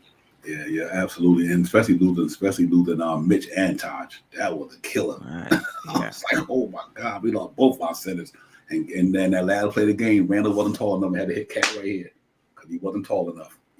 That's why I said you got to have some shot blockers down here. And I keep bringing that back up. You can be small, man. We're a small team. Once we're going down, Mitchell Robinson, and Todd is really a power forward guy. Let's not get it twisted. Yeah, that's right. Right. Power forward. But we don't have no size in New York, man. We real thin at size. That's why I like the Cam Reddish trade. He's taller than Alex Burks. He's taller than Fournier. 6'8" with a 7'1" wingspan. Yeah, right. I like that, man. Like Kemba Walker small, Derrick Rose is average, quickly is small. And you have Alex Burks playing a 3 and he's 6'6". Right, exactly. Exactly. And you know what? Taj would be good playing behind Randall. 9 minutes a game, 10 minutes a game. He would be perfect playing behind Randall. And see, that's why I would like that the Timberwolves game. I was like, you put Taj in, but you got Sims sitting right there, and I was like, look, hey, I'd rather bite the bullet and deal with the mistakes Sims made than put Taj in there because it looked. I feel bad for Taj. Taj gave you what he can, right. Mm-hmm. But you needed. He could probably go to work on him, but man, I'd rather have Sims in there. Then on the other hand, you said, well, you're gonna blow up the kid's confidence. You put him in there and blah blah blah. I mean, it's either we do or we don't. So I would rather make the move, go with the younger guy that can get up there and can move him, who's stronger, and move him, than go with Taj at that spot. That way I can put Taj, like you said, Seth, have him bagging up Randall more, especially on the night when Obi can't get it going, or your guards can't find Obi in certain aspects, because Obi does need to add more. He needs to add up more post moves to his game. And I've seen him and a post up a few 3-pointer. times, and get more consistent. Because once he's more consistent with the jumper, Obi's gonna be a problem. You can see, no doubt about it. I know you got a lot of people that don't like Obi. I like what he can bring, because I do like the fact that he changes the game. He'll make you change the pace if you have the right guards with him to get in the ball. Right. But once he develops a jumper and work on his post game even more, because we've seen glimpses, even in the Boston game when he took that bad boy between the legs, spun off and slapped the backboard. Right. We didn't see nothing like that before. Obi's more than just highlight reel dunks and all like that. And you don't get those kind of accolades in college and just come in like that. I think a lot of it is because they say he's most NBA ready, blah, blah, blah. And it was a lot of extra added on to him and his age. But, it's kind of like now in this day and age, before you wanted players that did 3 to 4 years in college. Now it's like a penalty if you did 3 to 4 years in college, because you consider an old man. I still don't understand that concept, even though you have kids coming out of high school, that you still got to develop them and teach them how to play the game. It's just that we got to get the right guards to unlock a lot of what Obi can bring. And he has to do more work on his own as well. So it's a half and half thing. So it's gonna have to come together eventually. Yeah, real talk. I like. That's why I said I think we got to move somebody. Believe it or not, if you can get Fournier in the deal, in order to unlock Obi Toppin's potential, what he has a lot of it, we got to move somebody. He's not going to be able to unlock his potential playing behind Julius Randle. And that's the only reason, guys, that I bring up Obi Toppin in the trade. If you're not going to give him the minutes that he needs to be the person that he needs to be, then what good is he? Right. That's the only reason I bring him up and trade. I think if you trade Fournier, I'm good with Obi Toppin and Cam Reddish at the 3. Well, yeah. You know what I mean? People saying he can't move, but hey, that's crazy. Yeah, Obi Toppin moved real good. I mean, everybody. Not everybody got a perfect skill set. It's an NBA, every NBA player lacks something, you know what I mean? But I take a lot of Obi Toppin talent. He got a more positive than negative. Let me put it that way. Obi Toppin got way more upside than he has, but the problem is he won't be able to get the minutes behind Julius Randle. And guys, that's the only reason I bring up him. If you know what, I want to see Obi Toppin shine, whether he on the Knicks or not. I think he could be that good. But if the Knicks don't do a move to give that young man some more minutes, we're not going to be able to see it. And then he's going to wind up being a Kevin Knox. He's going to wind up being a Kevin Knox. So to me, if Fournier and somebody, Burks, Fournier, and whoever, in order for you to give Obi Toppin the minutes he needs, you got to move somebody. And I'm the one big. We short as we is, I love to see Obi 6'7", 6'8" at the small forward with Julius Randle, because he's small anyway, and Mitchell Robinson. I just think you got to try something and move between Burks and Fournier. In order for Cam Reddish and Obi Toppin to pop, you're gonna have to move one of them dudes, man. You might have to move both of them, because if not, he's never gonna get the consistent minutes behind Julius Randle. Let's just say Julius Randle start popping off again. If Julius Randle start popping off again, Obi minutes gonna get taken back anyway. Mm-hmm. So that's why I want to see them make a move with that, man. I like Obi Toppin. I think that man got a lot of skill, like Strofinger. You always say the man can post when he right. He got a nice little jump. He got a good touch. Man, if he get that 3 ball popping, he's gonna be dangerous. He will be dangerous. You know what I mean? But until then, it seems like it's not gonna happen with Randle there. So either you move Randle, you move this guy, you move that guy. Knicks got some real tough decisions to make. Because I don't think it's fair to have Obi Toppin, who skilled as he is, not getting the minutes because of Randle or Fournier. Yeah, you know what I mean? I'm with you on that. I like Obi. I'm not gonna lie, because I was if you don't follow him, you need to. Raw Hebrew, shout out to Raw Hebrew Remnant, and But like I said, the last 2 years, last two drafts, he's called it on. He hit the nail on the head with everything that the certain draft picks. He was certain players we got.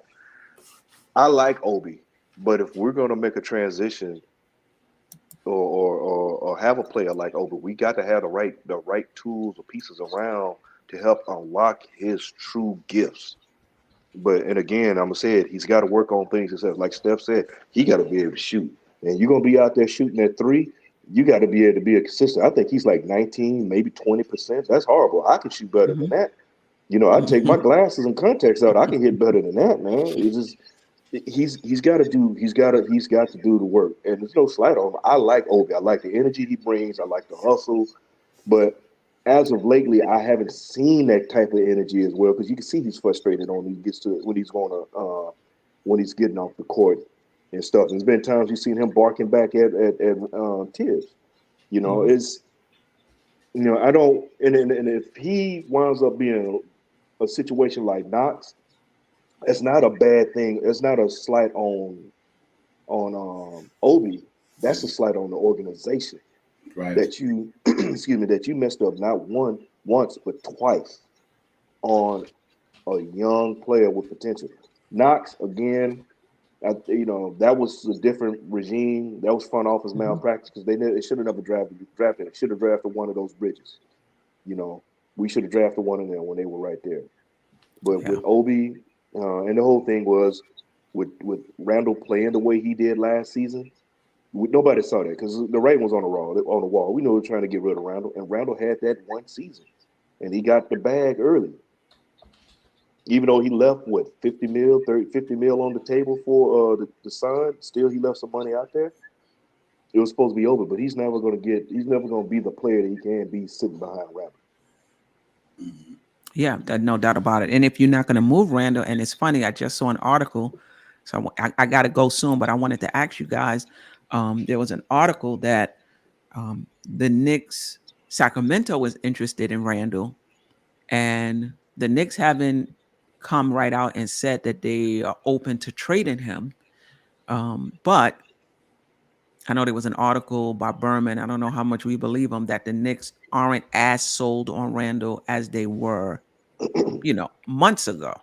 Mm-hmm. Do you guys feel that Randall is redeemable, and that he could, it may take him some time, but he could be successful here? Or do you think it's time for him to go? Well, I mean, they didn't say who. They were saying like for Fox, straight up for Fox, and but just the idea, I guess I'm asking. Yeah. I see on that, Queen. I'm kind of like this, because a lot of folk want Fox. Fox is fast and all of that, but he can't shoot, and he's a ball dominant guard. So that can cause problems, because you have one hand saying we need to start while we shifting focus. 'Cause I think we are shifting low key, starting to shift focus away from Randall somewhat, starting to trying to put it in RJ's hand more or less. Mm-hmm. But you bring in a Fox, yeah, it's going to be all kinds of problems right there. Yeah. After that whole incident, this season was not a good season for Randall. Period. We already know. And his thumbs down to the Garden, I don't think he can recover from that. I really don't. Because even if he plays hard and starts shooting better, I mean, I think the Knicks fans would. They would. You know what? If he plays hard, it's always going to be a pocket that'll never forgive him. Right. But then if he plays hard and everything, for overall he could recover. But mentally, where he is now, he's so far gone. I can't see it. Because this has been more than once. This is what you saw with he and Evan Fournier. That's not a few and far between thing. We've been seeing body language and issues with him throughout the season like that, and that's not cool. He's, like I said, he's distancing himself from the team. You can't do that as the leader. And this is no Randall bash. This is just, you could put on the film and see it yourself. Right. And he's got a lot of look, like Devon said, it's a lot of pressure with wearing that, with the name on the front of that jersey. You in New York City. Right. We want effort, we want toughness, we want grit. And you got to bring it. Hey, we'll give you your flowers when you do good, but when you're doing wrong, you do bad. And yes, there's some that micro manage or nitpick everything to the utmost. But overall, he's been playing bad. He's not on the same level. And I Right. don't have nothing against Randall, but it's just currently where I sit right now. I don't know stuff. I don't think he. It's hard to say because mentally he look like he's checked out. You know, Yeah. Yeah. he's really mentally he look like he's checked out. Yeah. For me, if it's that Sacramento deal, I'll probably go ahead and do it. Here's why: Randall he's been in New York for 3 years now, and playing good for us. Do you think Randall can sustain this right here with the Knicks fan base for 4 more years? He just got a 4-year deal. He ain't even started that deal yet. He's still on the one that. Do we think Julius Randle gonna be able to sustain all this every time he have a bad game for the next 4 years in New York? Because you know he's gonna have some bad games. He's not built. I think me personally, you move Randall. If it's for whoever, because long the contract is fair. You know what I mean? Like long, I think you move Randall, and then now you know what? You can throw Obi at the 4 now. Now here, there you go. You got Obi, you got a chance. As long as you bring in a player of his caliber, just don't move him to be moving him. Right. Yeah. I think if they bring in a player of his caliber at a different position, I'm good with that. And then you can throw Obi at the 4 and let him play starter minutes and see what he can do. And then number one, that's going to acquire the fan base. Okay, now Obi got a chance to start for the Knicks. Let's see what he's going to do. And then you bring in if it's De'Aaron Fox, I'll do it because him and Randall's contract is not too far off by a couple 5, 6, 7 million here or there, whatever. If you had to, and then you put De'Aaron Fox at the point guard. You got Obi, Mitch, R.J. Barrett. Mm-hmm. It's a young team though, but they're young. You're absolutely right. But yeah. Mm-hmm. And maybe you now not knowing that you got Derrick Rose back there and bringing another side, you got Cam Reddish back there. I probably would do it just due to the fact I think Randall checked out, man. I think something hit people a certain way and they can't recover from it. Right. I just don't know. Last night it scared me, Steph. When I see Randall top of the key, had a chance to loft for 3. I heard somebody with a boo when he passed the ball off. That bothered me. That means and the him and Fournier thing as well. Mm-hmm. Yep.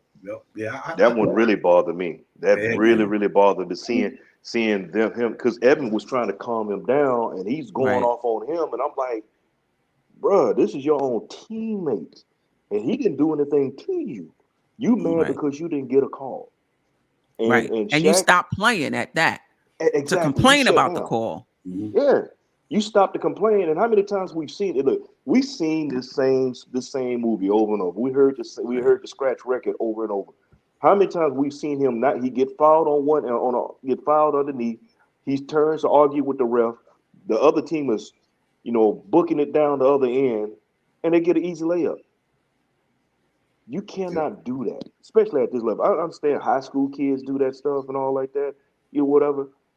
But you're a professional. You gotta check your emotions. I can understand after a while you get tired of it. But if you got other big men, Hall of Fame big men telling you, hey, big fella, you got to play through it. There's other ways you can get back. But you underneath, hit them with the shoulder, hit them with the both, get them off of you, do whatever you got to do. But it's the team, and then you are the leader of the team. You cannot do that.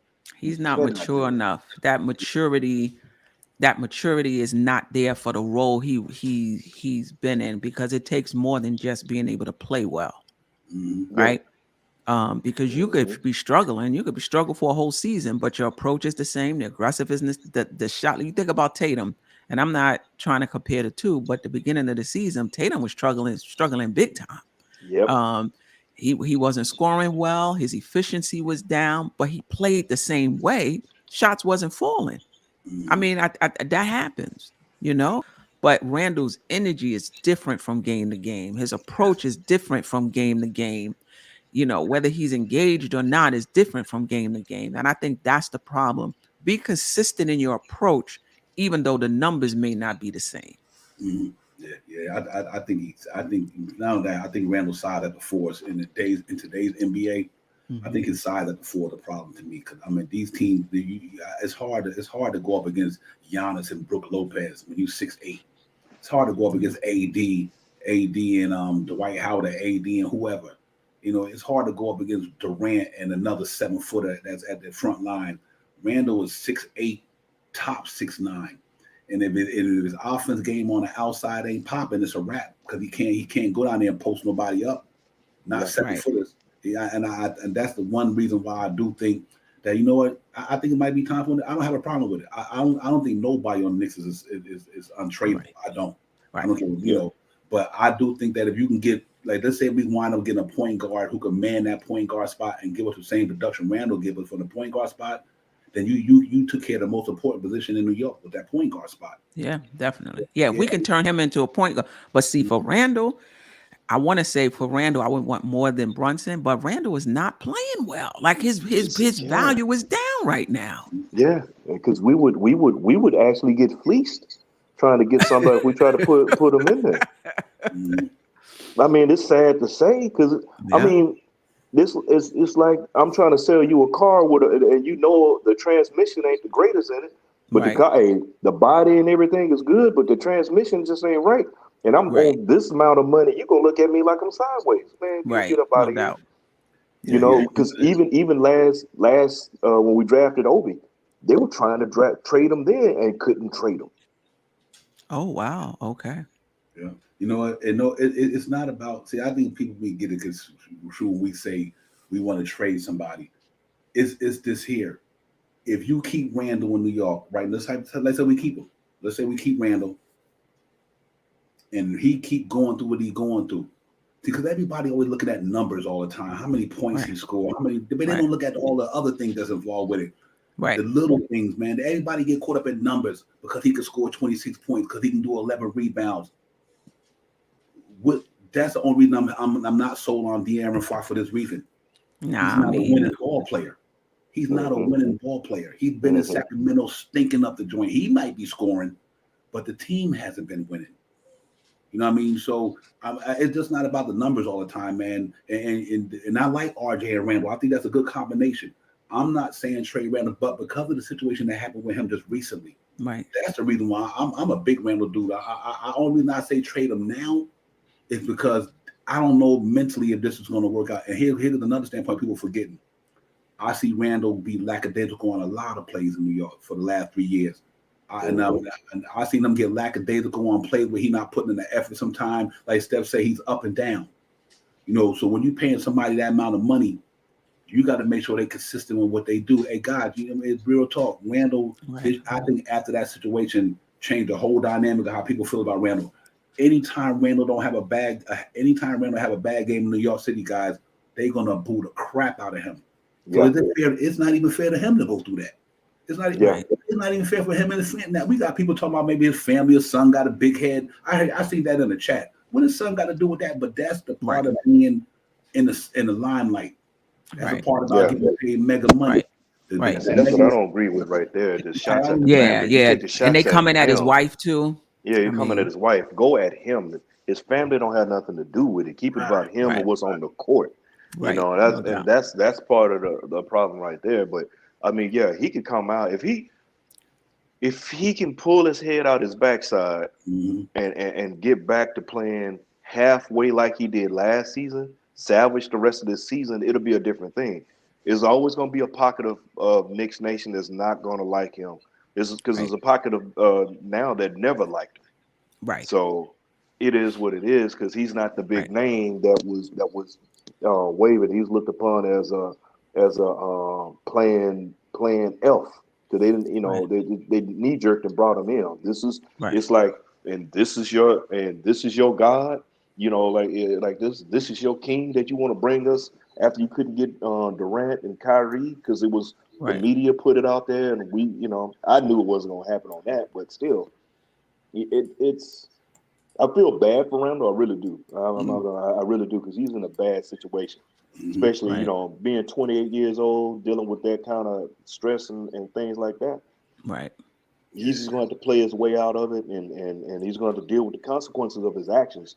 Jacked up as everything is that he did with the thumbs down for some. Truth be told, like I said, it really didn't bother me. It didn't bother me. It didn't bother me at all, but I know many that it did. Right. I'm more or less concerned about your effort and play on the court, and he's not playing that same way. But that's actually the whole team. Certain people have been playing okay here and there, been steady, but overall as a team, taking a loss to New Orleans like we did, coming out with no energy. But that's not the first time. That's not the first time we've done that. We can go back when we took those L's to Orlando. Orlando beat the Yeah. snot out of us. We didn't bring the effort. We didn't bring any Right. toughness. But then you Right. got to look at the players that we're bringing in. Do we have that hard nose, those Oakleys, those Mace, those Bonners, X-Man? Do we have anybody like that? And I'm not saying I want anybody just going on, but I need somebody with some tough, a Kurt Yeah. Thomas. Yeah. Do we have anybody like that on the team? Like, I mean, yeah. seriously. Morris. Mook Morris. Mook Morris, yeah. Do we have anybody? Look, say whatever, but I like my man over with the Timberwolves guy, Pat Bev. Pat Bev is that guy. Yeah. He's that guy. We don't have that kind of mentality on our team. We don't. And well, one, if Randall was to get traded, I would understand it, but I would be very disappointed. I would. Because that's my guy, and I remember tweeting that I would die on the hill with Randall, and trust me, I'm bleeding out slowly. Just because of him and Tibbs turning it around. Him and Tibbs turning it around. So it's definitely a soft spot in my heart for the both of them. Though I could see what the fan base is talking about with both of them. And I agree more so with Randall than with Tibbs. So I definitely get it. But I would be disappointed. And I'm still holding out hope that he can get his mind right. Because that's really what it is. Get his mind right to be able to play in New York. I know he's disappointed and maybe feel betrayed by the fans because he's that sensitive type of guy. He may feel betrayed by the fans, like y'all was yelling MVP just a minute ago, and now I'm struggling and y'all booing me. So, he probably emotionally is having a difficult time handling that, but that's the job in New York. It or not, fair, unfair, that's what it is. So I'm hoping that he can get his mind right and be able to play through it and write his game, even with the boos. But if he can't, then we're gonna have to, and the pressure. Yeah.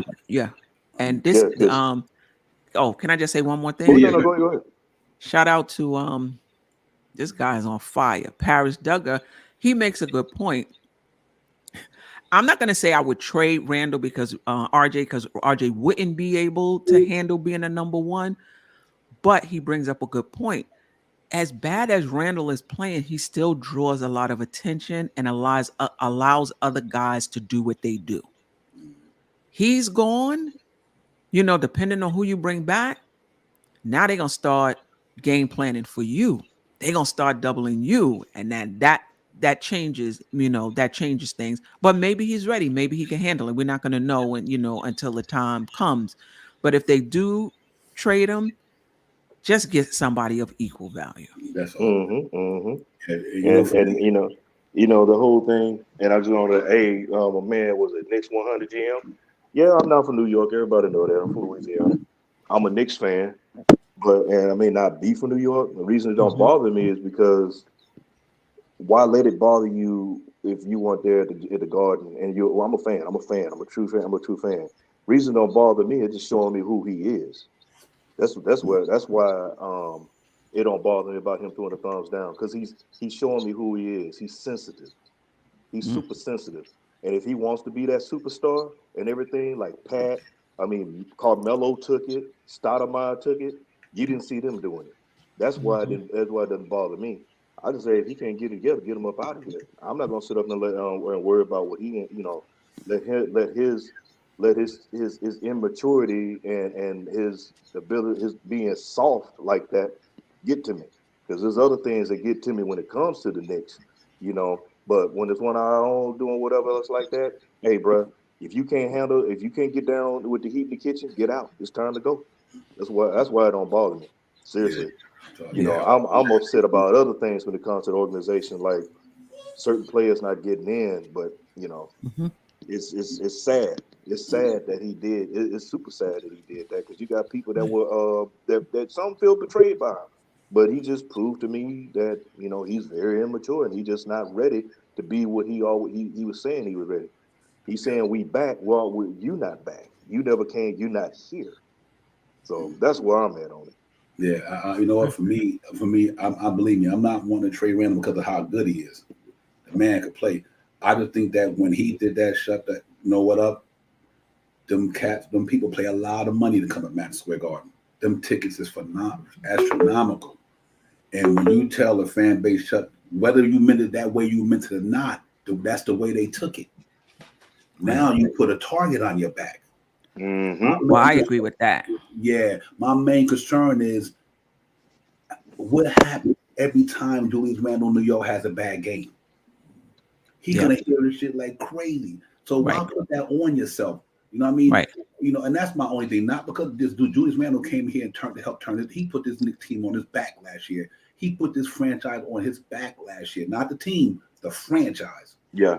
Him and Tiz put this franchise on his back last year and brought us here. So you got to give him his credit for that. My only concern is this here is the situation with the, you know what, because I think the reason why Julius Randle having an up and down year got a lot to do with Kemba Walker and Evan Fournier. I'm throwing that out there. Right, because that was even before the thumbs down. Yes, right. That's right there. Yeah, it's Evan Fournier and Kemba Walker came in. If it was Reggie Bullock and Alfred Payton, like I said, Randle would be different this year. Right. He brought in these two dudes who taking shots away, who taking the different. Even RJ, him and Randle had to adjust to Kemba Walker and Evan Fournier. That's hard to do. You know what I mean? But I just think just because of what he did, and hopefully, and one thing about the New York fan base, we forgive you for anything. You know what I mean? If your game popping, all that shit is history. So what Randle need to do is just start popping. Exactly. But you know what? Even if he remains inefficient, I still think if he's his effort is consistent, I think they would forgive him as well, even if he's not shooting well. But like he turned the ball over, he ran down, he blocked the shot, like stuff like that. You know? And you made a good point, Steph, about that, because if he was playing offensively, his game wasn't there, but defensively, his game picked up, and he was giving effort. It wouldn't be a situation like getting the boos and stuff like that. It wouldn't be that way. But bro, you loafing on defense, right? Because you're mad because you didn't get a call. You arguing with the refs, and then you dribble all the air out the ball, and then you see you can't get a play. Then you pass the ball to somebody with 1.2 seconds to try to jack up a shot. Those things don't. It's that kind of effort. You trotting down. Those are the things that's driving everybody crazy. Again, it ain't about what's the name on the back of the jersey. I'm about to what's on the front. Where it says New York. It's the cat. I don't care. You can put look. I don't care what team you come from or whatever else, where we draft you. Once you put that jersey on, you step on that floor in the Garden. I want effort. I want you to play from beginning to end till the clock says 0. That's what I want to see. Not no taking time off, complaining. I'm tired of the complaining. I'm tired of all the crying and complaining. Maybe I looked at it in the 80s and 90s where you didn't see all that crying and complaining, because you get out there, because what they call technical fouls now was regular fouls, and these guys crying about not getting calls all the time. Look, man, go play ball, play some defense, get the rebound, make the smart passes. Let's move the rock. Right. Yep. I gotta go, fellas. Okay. Yes, I appreciate. Yeah, real talk, definitely. Man. Coming in, real talk. Appreciate that. Definitely. I'll see you next time. Okay. All right. Salute, Queen. Yeah, man. Hey, Sophie, another thing for me with the Randle thing, people say you can't compete, but it all depends who you bring in. See that? I mean, I get it that it all depends who you bring. You don't trade Randle for a bag of peanuts now, obviously. Exactly. But that don't mean you can't bring in a caliber player who can do what he could do. Obviously, if you're a smart franchise, you say, if I'm going to trade Julius Randle, I better make sure I get the same in return. You know what I mean? And that's all that is. Get the same in return. You know what? And I think, like I said, Randle's a good dude. I like Randle. I think he can get down, but that don't mean that he might be able to recover from this. It might not. It's not only about Julius Randle. Because think about it. What we say, we don't run enough pace in New York, right? We the last in pace. They say we the last in assists. But he had the part to do with that too, because he play like the ISO ball. We know to Sophie, when everybody to get upset. Why? See, they get upset when Julius Randle ISO on the ball all the time, and saying he always ISO the ball, he always holding the ball, he's getting a turnover. But the minute you talk about doing something different with him, then they complain about it. To me, you know, you can't have your cake and eat it too. And I don't got no problem with Julius Randle staying in New York. I like Julius Randle, but I understand if he had to get moved. I'm not advocating to move Julius Randle because, you know, she threw out the question, would you trade Julius Randle? And I said, if because of the reason he's playing with this mentality now, after what happened, he might not be cut out no more. Julius Randle could have checked himself out. Yeah, It ain't gonna do with us wanting to be traded. Julius Randle could have checked himself out. Mm-hmm. You know what I mean? You're right about that. Yeah, he could have checked himself out. He could have said, like, man, you know, I had enough of this, man. You know what? I'm out. I want out of here. Yeah, that is true. Yeah, and that happens. It happens in relationships. It happens in everything. You could be with somebody in a good relationship and something go wrong, and you say, I ain't in it no more. Yeah, I just don't want to be with you no more. That happens. But you know, you had the honeymoon. Everybody had the honeymoon effect, but now you into the, like you said, the nitty gritty. You got to do something about it, man. You got to make change. You can't just stay the same, because the thing is, he can't come in thinking he's going to be able to do the same thing he did last year. You got to get better every year. To be the man on the team, to be a superstar is hard work. And I get it, you know, but ISO ball can only take you so far. Facts. It's only so far you can go with ISO ball. And it's a shame that he has more assists than our doggone point guards when they get in. That's a problem. You know, that's, to me, is an imbalance. Yeah, you want to talk about the point forward position and all like that, but Randall ain't Mace. You know, we're going back to the days of Anthony Mason. Anthony Mason was one of the big man get it down like that. And you look at it, you know, he doesn't. Yeah, he gets assists, but you know, you have a high usage rate. Yeah, you're gonna have more turnovers, but some of his turnovers are really bad turnovers because of what he's doing. He's late on his basketball IQ isn't at that point that a lot of us would love for him to be at. And again, you brought up a good point. He's 6'8". Only power forward that he's actually really had his way with that's taller than him is AD. When he plays Anthony Davis, he gives him the business every time.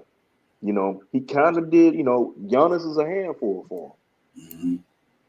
And the thing is bringing in Kemba. We saw. I think it went back with the whole thing when we brought Kemba in, with the whole thing with the coming home campaign and the jersey.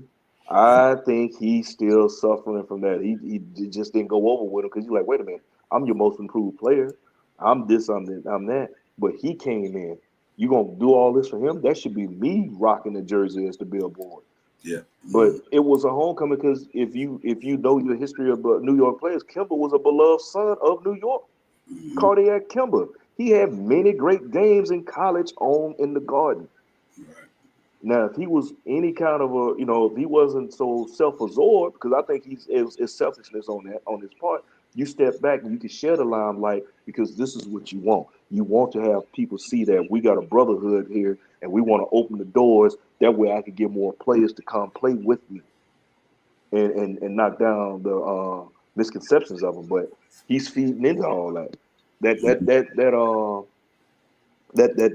display last night was bad.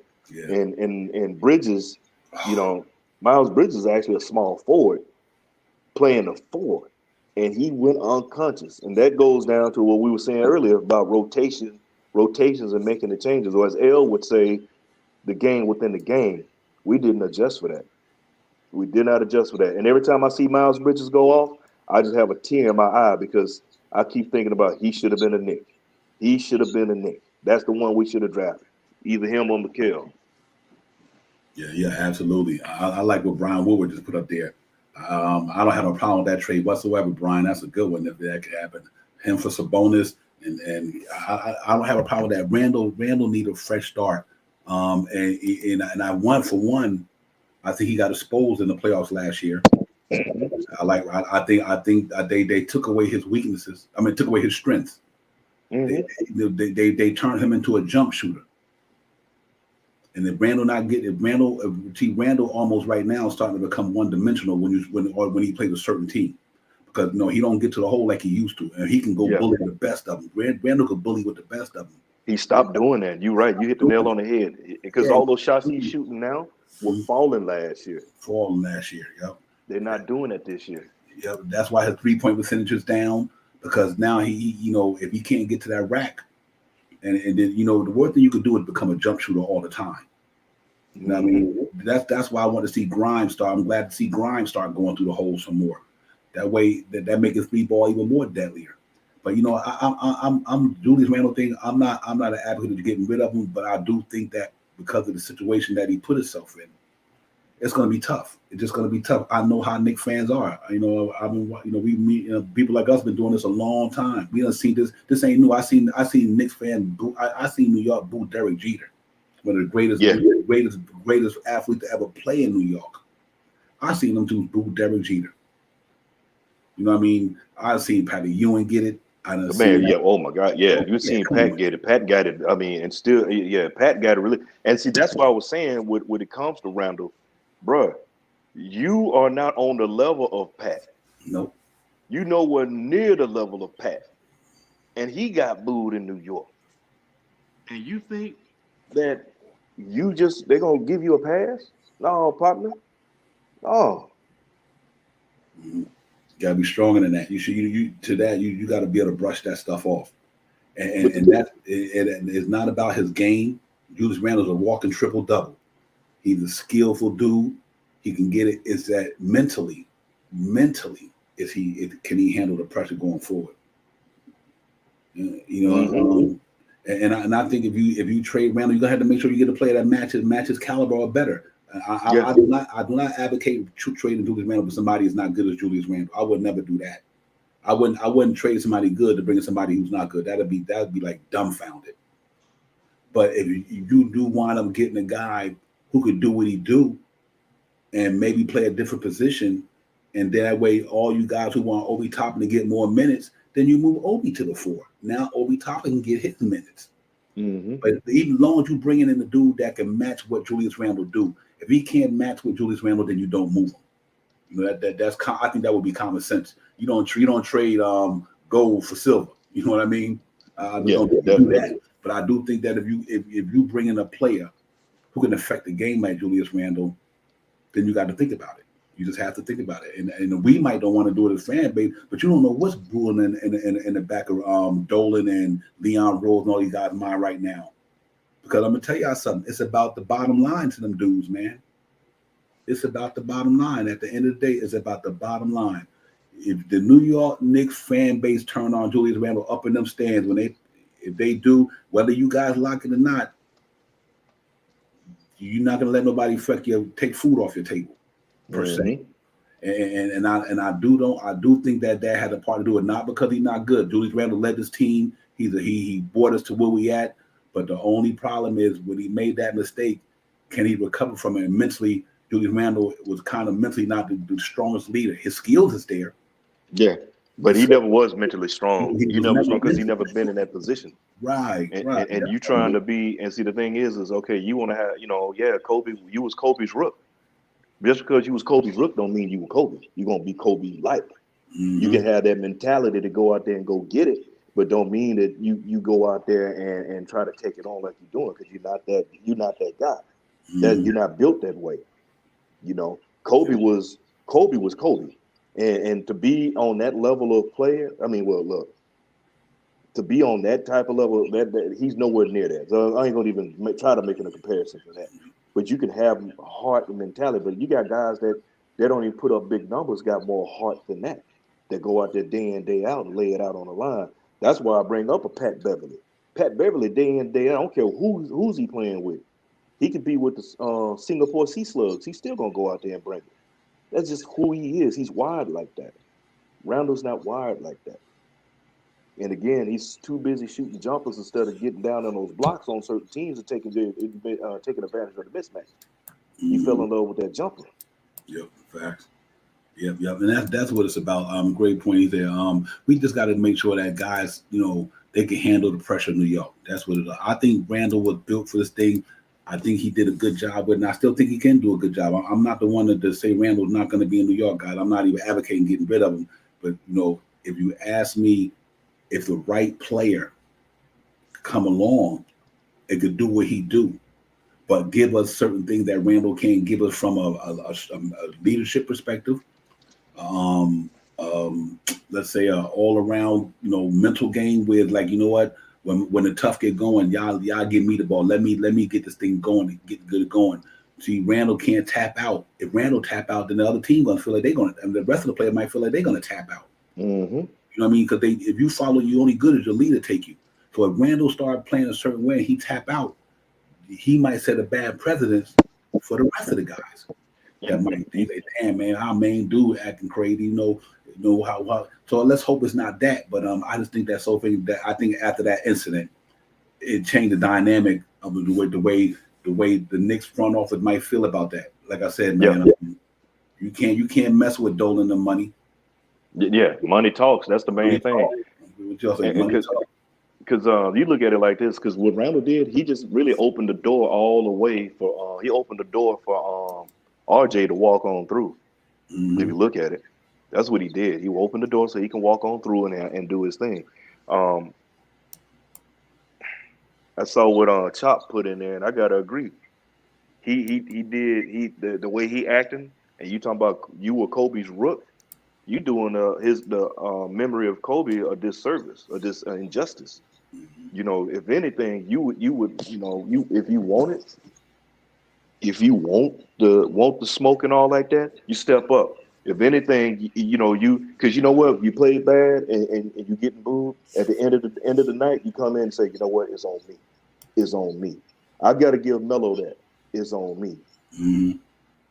You know, he would say it's on me. I got to do better than that. But you're not doing that. You want to take out your frustrations because on the fans who letting you know that, hey, bro, you playing like dumpster juice. Mm-hmm. Your effort is like dumpster juice. You got to step it up, man. And there's no slat on it. There's nobody slandering Rondo. These are the facts. You can pull up a game and just pull up the games and see what's going on all season. You know, I think that he may have mentally checked out because once heard some booze start coming, it was hot potato. Let me get rid of this rock. Mm-hmm. Yeah. And then you got young RJ who's showing more toughness mm-hmm. than we're seeing because RJ's been built. He's mentally tough. He's a mentally tough young man. 22 years old. You know, I've seen him make some complaints, and it's been well warranted.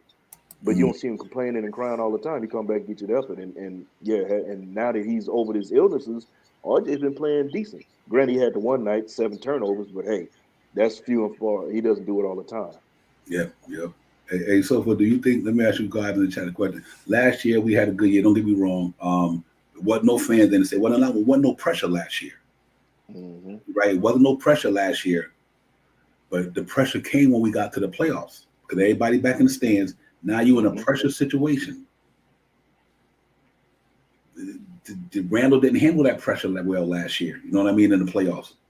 Now let me ask you a question. Now this year, he got the pressure of that contract. He got the pressure of being a leader of a team who we brought in players that thought that was going to make this team better. Now he got that pressure on him. And now I'll go back to the mental thing. Like in the last year, 24-10, no pressure because the Knicks wasn't expected to do nothing.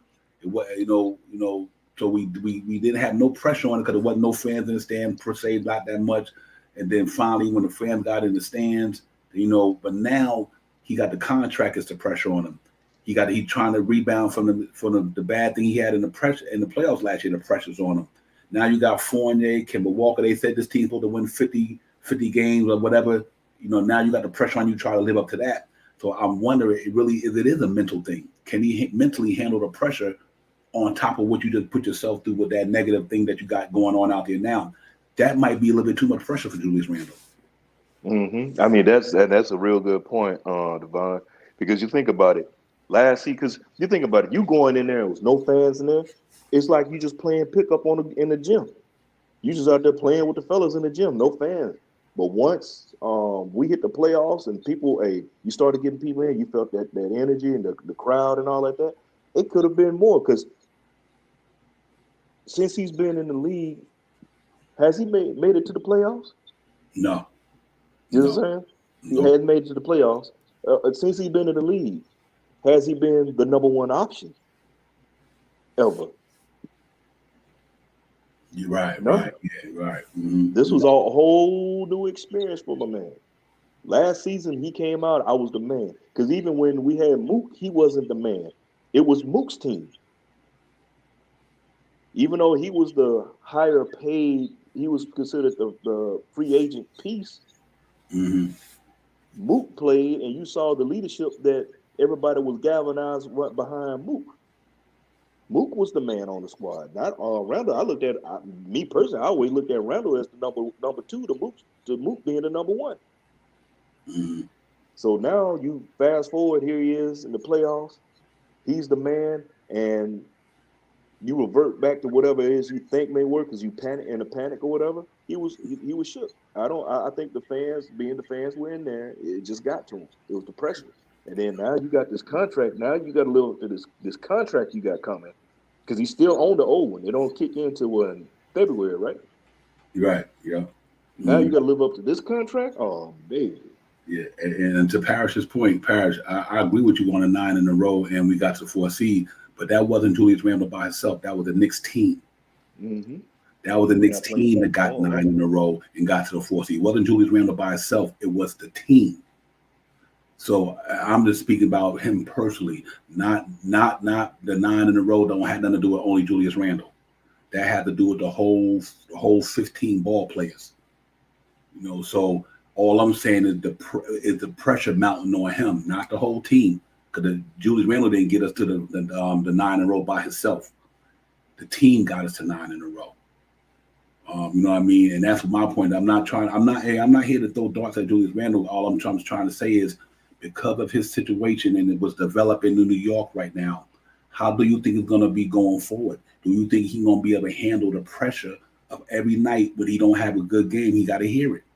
That's reality. You know, that's just reality, man. This is not about a knock on Julius Randle, guys. Nobody here beating up Julius Randle like he's a negative player, like we don't want him. I'm not saying that. I'm trying to figure out for us as a fan base, because you got people who like Julius Randle, you got people who don't like Julius Randle.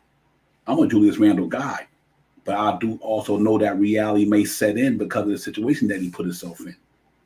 So sometimes it might be best to just to get and move on, because if let's say we keep Julius Randle, this team don't get no better, and he's still going through these mental lapses. That man gonna drive himself crazy.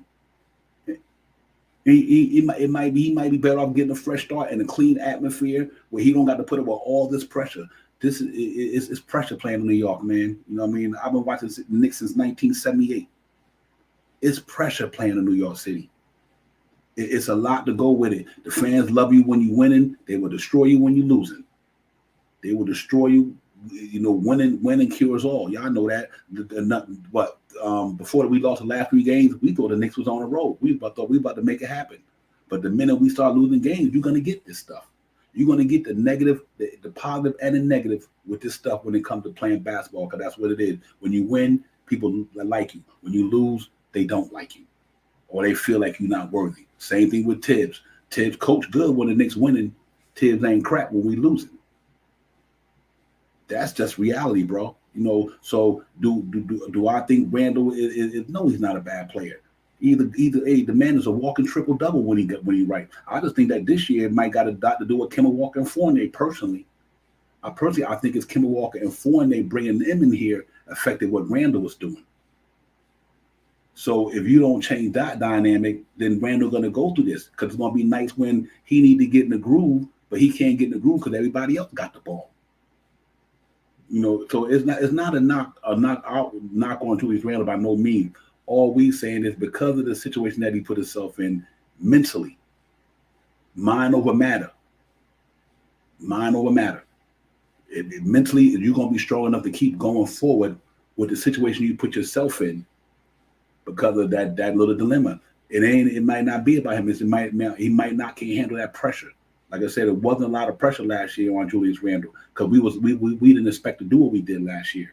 And even when we won them 9 in a row, that had a lot to do with Derrick Rose coming over here. This team didn't start popping when Derrick Rose came here last year. So it wasn't only about Julius Randle, but say himself, the reason why we won 9 in a row. That had a lot to do with Derrick Rose coming over here. You know what I mean? Nerlens Noel playing out of his mind while Mitchell Robinson went down. RJ Barrett had a pretty decent rookie year with 17 points a game. It wasn't all about Julius Randle. You know what I mean? Until Derrick Rose got here last year, this team didn't pop. You know, so let's say if Derrick Rose didn't come to the Knicks last year, we don't know where this team would have been at. They might not have even been in the playoffs. So the guy, it's not about beating up Julius Randle. We just got to also be realistic at the fan base. Is he going to be the guy that take us forward with the way we presently constructed if we don't bring in some pieces? And if we bring in pieces, then how that going to bode with our young guys? See, this is the dilemma right here. If we fighting for the playoffs, then we kind of between a rock and a hard place, because now we won't get to play the young guys because we trying to get to the playoffs. But if Julius Randle don't have another guy to match his caliber of skill play, then what does that do? Can Julius Randle lead the Knicks to where they got to go? That's what we got to deal with the dilemma here with this team. I mean, I don't know other way to see it myself. What can he do with him, R.J. Barrett, and Evan Fournier and Kemba Walker, and that team constructed right now? Can Julius Randle take this team like he did last year, put him on his back, and take him to where he got to go? He's our number one player. They gave him his money, so we expecting this from him. You can't expect Julius Randle to get this money and then don't show up. That it don't work that way. If you make an $8 an hour on your job and your boss give you $15 an hour, he's expecting you to show up and make it happen because you got a big raise. You working at Walmart, you making $8 an hour, then the guy that Walmart give you $15 an hour, then you're gonna have to produce at $15 an hour level. That's reality, bro. They ain't got nothing about beating up Julius Randle or nothing. Reality sets in. That's all it is. It's reality sets in. It's the pressure of Julius Randle's contract, the pressure of trying to live up to expectations last year. Is that hindering him? Could it be Fournier and Kemba Walker? Them the things that they got to figure it out. You know what I mean? Them the things you got to figure out. Just is if I want Julius Randle to lead the Knicks, and everybody in this chat know Knicks Real Talk last year, I'm the one that prayed to Julius Randle to the utmost. He put this team on his back last year, took us to nowhere. But also he also got to remember Derrick Rose came in here and made that easier. And maybe that's the problem right now in New York. We're missing Derrick Rose, you know what I mean, and things of that nature. We're missing key contributors. But it's a hard dilemma when you're trying to go to the playoffs and you want to win, and then we still got young guys that we want to develop and give them a lot of minutes, but they just not ready in the playoffs anyway. Tom Thibodeau, Leon Rose, Worldwide West, Scott Perry, and James Dolan tried to build the thing for one reason. They wanted to get out of that first round like last year. They had a chip on their shoulder after they lost that first round the way they did. They brought in people to even come further. And you know, and the reason why they doing what they're doing, because they want to go to another level. The Knicks don't want to stink up in the first round this year. They had expectations, bro. The Knicks had expectations of bringing in players to get them out of the first round and go further. That was their expectations this year. And right now it seems like it's falling short. So they're gonna have to try to right the ship and get it back to that course. So I do think you know we're gonna be uncomfortable when Derrick Rose come back, if Kemba's still here, if Alec Burks is still here, if Nerlens Noel is still here. We're gonna be disappointed in a sense, because the young guy is not gonna be getting a lot of burn when it comes down to the crunch time. So you know we got to kind of keep even kill about it. If the guys wasn't going for the playoffs, I totally agree, man. We was rebuilding, let Grimes start, let Manu quickly, let all these guys play. But unfortunately, because we are trying to fight for the playoffs, that's not going to happen. I just don't see it happening, man. I think they can contribute. I think Grimes got his spot. Obi got his spot. Obi there. Obi just got to keep going at it, man. Keep producing. You know what I mean? And you're right. And like I said, Derrick Rose is a major reason why this thing ain't going the way it's going right now. When Derrick Rose went down, this team went the other way. The minute we lost Derrick Rose this year, this team went the other way. It just went to the 360. Because he was that savvy dude, experienced guy who still got game, who ain't scared to get down in the lane. 3-ball was looking good. He breaking down defenses off the dribble, getting in the paint, making it happen. We ain't got nobody that caliber right now could do that on the Knicks. That is not one ball player on that team. I'm talking about young, old, could do what Derrick Rose was doing for the Knicks.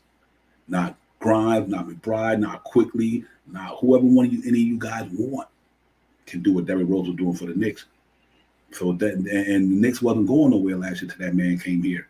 And so we got to see, man. We got to see how this thing go. But Sunday we go get it, man. Matinee game down in at Madison Square Garden at the world most famous arena against the LA Clippers. We got to try to win that game because we got a real heavy schedule coming up. Real heavy schedule, man. You know what I mean?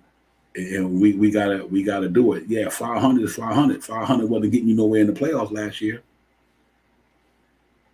I don't understand anything, but Rose took the money train and ran. I don't understand that. Rose is injured.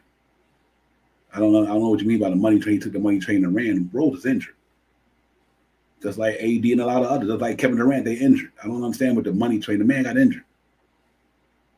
You know what I mean? The man came down and hurt his ankle. I mean, I don't know what that's about. I mean, he take the money train and ran. Where did he run to? The man is hurt. You know what I mean? And before he got hurt, they was playing good basketball in New York. So and I think he come back, he's gonna make a huge difference for New York when he get back. He's a savvy dude who's been around the league who know how to get down. Yeah, he's a savvy dude who know how to get down, man. And I do think that he made a big difference in New York, man. That's for real. So I don't know about the other stuff, but I think he gonna make it happen, for sure. And I think Derrick Rose is that guy, and I think we missing him dearly. You know what I mean? So we got to keep that in perspective right there. That hopefully he come back and he made the road.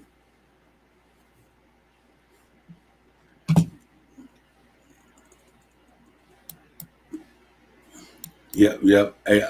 I get where you come from, Parrish, man. But I just seem like Parrish. I think you going. Derrick Rose was playing good basketball for us at the beginning of the season, and that happens. You know, when it ain't that he took the money, ran. The Knicks gave him the money.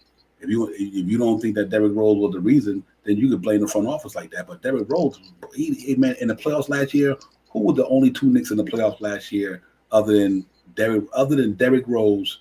Todd Gibson, a little bit of Obi Toppin in the playoffs last year. Ain't nobody else step up in the playoffs. They all got decimated out there. IQ gave us a little something to give us a little. He came in and shot, but he wasn't playing up. Obi gave you energy, but it was the Derrick Rose show because the person was Randall only had one good game in the playoffs, and that was the game we won. Yeah, man. Derrick Rose is important, and like I said, man, Derrick Rose. You look at his numbers, you know what I mean, and you'll see why.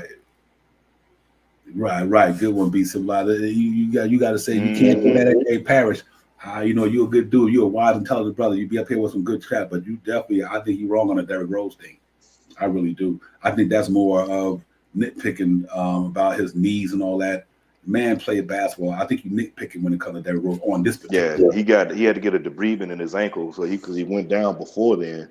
Right. But I got to agree with Be Civilized. Because actually, to be honest with you, Devon and everybody, I thought that somebody else was going to get Nerlens Noel because the way he played in the playoffs, he was okay, but the way he played throughout the year when Mitch went down on run, when man would run, I said I think Noel is going to be out of here. He's going to play his way out of New York, and if he gets a bigger contract, cool. But there were other players I was looking at again because I was like thinking maybe, we can get a Kelly Olynyk because he can do something. Granted, he's 6'10", he's a hard-nosed player. He's a blue-collar, dirty work guy. That's what I was looking at. Somebody, to go in and do that. Nobody, no real big name, but Nerlens Noel has only played maybe 14, 16 games this season, man. Mm-hmm. He came in one game, but then he disappeared again because of his knee. Mm-hmm. Yep. Yeah. For the times we're getting $5 million a year. I think sometimes you always gotta remember when you're going for a playoff stuff like that, continuity matters. Continuity matters. Can you imagine having 8 different guys trying to figure each other out all the time? That's the problem with Kemba Walker and Fournier to this day right now. Mm-hmm. You know what I mean? So Todd Gibson and Derrick Rose, they got continuity. It matters. I'd rather go in a foxhole with a bunch of dudes that I know who can get it popping than go into a foxhole with guys I don't even know and not sure they got it in them. One thing you know about Derrick Rose and Todd Gibson, them cats is coming to play every night. Every night they coming to play. Whether you like their game, you think they too old, them cats come to play every night. I'll go to battle with them 2 dudes more than a lot of cats that's in the NBA. Because every night they come to get 110%.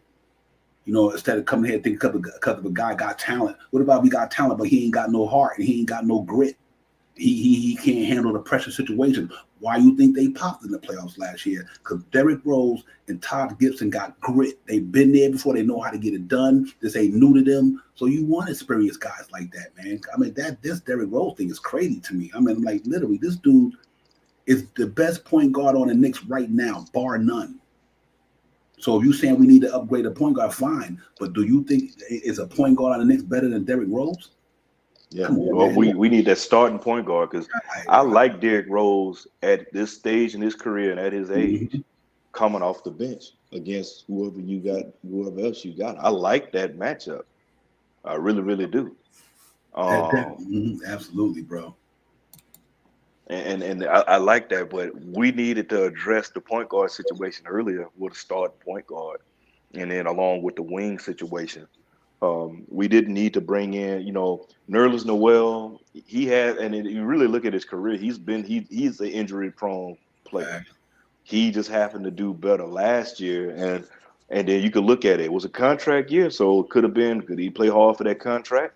But see, the thing about it is, I remember Dallas wanted to keep him, and he didn't stay. So I was thinking that Dallas is going to get him again. So he could be gone. We can upgrade at the backup position. At the center position by letting him go. Somebody can bring a little more to the table. A five that can stretch the floor out more instead of collapse down. Because let's keep it, he's no bigger than a snap pea. And against bigger centers, he caught problem. He caught hell. Yep. You know what's interesting to me? I'm looking at why do you think the Knicks had one of the best benches in the league last year? Because of Derrick Rose. The Knicks had one of the best starting units in the league last year, and even coming into this year, they had one because of Derrick Rose. Derrick Rose was the engine behind the Knicks bench last year. Because I'm gonna tell you right now, there's no way Emmanuel Quickly, Obi Toppin, Alex Burks, and whoever would have got the Knicks to where they were as that team as a bench if it wasn't for Derrick Rose last year. None of them. It's not a point guard in New York right now. I don't care who it is, other than Kemba Walker. And Kemba Walker, he's on the decline too. But Derrick Rose was the reason why the Knicks got to where they got to last year. If Derrick Rose wouldn't have came to New York, we wouldn't even got that far. Because you know why? He's built for this stuff, man. You got to have people who built for this.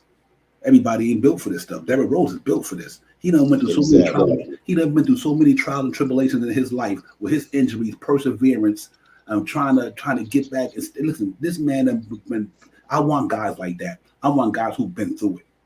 Guys who been through the fires, been through the fire, understand what it is to struggle, understand what it is to go through hard times. So when you come out on the other side, it makes it easier for you. That's why it's not too many point guards in the league can handle Derrick Rose. Because everything these point guards doing now, Derrick Rose already know that. Derrick Rose already know that. You know what I mean? No, Derrick Rose is not the reason why we got destroyed in the playoffs. Julius Randle, R.J. Barrett, and them cats are the reason why we got destroyed in the playoffs. Because them cats couldn't handle their business. Atlanta gave R.J. Barrett, gave Julius Randle, gave Reggie Bullock, gave all them cats the business. They ain't had nothing to do with Derrick Rose. Derrick Rose was one of the best dudes we had in the playoffs last year. So I disagree with that one. I don't see that. I think you look at the Knicks right now. I guarantee you when Derrick Rose come back, this will be a different team, and I'll leave it at that. I'll let the proof in the pudding take care of that. Watch when Derrick Rose come back to the Knicks and watch how better this team be. I guarantee you that. You're right about that. I agree with you because D Rose was look, I said it when we made that trade. That was probably the best trade last year that went under the radar because it wasn't a big name. But what it did for us as an organization and as a team, Derrick Rose was the engine that got us there. Yeah, Randall did all this stuff and he got most improved player, but it was the energy and what Derrick Rose did behind when he came off that he came off the bench. And even with our bench this season, till he went down, the bench was humming because the bench was the killer. Everybody knew about our bench when D Rose went down and we had to make all these other adjustments. Bench was never the same. The bench isn't the same. The team isn't the same, really, if you look at what Derrick Rose going down. Yeah, but Nick 100. Derrick Rose don't have to score no 30 points. That's not what he there for. He's there to give you 13, 14, a couple of and control the game. Control the game with experience. He don't have to score no 30 points. He never scored 30 points. That's not what he there for. Derrick Rose is there to keep them young people in a good rhythm, keep them in check. Because if you don't have experience on the floor, them cats will start. Put prime example.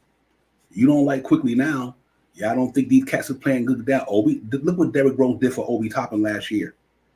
Come on, guys. Look what he did for Obi Toppin last year. Why you think Obi game is suffering right now? Because they don't got Derrick Rose.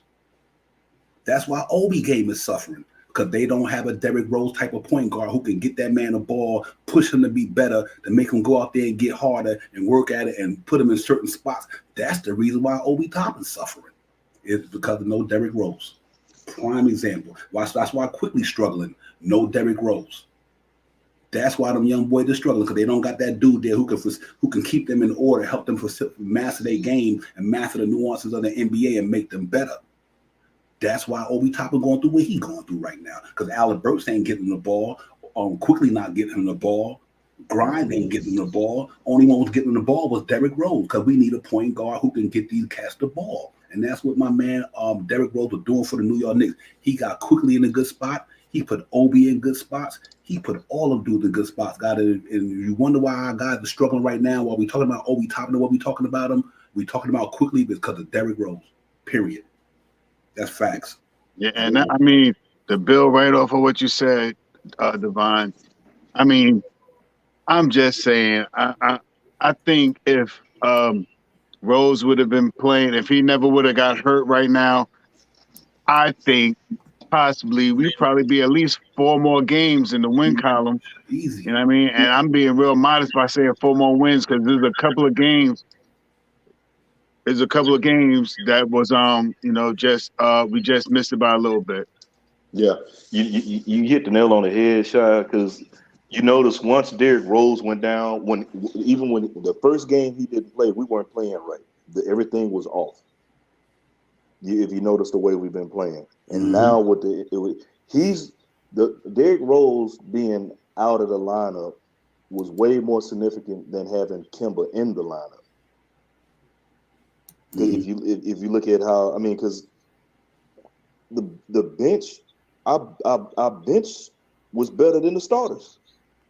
What team you ever seen that with, man? When the bench is better than the starters. It was balling. It was all plus, and then starters were all minus. Everybody forget that when D-Rose was in the lineup. Yeah, and people got to understand something. Derrick Rose been doing this thing for a minute. Think about this here. Derrick Rose came to the Knicks last year.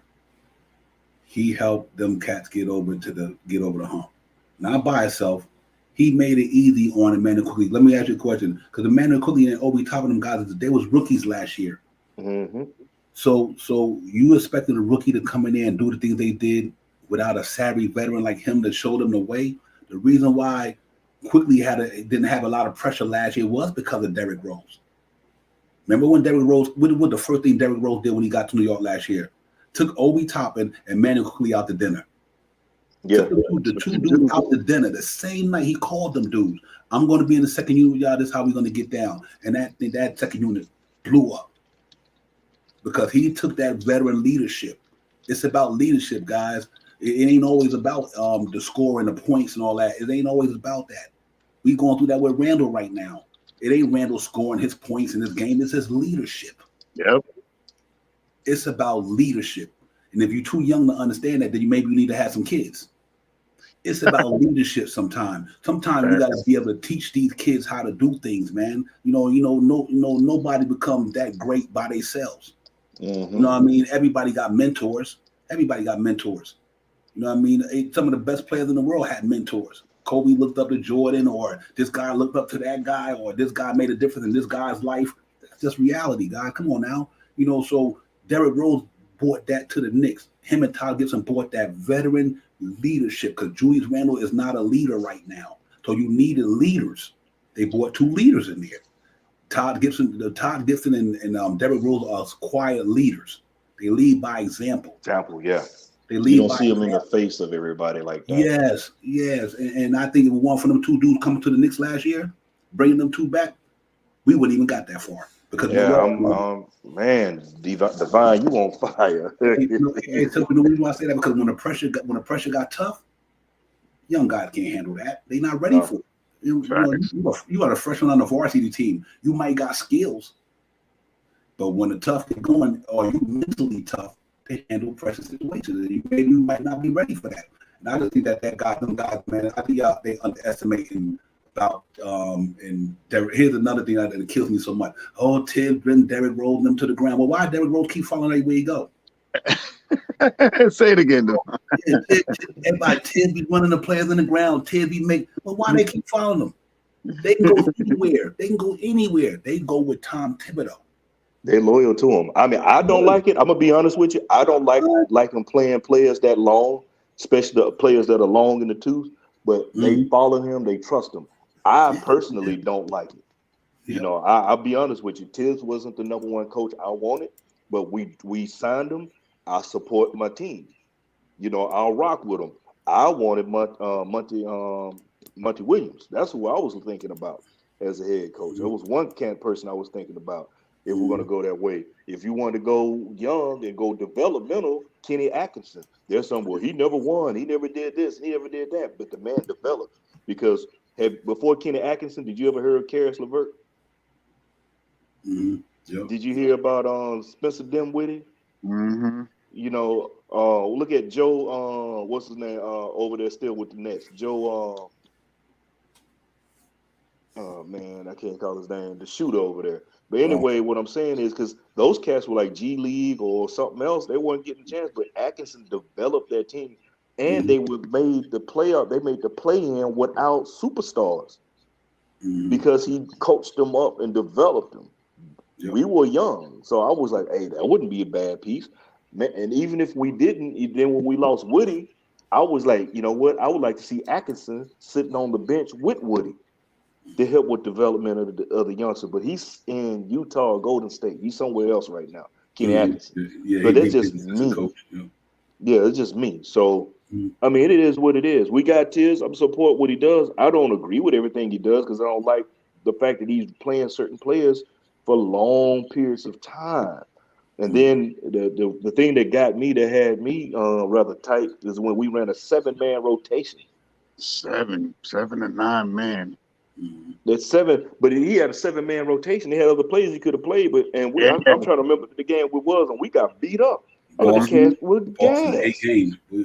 Boston. We only had 8 players available at the time. I think we only had it was only 2 centers on the bench that game. That's the game Kimmel Walker won berserk, but it was only 2 centers on it. It was Todd Gibson, Sims, and the only wing we had that game was one guy. Everybody was out in COVID. But here's one thing I can say though, who you know, there's Knicks players who lead the league in minutes played, and it's not on the Knicks. It's players in the league. But this is one thing I just got to say. I agree with you guys with sometimes the way he might, you know, he's an old school coach. He believe in I take out my point guard for my point guard. I take out my center for my center. That's just. But there's not a player that ever played for Tom Thibodeau ever came back and said that man played them too much. These dudes is young, bro. I mean, we would be in the playground playing 5 games in one day for 5 hours. Oh, till the sun go down. Yeah, dude, you out there running from sun up to sundown. Yeah, they got the best trainers in the world. They got the best medicine in the world. I mean, these guys is in their 20s. They should be able to run 30, 40 minutes. I mean, literally. But I guess what I'm trying to say is Tibbs is not the only one coaching guys like this. It's a lot of players in the coaches in the league who put their star players out there for a long period of time because you got to put the best players out there to win a basketball game. But I agree with y'all. He might need a reserve minute. But to me, I think if Obi Toppin was popping, Randall wouldn't play a lot of minutes. You know what I mean? His minutes wouldn't be long. He wouldn't be. His minutes would be lower. Yes, be lower. If Obi Toppin was popping, Randall would have to play 30, 40 minutes a game. Exactly. If our bench players was popping, these guys wouldn't have to play that long. But Tibbs don't got no choice when you're trying to win basketball games. Because if let's say you bring in, let's say an Alex Burks having a cold shooting game, you can't leave him in there. If Quickly having a bad shooting game, you can't leave him in there because you won't win the game. And it is about wins and losses at the end of the day. I just think that sometimes our roster is not talented enough. So when you preventing people like R.J. Barrett and Randall and them have to go, like for prime example, Mitchell Robinson right now balling, but we got to keep him in there because we don't got nobody who can back him up that can do what he can do because Noel is out. So we kind of we got to kind of give Mitch 30 minutes a game, you know. But I agree with you guys 100% that I would like to see him kind of adjust a little bit. But at the same time, man, like last night to me, you know, Tibbs threw out his top 3 players out there last night.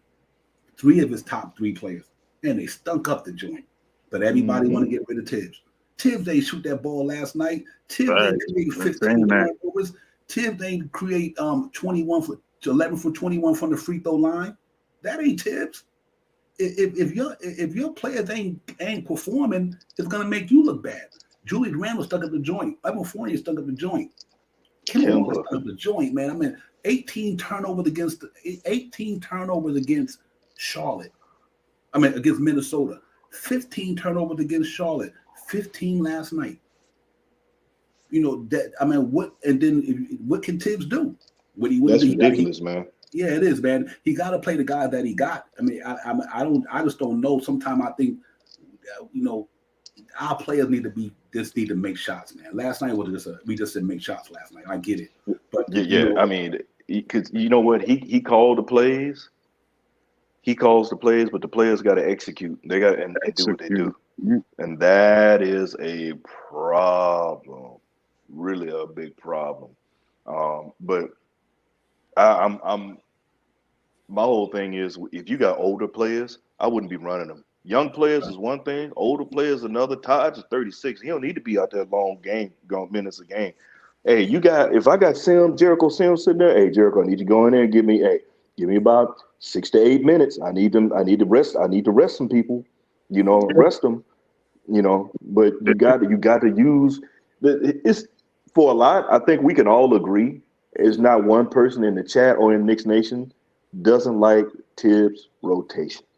His rotations are they're I'm gonna be nice and say questionable. Yeah. Can I do that? Can I do that, Shy? Can I say questionable? That's facts, man. That 10 minutes running Randall in the first quarter, 11 minutes, and letting Obi come in at that last 1 minute to play the first 5 minutes of the third quarter, then bringing Randall right back in about 7-8 minutes in, killing him. And it's not about the number of minutes that he's getting. It's where he's giving them the minutes. That's what I think. The minutes that he's giving them, he could lessen his load by giving Randall 6-7 minutes in the first quarter, then bring Obi back in, and maybe even bring a Randall back in at either the end of the quarter or the first minute or two into the second quarter if you want to stretch him out or something like that. I mean, sometimes I think he mismanages, but it works for him, man. And for him, it's about I think that he may need players that can implement his system. And that may be one of the things that'll help it look better, because the system that he runs, a lot of teams used to run that 9-man rotation and stuff like that. These teams now are playing a lot of these younger players because they're young and they're, you know, you give this one 4 minutes, you give this one 5 minutes, if this one 3 minutes, and whoever pops off, you leave them in the game. You know, we don't have that really, you know, and that's what we're struggling with. So we'll see in a couple of days what go down. Yeah, I read about that. Yeah, I just think, like, I'm looking at my man thing.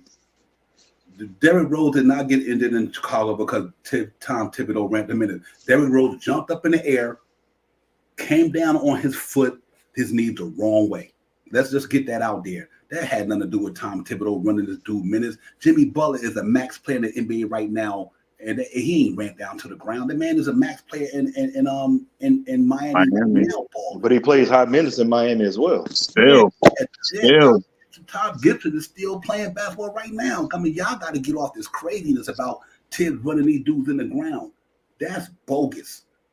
These dudes are built like that. Patrick Ewing and them cats play 45 minutes a game. Yeah. And there was no such thing as load management back in the day. Yeah, load management. What? I mean, Knicks players, Michael Jordan, all these cats, Kobe, Shaq, all them cats was playing 40 minutes a game. Tim Duncan, all of them. It's like, but Tibbs get that bad rap all because of Derrick Rose injury. Derrick Rose knees got shot. Wasn't because his knee got hurt. He went up in the air and he came down on it wrong. That's the injury that hurt Derrick Rose. Wasn't because of how many minutes he played. Derrick Rose was a 20-year-old young man coming out of Kansas. Out of Memphis. Getting busy. And he and that kind of torque that you put on your body, he was explosive. Right. And I'm gonna just say this here because I know a lot of people love Zion, and I'm gonna tell you the same way. That body, his body, the amount of torque and power and explosion he has. Yep. That's I mean, his weight does have a lot to do with it as well, but the way he plays, those over the rim, above the rim type players. Look, hey, I said his name earlier, Antonio McDyess. He was the same way. He didn't play like that, but he went down and broke that kneecap after a dunk in a preseason game and was done after that. It's just the luck of the draw. But Derrick Rose now, I like the Derrick Rose now more than the Derrick Rose of young, because the Derrick Rose did not have a jump shot at all when he first came to the league. He was taking it to the rack and doing everything, flying through the air. Afterwards, he learned how to play, and he has more longevity. The man, 33 years old, and he's not as fast as he used to be, but he's still faster than I say about 90% of the other guards in front of him. I say about 95% of the guards in front of him. He still has a lot to offer, but he has a lot of wisdom, and you can see the difference with him not being there when it regards to IQ. Because I really, with him on there, IQ didn't have to worry about all that. IQ can sit in his position, sit in a spot where he's more comfortable and be that gunner. But now he's trying to gun and pass the ball. So he brings a lot to the table, man. He really, really does. I just don't like seeing the older players play those long minutes. Like, that's just me. Play the young cat. Hey, play the young Thundercats. Let them run up and down the court. Because when you look at young teams, young athletic teams, and I'm just gonna name off the Raptors. That's a long athletic team, and they run the floor. They get it. We don't have that. We don't have. That's a problem I would love for the Knicks to have, but that's a problem we don't have. Yep, I agree with you. I agree with all y'all. But I'm not talking about Josh. I'm just talking about the second. I'm really mostly dealing with the chat. Do y'all think? I think players get injured because that's just what their body is. Sometimes it might not be. It might be your body just can't handle certain things. It might not got to do with the coach playing you a lot of minutes. Maybe your body bone structure is weak.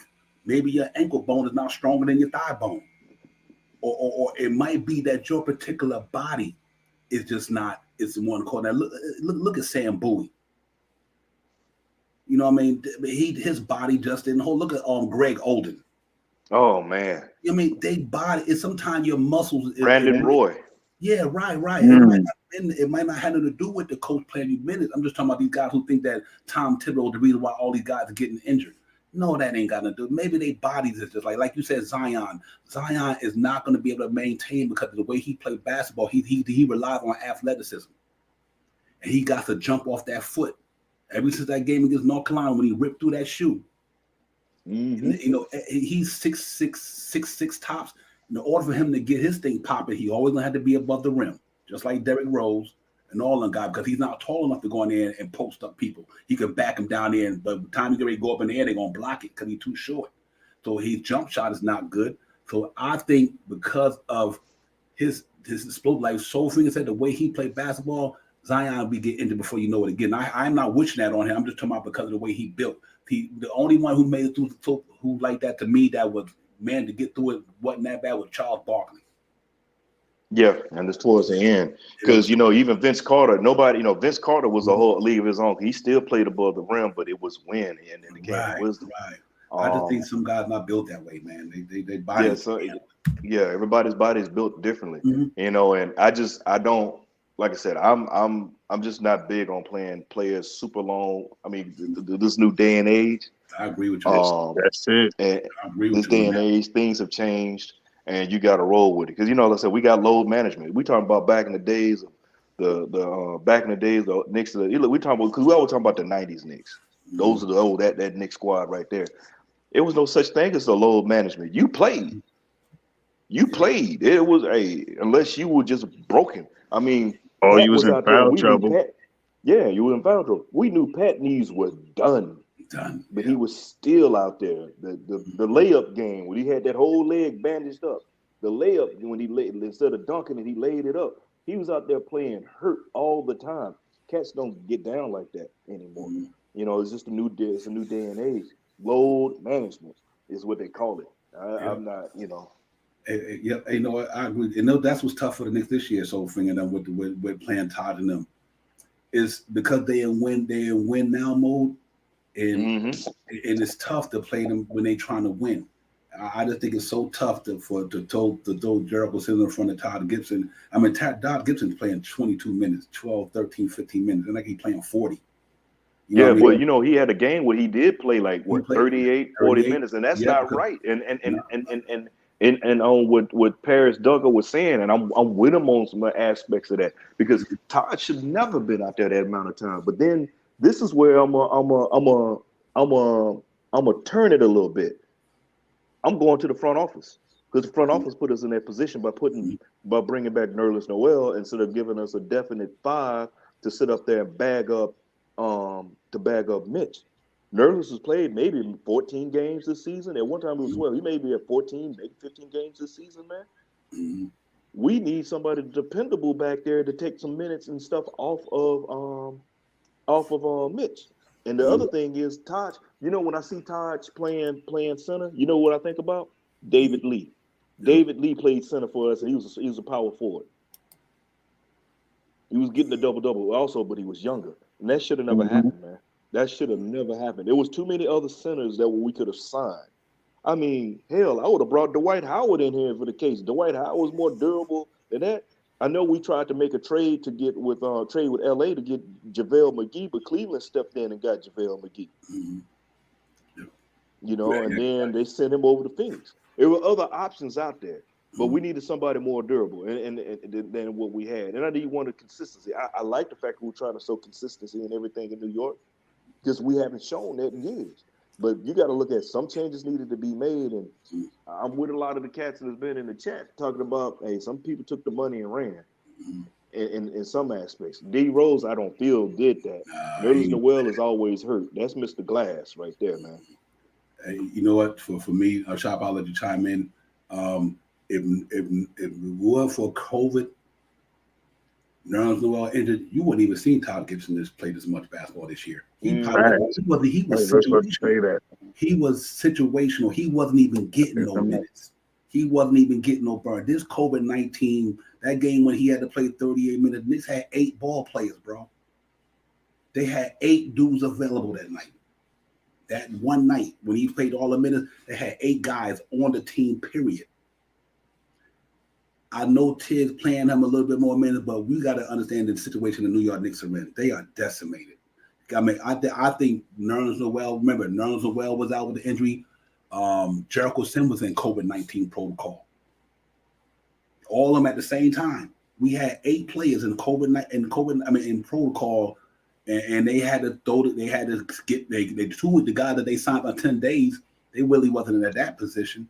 You know what I mean? And I'm not defending Tibbs, but I do think that we also got to take in the totality of the season. The NBA is going through a lot this year, man.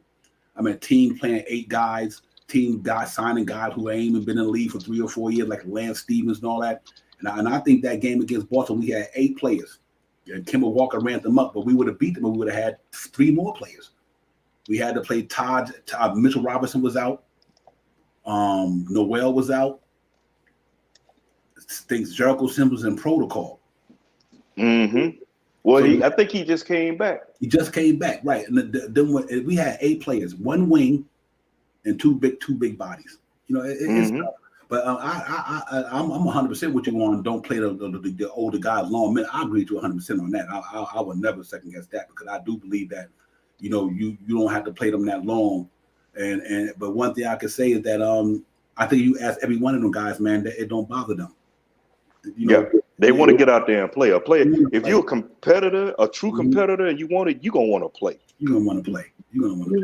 Yeah. And one of the major things with why Taj is playing so many minutes is because, like we said, Noel, man. Noel he's putting the harsh minutes on Taj's knees, man, having him iced up before he comes out to play the game, man. Noel right now is really I mean, I don't want to say hurting the Knicks, but he's that second unit backup for Mitch Robinson right now, you know, is really hurting and is putting a lot of stress. And Taj is looking good out there some nights, man. Taj is always that consummate veteran, man. He's gonna get out there, he's gonna scrap, he's gonna do whatever he can do to try to make it better for the team. But you know, in some cases he just can't, you know, and he ends up, you know, getting ejected like the other night, man. And so I kind of understand why Sims doesn't play because of, you know, he's young, he might not know, but when will we know what Sims will have for the team? You know, we talk about a lot of our centers. We don't see Sims enough. I remember one game this year where Sims really came out and he balled out. The next game, I haven't seen him since. I don't think I've seen him since. I forgot the game it was. I can't think of it right now. I know it was. He had like a double. I think he had a double or close to a Yeah, double. he had one banging game. Wasn't nobody there. He was playing ball, dunking the ball, doing all this stuff. Next game, didn't see him no more. Yeah, I ain't seen him since. Yeah, last time I seen him was in the G League. I was watching that game when he scored I think it was 17 points or 17 rebounds or something like that. I seen a couple of minutes on the G League. You know, I seen. You know what? I remember that game, and I think it was the game two after that. But you know what it is? He converted back. You know, like I said, I think one game don't change the trajectory of what a player is. right? You know what I mean? It don't. I mean, I seen Jericho Sims the other night. Jericho Sims is young. He was the 58 pick for a reason. Yeah, one game don't mean nothing. You know what I mean? Because you know what? Tibbs CD dudes in practice, man. I mean, and here's the thing to me. Much as we might hate Tibbs, the New York Knicks didn't have a problem giving him a 5-year deal. They must have believed in him. We could sit up here and talk about Tibbs all y'all want to. The Knicks gave that man a 5-year deal because they believed in him. Tibbs brought us to the playoffs last year. When the last time a coach brought the Knicks to the playoffs? Think about that. Come on, let's be real about this. When was the last time a coach brought the New York Knicks to the playoffs? Last time was 2008. Woody. 2013. Woody, 13. Woody. And I'm gonna tell you another thing I still think is a problem for us. Once Woody left, you notice the team hasn't been right either without Woody. We didn't find a decent person, a good replacement to put through there, put in this spot. We missed. Look, Woody brought some things that behind the scenes that we didn't see, that a lot of us will never know, and it hurts. Absolutely. Hey, you know what's funny to me, real quick? When Tibbs left Chicago, what happened to Chicago? Oh, yeah, there you go. 5 years. When he left Minnesota, what happened to Minnesota? They still ain't recovered. He came to New York when we wasn't doing nothing and turned us around.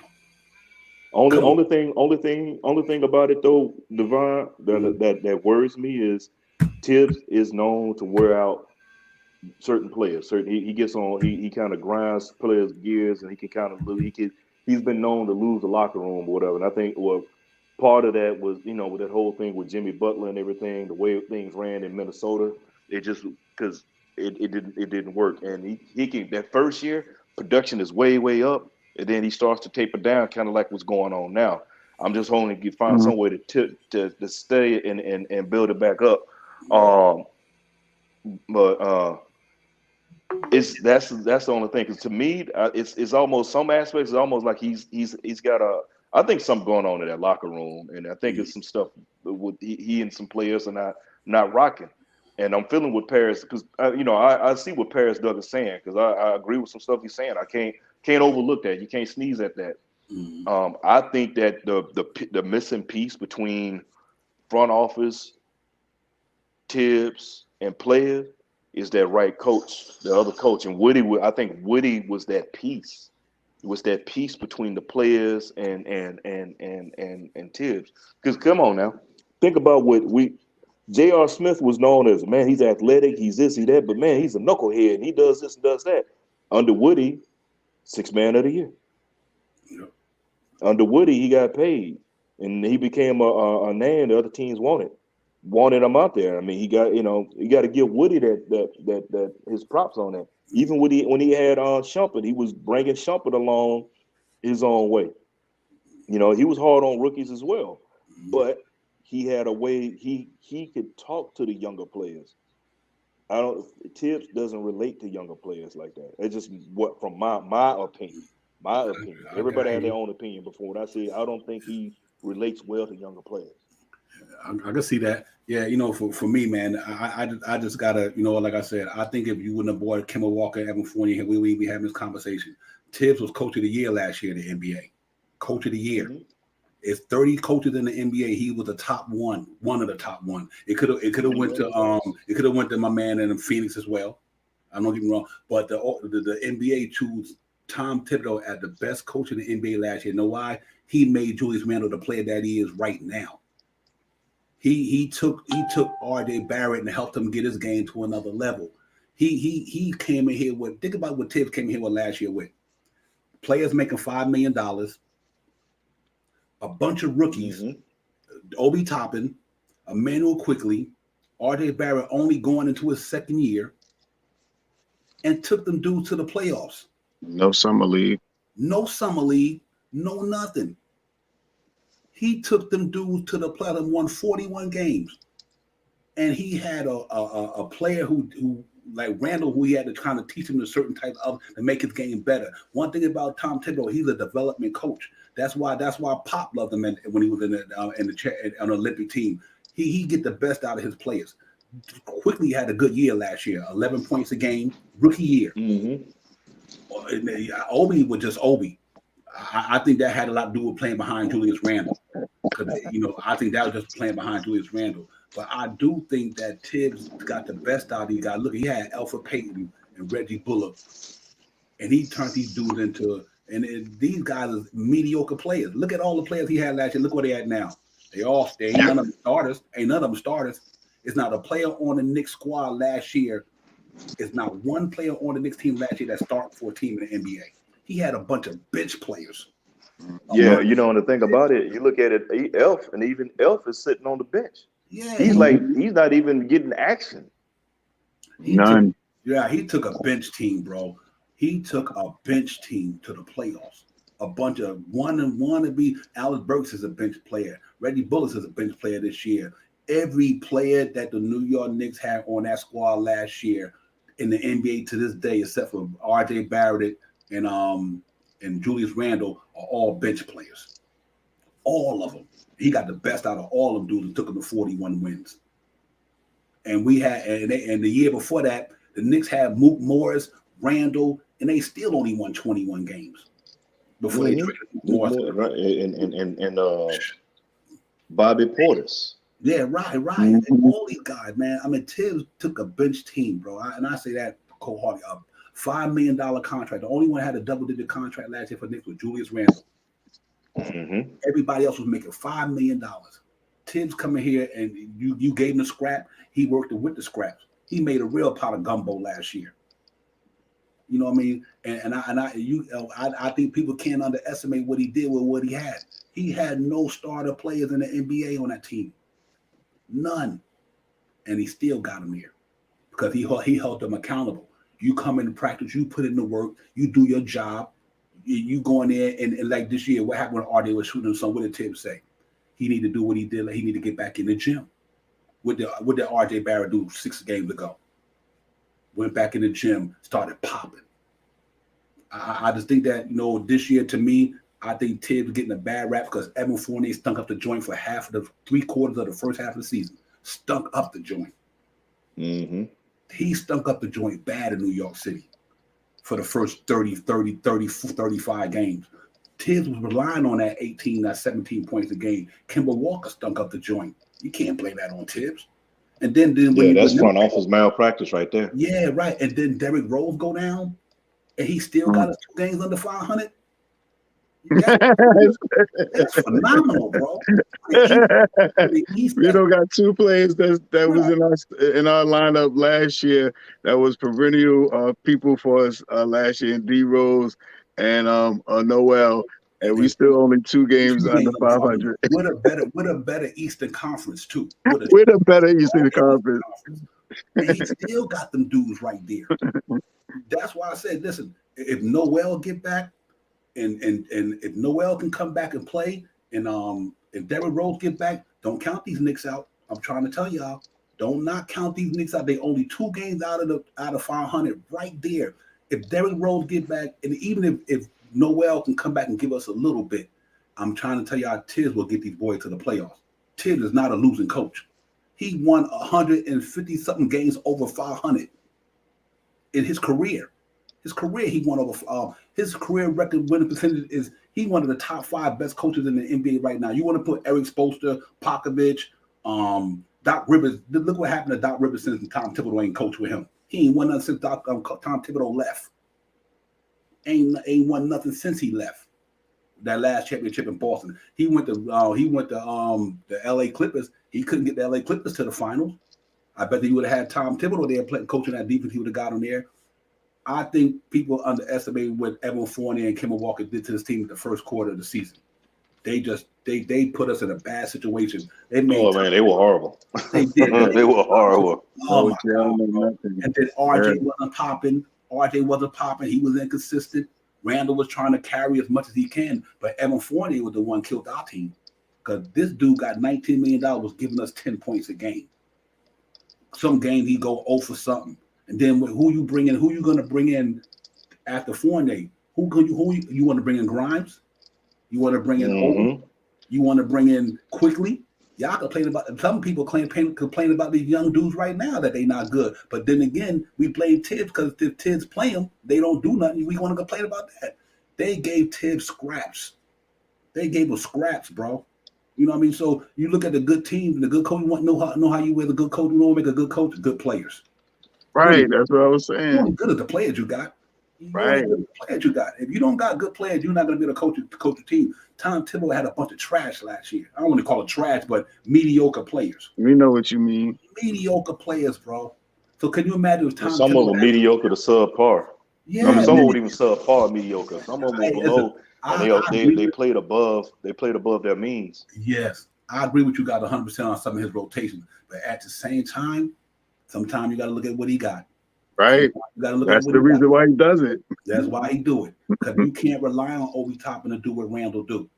Facts. Obi Toppin is stinking up the joint. So what you gonna keep Obi Toppin in there and not let him score when you can just keep Randall in there, let him play extra 4 minutes and get you some points, rebound, and assists? If the dudes ain't popping, they not popping. You know what I mean? They not popping. That's what happened to Kevin Knox. You know what? I feel bad for Kevin Knox, but you know what? Kevin Knox also didn't take advantage of his opportunities. Like, you know, like look at Grimes. Prime example, Grimes is taking advantage of his opportunity, bro. He really is. And, you know, and I just think that, man, you know what? I think the Knicks this year, like you guys said, like Soulfinger said, front office malpractice to a degree. You should not have brought Kemba Walker in here. You did not need Kemba Walker.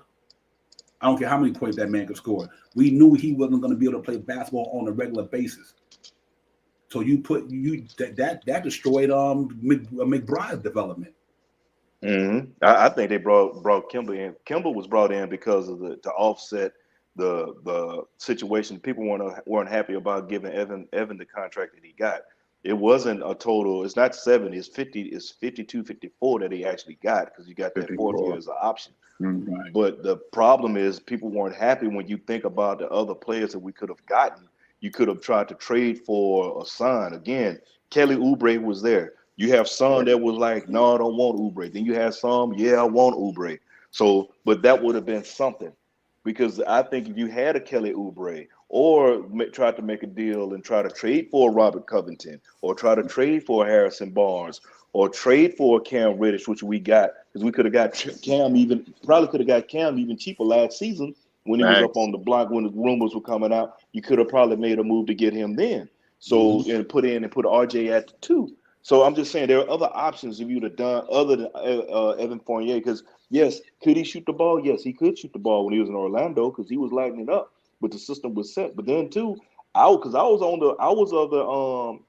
lie, I sipped the Kool-Aid on that Joker, man, thinking that we brought him in, he can shoot, he can help us out. Yeah, I did. I sipped it out, and I'll admit my wrongs. I'm not gonna sit up there and say, you can't say it or whatever it is. Hey, it is what it is, and made a mistake on that one because I showed, Hey, they sold me sand. I was on the beach and they sold me a bucket of sand. That's just what they did. Yeah. You know, but the thing about it is front office made bad moves, and Kimball was brought in, and he was because we needed a point guard. I get it, but there were other options that we could have done something else than bring in Kimball. As my man Anthony D says, bone on bone. That knee don't lie. And I was thinking that Kimball could bring us a little something. He wanted to be here and learn, get some help from Derrick Rose, how he revitalized his career. But his knees and Derrick's knees are two different things. He got an arthritic knee, man. It's not going to get any better. He's going to play a little bit, and then he's going to be down for a long while. Yeah, it was a tough situation, man. I just think that this season, and like I said, to me, it's not even over. We got the same record we almost had last year, a couple of games ago. If we wouldn't have lost these 3 games in a row, this conversation would be minute. It really would. We would be talking about the Knicks about to go do this. We about to get it popping. It would have been like, yo, we don't won 3 games in a row. We 24-21. We about to get it popping. But because we lost these 3 games, everybody is going to be negativity. But when we win an 8-3 in the last 11 games, and when nobody talk about Tibbs can't coach, when nobody talking about Tibbs can't coach, we just won 11-3. We was starting to peak the way we was peaking. There wasn't nobody talking about Tibbs doing anything. I like I said, players got to execute. They got to execute, man. Things. They do. They got to execute, man. Like I said, excuse me, Westbrook. Go ahead, brother. Oh no, I'm not about that. Yeah, they got to execute. 100% right, because like I said, you only good as like let's hypothetically say the U.S. military. You can have all of the supreme. You can have the best commander in chief in the world, but if your cabinet and your soldiers ain't going to war the way they're supposed to, and they ain't executing, we lose the war. You lose the war. And you could delegate only so much. I think the Knicks are fine. I'm just disappointed when we lost last night, but I do think the last couple of games. Yep. The last couple of games, man. And we surely should have played better, man. We should be on a more hiatus right now. We should be feeling a little bit better, you know what I mean, about ourselves, talking about the Knicks. And it is, like you said, they stinking it up, man. And if you really look at the team, the substitutions, when you substitute, who you really gonna sub in for Randall? Who really you can sub in for Randall?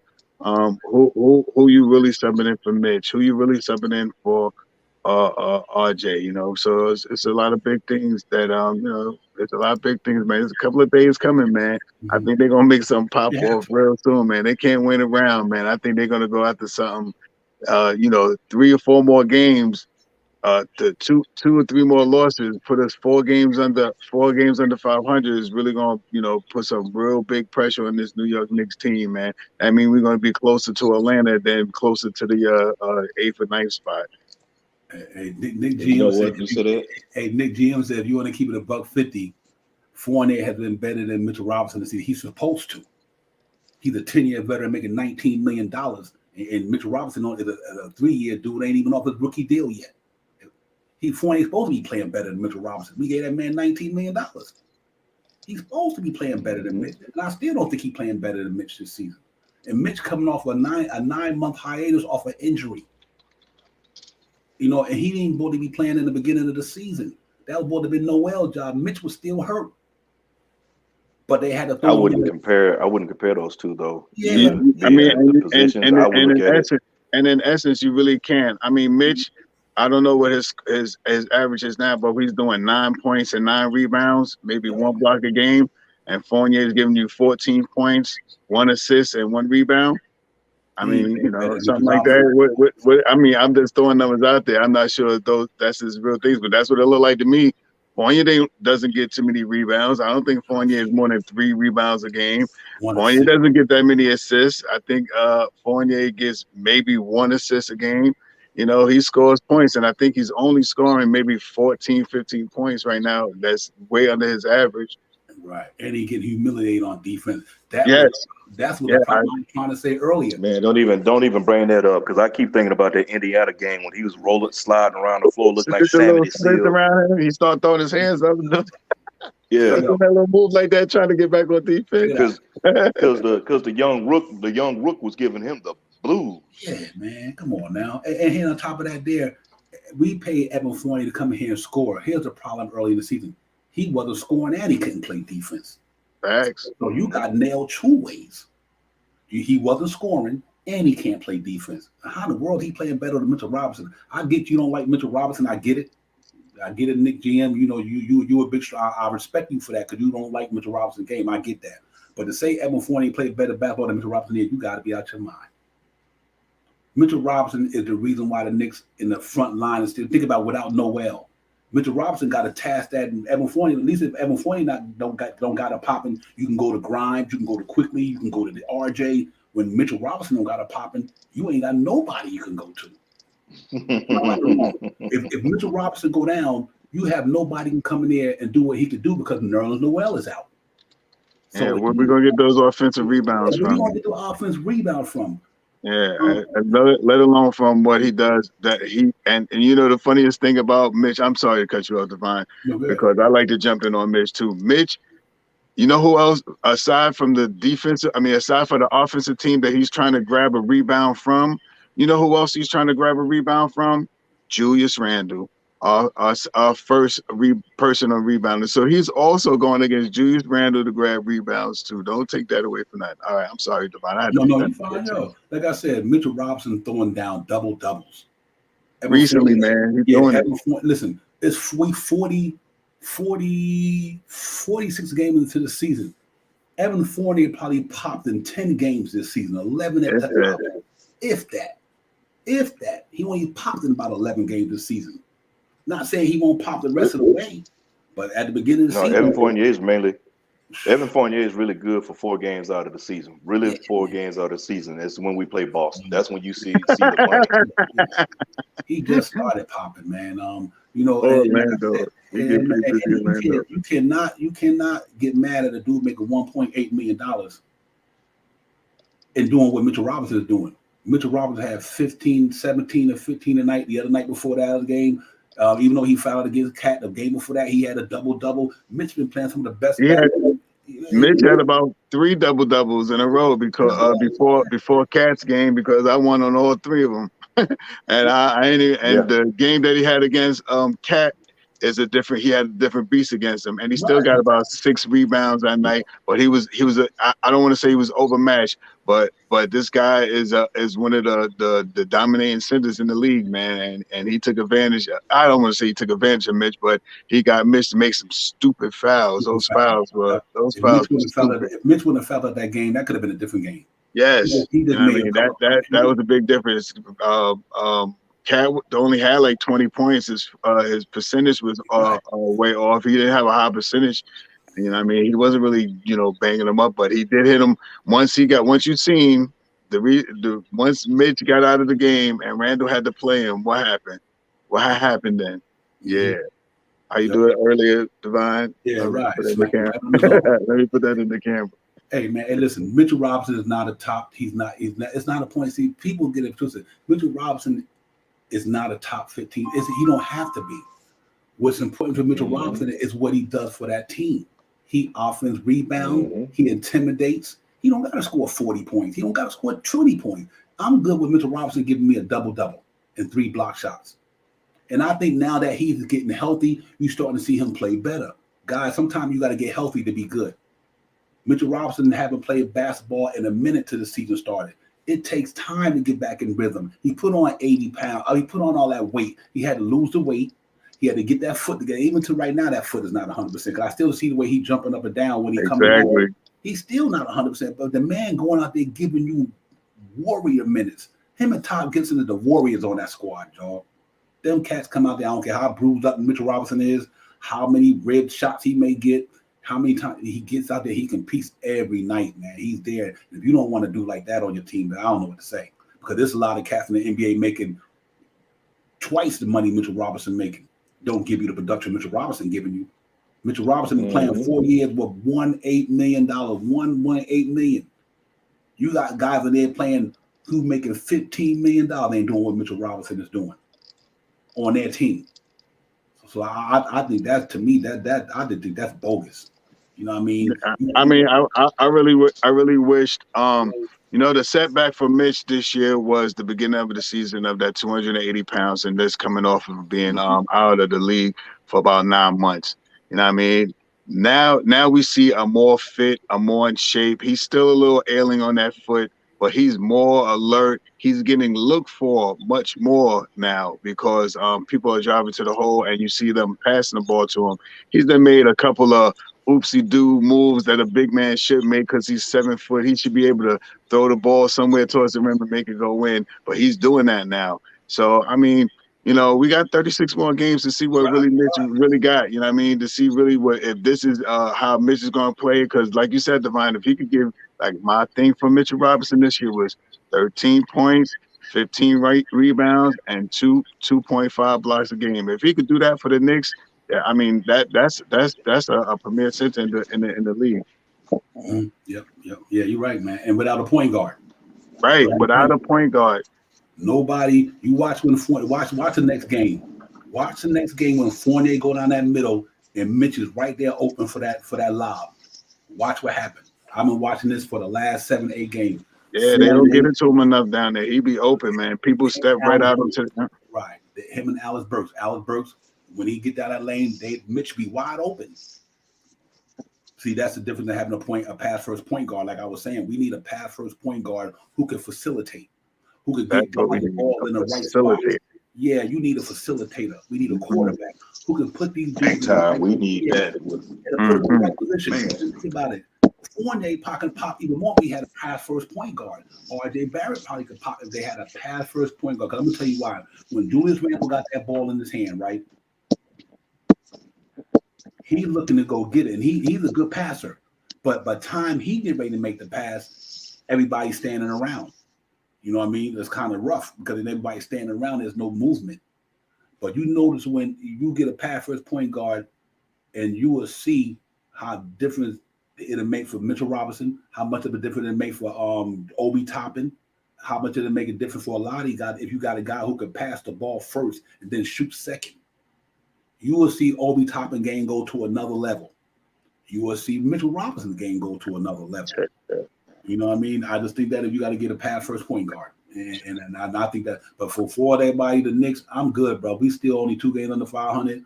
The Knicks will keep competing. They will keep battling. I guarantee you, Tom Thibodeau will get these boys to the playoffs. And you could book that. You heard me say that on today.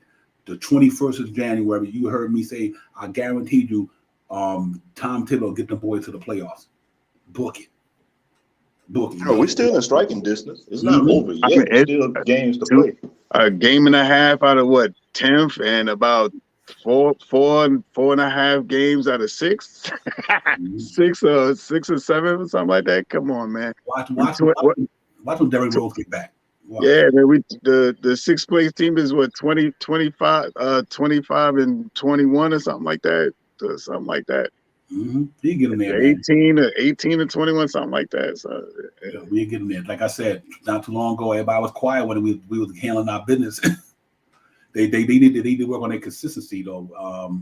They just need to be a little bit more consistent. But like I said, that game against Minnesota and Charlotte and them, it was just turnovers.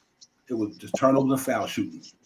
If they would have hit those free throws and they wouldn't have turned that ball over that much, we wouldn't be on right now talking about this. I mean, just like you saying that, Divine, like a lot of those times when these guys turn the ball over, I mean, you know, I'm just saying, you know, a lot of that time would have been the time that D Rose would have been in the game too. You know what I mean? I'm not trying to, you know, say nothing about D Rose if that would have changed any part of the game or anything like that, but I think if he was in some of those games, like I said, man, I think if with D Rose back in the lineup, man, with D Rose back in the lineup, man, I think we'd at least won 4 more games than we got now. I think we'd be above 500. Maybe not by much, but I think we'd be above 500 right now. Mm-hmm. Yeah, I agree with that too. Because, like I said, sometimes it's not about the points. It's not about the points in the region. It's about the play. Yeah, what does he mean to the team? Like you know, missing D Rose, like you put like this here. Sometimes it's what's important to your team. Like Nerlens Noel right now. You know how bad we miss Nerlens Noel right now. We miss him so bad. You miss that body because. Yeah, man, his defense, his all that stuff, man. We miss that because it now Mitch got to play longer minutes. You know what I mean? And who on that team could do what Mitch do other than Nerlens Noel? Who on that team could do what Derrick Rose do? Think about this, guy. Who on that whole Knicks team could do what Derrick Rose do? That's how bad we missing him. Not because he's the best player, not because he puts 30 points up a game. No, because what he means to the team. Right. It's what he means to the team. His 13 points, his 14 points a game. We missing that. For the words of Keith Sweat. Yeah. Nobody. Right. Right. Yeah, we missing that, man. You know, we missing that. We missing his leadership. And right now, when Kimba went down, we couldn't use McBride. He wasn't ready. You know what I mean? We had to throw Alex Burks in there, who's not a natural point guard. We tried to throw Quickly in there, who's not a natural point guard. So we missing a point guard. That's what Derrick Rose means to this team. It don't mean because he's got to score 30 points. It's what he means to the team. Him and Noel was part of this 41-win team last year. Right. I mean, they was part of the 41-win team last year. Now that we don't have them two pieces, it's just a little bit more harder to get there because the young guys, they could play, but they're not on their level. Like these guys could play. I like Obi Toppin. They're not on no Derrick Rose level. Jericho Sims is good, but he's not on a Nerlens Noel level. He can get it. He can be there one day. He can get there one day. But you know, we're going to make some moves in New York. I think we're going to make a move. We're going to have to shuffle the deck to free up some space because Cam Reddish got to get some minutes. When Derrick Rose come back, he got to get minutes. You're going to have Derrick Rose need to get minutes. So it's going to be some wheeling and dealing going on, but I do think the Knicks going to be there. I ain't worried about it. I think they're going to be there. I read it from to go through what they're going through now, then go through it at the end of the season. You know, I think we can come off this road trip at 500 at best. I think we'd be all right. I really do. Well, you know, you said something about that because I think it's another move coming. Mm-hmm. I think we're going to make some kind of another move because, I mean, February 10th is around. I mean, it's coming. Mm-hmm. And for the simple fact that we did make the move that we did to get Cam, I'm looking at it like this. Last night game and game against, you know, the game against the Timberwolves is showing us, I mean, it's quite obvious. Stevie Wonder and Ray Charles can see where we're deficient at. Mm-hmm. And I just see moves. I see us making moves to a move somewhere to improve the team. Yeah. And because we already know Tibbs is win now. Tibbs isn't trying to take a bunch of L's and go out like that. Right. And we already know that for years we've been needing a point guard, but we also need wings. We need size. I just got a feeling we're going to make a move to bring some pieces in that we need. Where they're coming from, who it's going to be, I'm not going to say because I don't know. Mm-hmm. It is, and we already know how our front office moves in silence. Right. You know, so there's going to be a move. We got pieces to move that can be moved. I think the most bet-wise piece that you can move is going to be Alex Burke. Even though when he had a couple of games he had, he's still a movable piece, especially for a contending team. Mm-hmm. Maybe one of the younger guys to bring in somebody else to help. We don't know. We got trade, you know, we got draft picks. So there's ways to put a package in, and we don't know other than what the media is saying who we're looking at. They could be looking at somebody totally different that we don't even have an idea, and it could happen. Yeah, right. Yep. Frank Mato, for me, what move would I make? I think if I'm looking at the long-term trajectory, I like the Robert Covington and Nurkic move, and Joseph Nurkic. I'm going to keep harping on that for this one reason: the Knicks don't got no cap space going into next year, none. If you can move Noel and Alex Burks or Kemba, somebody, maybe a pick, or you might have to throw one of our young players to get them two guys over here. Next year, when this season is over, you free up $25 million. That's the move I want to do. A linky two guys who can play the game and help us in the playoffs right now. Robert Covington can help the New York Knicks right now. Nurkic can help us right now, and it don't mess with the infrastructure because at the end of the season, you don't have to sign them dudes back. You can let them walk. Let them walk. That way, you took Noel $10 million off the book for the next year after that. You took Alex Burks $10 million off the book for the next year after that. You still got Joe King's Noah money. You just got $1 million from the Rondo deal with helping them out. You got $1 million because I think Portland do that because Portland got them on the trade block. They're not going to sign them two dudes back. Portland is not signing them two dudes back. They're not. They the ones put him out there. So Portland ain't rebuilding. They not going for a rebuild. So what you do is you just give them some players who can help them. I think Alex Burks can help Portland, especially because he could score the ball. And what's Portland's Achilles heel? Defense. Their defense is their Achilles heel. So they can use Nerlens Noel and the defense. If they can help them. I don't know who's playing center for them now. They got another person playing center now. I can't recall who it is. But see, here's the thing for Portland, Frank. After this year, they can move them contracts. Now they can go get who they want because now they're freeing up $20 million with Noel and Burks. So they got one more year in that deal. That's going to be easy to move because it's going to be towards aspiring year. So now they got $20 million worth of expiring contracts next year. They can move Noel and him to get somebody who they want to go with Damian Lillard to have money anyway. Because they do got to sign Anthony Simmons. You got Damian Lillard taking up half of that money. You got CJ McCullough taking half of that money. And you just got Powell, am I right? Norman Powell. He's taking up their money. So you're not going to be able to sign them dudes. You won't be able to sign them. They don't want. That's why they got them on the block. So what they could do is just move them to bring in two players who can help at least keep them stay competitive until the next year. Because it looks like they're not going nowhere with Damian Lillard out with a domino injury.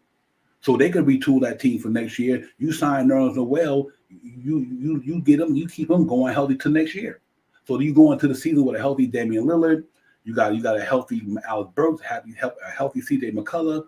And the good thing about it, if it's a player you really want, Noel and my man Alex Burks' contract can get moved. So you got to say Portland probably going to wash it away this year. They're not going nowhere. I mean, right now, if you look at their record, Portland is they 18-26 and they 10th in the West without Damian Lillard. So that's the only reason I think they would do that because they're trying to move him. They're not trying to rebuild. You can't rebuild with Damian Lillard there. You can't rebuild with CJ. Sure can. It's Frank. I don't think it need to help their situation here because they're not going nowhere. They not going nowhere. It don't have to help them this year. They're not going nowhere. What it does is it helps them preparing for the next year. That's what it's about. They not rebuilding. They not going nowhere this year. They could bring Noel and Burks in there to help that team play this year. They not going nowhere. I don't think it's about helping them this year. It's about helping them when Damian Lillard come back next year fresh. CJ McCullough come back fresh. And they got a backup center in Noel, and they got a good serviceable 6-man or 7-man, whatever, Alex Burks. They could use them on a playoff team. So that's the reason I think they would do it. And if you got to throw in a pick or you got to throw in some, I think the key is to me is to get them two guys on that team next year. So when it's time for the trading deadline to come next year, if they want to move them, they can move them because they got expiring deals. It ain't even about this year for Portland. Portland finished this year. You know what I mean? God, I don't think Portland doing anything this year with the way. Oh, no, it's a wrap for them this year. Right. It's a wrap for them. So I think they help us this year, Frank Matos, because if Nurkic is a good serviceable dude, he averaging 13 a game, 12 or 13 a game. He can back up Mitch at the 5. Robert Covington is a 3-and-D dude.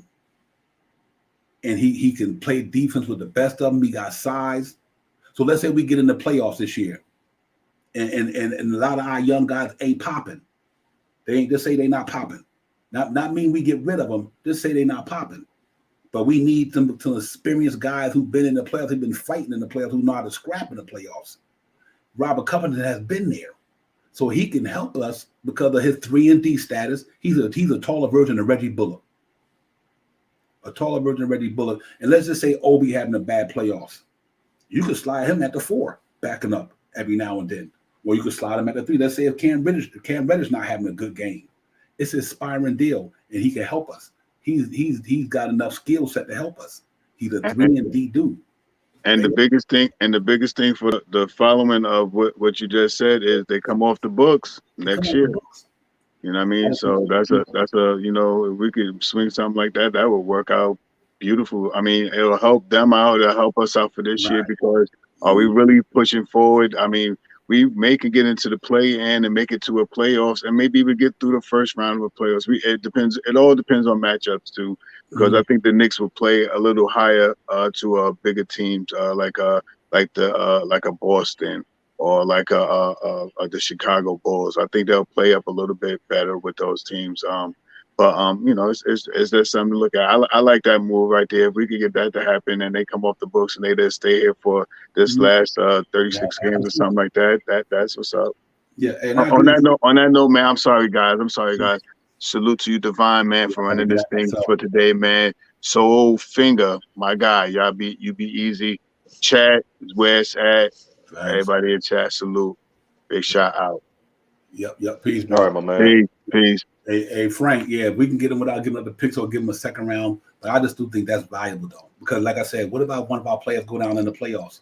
Let's say going toward the end of the season, let's say if Alex Burks or Evan Fournier, somebody go down, you got to have somebody in there who can come in there and fill them shoes, man. You know what I mean? And right now, the way it looks, we haven't seen Cam Reddish play over 10 games yet. We don't know how he gonna pan out.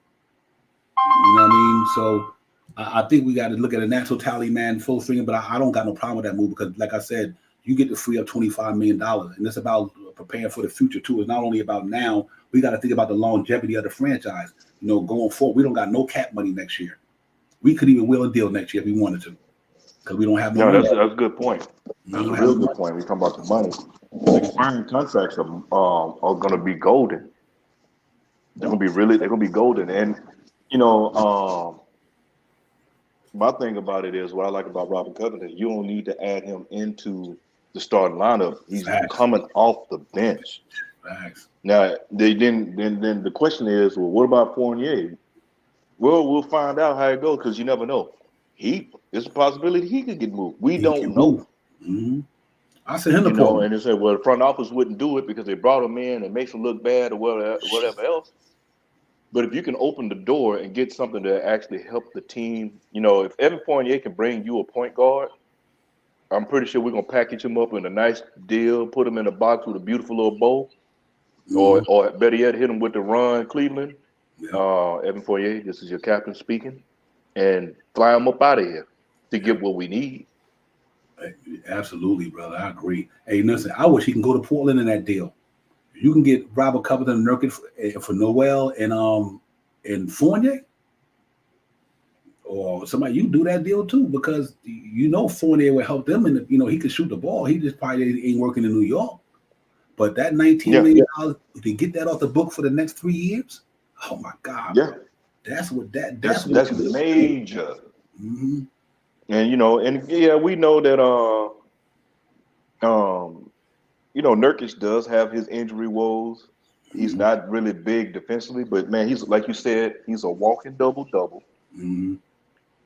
And he's a problem in that paint. He and he can hit you. He can stretch the floor a little bit too. Yeah. He's a decent shooter, you know, because he brings a lot to the table. Mm-hmm. But I'm just looking at from the money aspect that you put out there that you touched on. Man, that is big. Mm-hmm. Man, you can get that. Like I said, Nurk, we only need him for half a season after the All-Star break, after the trading deadline for 3 months. Rent that dude for 3 months, and then after that, he can walk where you want to walk. Because this contract, him and Robert Covington contracts are expiring money. And like I said, you get rid of them two. You got Joakim Noah $6 million on the books, so that's $32 million right there combined with their contract. You got the $1.1 million from the Rondo deal. You got the $1 million something from the Cam Reddish deal. Now you're looking at almost $35 million with, you know what, and you done freed up money. You freed up money. And then now you get to see who's out there, who's going to be available. Because keep in mind, all the major superstars, you know, because of way these times where these cats stayed with the money. Mm-hmm. They stayed with the money, with guaranteed money, because things had revenue, things weren't going in. Mm-hmm. But I would look at it like this here. You set yourself up for whatever's going to come. And then if you decide to make a bigger trade to get something else, a bigger, say some big name or bigger name player, You can absorb that contract now. You can absorb the contract now with those by let that other money fall off. Yep, absolutely. That's what it's about. And to me, if you do that, say if you can't move Fournier, you know what? Now Cam Reddish get his burn.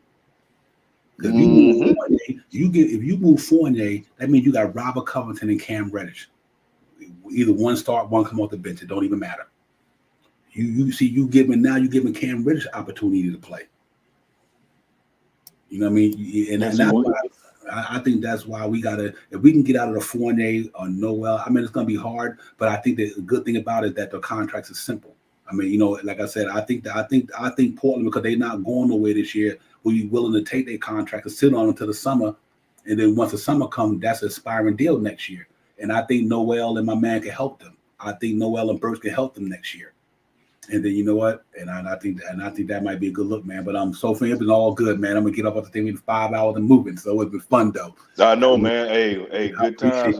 Hey, good letting me come in and chop it up with you, Devon. You know, man. My schedule, you know, I'm always missing you. Got you cats coming in on the other end, but you know, it's always an honor and a privilege to be able to get on and yeah, as usual, you always drop some jewels and some knowledge, and shout out to the chat, you know. Yes, sir. Everybody got their different takes and everything. The one thing I can say is everybody have a different opinion on how we can get to the promised land and get that championship, but the bottom line, we all want the same thing. We want that banner. We want a championship. And that's the main thing. So just keep that and everybody in perspective, you know, when it comes down to it. Because it's gonna happen in time. Yeah, we all want the same thing. And we, like you say, you know, that's a good thing about it though, because you know, when you got a bunch of knowledgeable people, you know what I mean, we all knowledgeable brothers and sisters up in here, you know what I mean? You know, and it's not to say that my take is better than yours or my take is right and you wrong. It's not about that, but I just try to show that a different angle to go about it too. Because you know, always one thing I might miss, you might got it. You know what I mean? I might miss a point, but you got the point to make sure that I see that point. And that's what I try to do, to make sure that people understand that even though you got a opinion about it, that doesn't mean that there's not another opinion that can make a difference. You know what I mean? But you know, we're in a good place. The old saying is, it's more than one way to skin a cat. That's all it is. And bottom line, we want the championship. And my thing is this, and say this in closing. If a player don't want to come in and put the effort, if a player don't want to hear the boos, if a player want to be in their feelings, this ain't the place for you, bro. We want you to come in here, handle your business. Because if you're gonna come in and take the money and want to say all this and that, say all this, that, and the third, you don't need to be here. It's about the Knicks. It's about what's on the front of the jersey, not what's on the back of the jersey. I don't care about your brand. I want to know what you're gonna do to make the team better and bring us a championship. Because this team is starving for a championship. It's going on 50 years since we had a championship. You know, you, Paris Duggar, you know, y'all been around longer than me. I was only a few months old when they won the last championship. So I can't celebrate that. I can't say it was my championship. I don't know what it is. I know what it is to be there and lose it. Now I want to be there to win it. So let's get it. Yeah, right. Hey, like my man Rakim would say, either other states come right in Zach, it ain't where you're from, it's where you at. Where you at? Yes, sir. Where you at, brother? So it don't matter where you're from. Any from Knicks fan to Knicks fan, don't matter where you're from. Because you live in a different zip code, don't mean that's where you're from. That's where you're at right now. You know what I mean? It don't matter. A Knicks fan is universal. We got Knicks fans all over the world. I mean, you know, we represent the orange and blue hard, man. And I'm a ride or die Knicks fan from day one, growing up in Pasadena, New Jersey, all the way to where I'm at now. But my heart is orange and blue all day, every day. You know what I mean? So that's all day. All day. Born and raised. Hey, I may have been born and raised in the boot, but hey, when you cut me, I bleed that blue and orange. Yes, sir. That's what it's about. Yeah, but great show, man. Man, I'll see the brothers on the next one. So, I appreciate you spending some time up in here with us, man. Real talk. I appreciate you opening the doors for me, my man. All right, brother. And to the chat, Frank Montos, once a Nick, always a Nick 100, man, child. Everybody, man. Supreme System Lord. Let me go, Paris. Duggar, my man. Salute to you, Paris. Wise head up in there as well. Everybody, let's get it popping, man. I see y'all cats Sunday, man. Pre-game, we get it popping. Let me sure I don't want to leave nobody out. Got Nick 100, got Supreme. Everybody who came up here, Queens Court, appreciate you. Shaw Powers, appreciate you. Cheyenne Powers in the chat today, appreciate you as well. Everybody, man, let's go get it. Let's look for it. Hopefully we can bounce back on Sunday in that matinee game and try to get a victory, man. Get back at it. D Cool, salute to you. Be civilized, my brother. Salute to you as well. Let me keep it going. I ain't trying to leave nobody out. You know how roll call is. And we get it popping. And Brian, my man, salute to you as well. Everybody, man. D. Ross, Johnny Davis, Finesse, Full J. Salute to you and everybody, man. Great show. We know we've been on here for a minute, but I enjoy chopping it up with you cats all the time. You guys bring some wise and take up in here. Y'all really wise in what you do. That's why I say Nick Real Talk got the best chat in the business. Cause y'all and a worldwide long salute to you for coming in today. I forgot about that. I don't want to leave my brother out there. But everybody, man, y'all have a good weekend. And I'll catch you cats on the next side, on the flip and everything, man. Let's go get it, man. We see y'all Sunday, man. Pre-game, Nick's Real Talk. We'll be All right, now. All right, brother. Y'all be good, and I'm out. Be easy.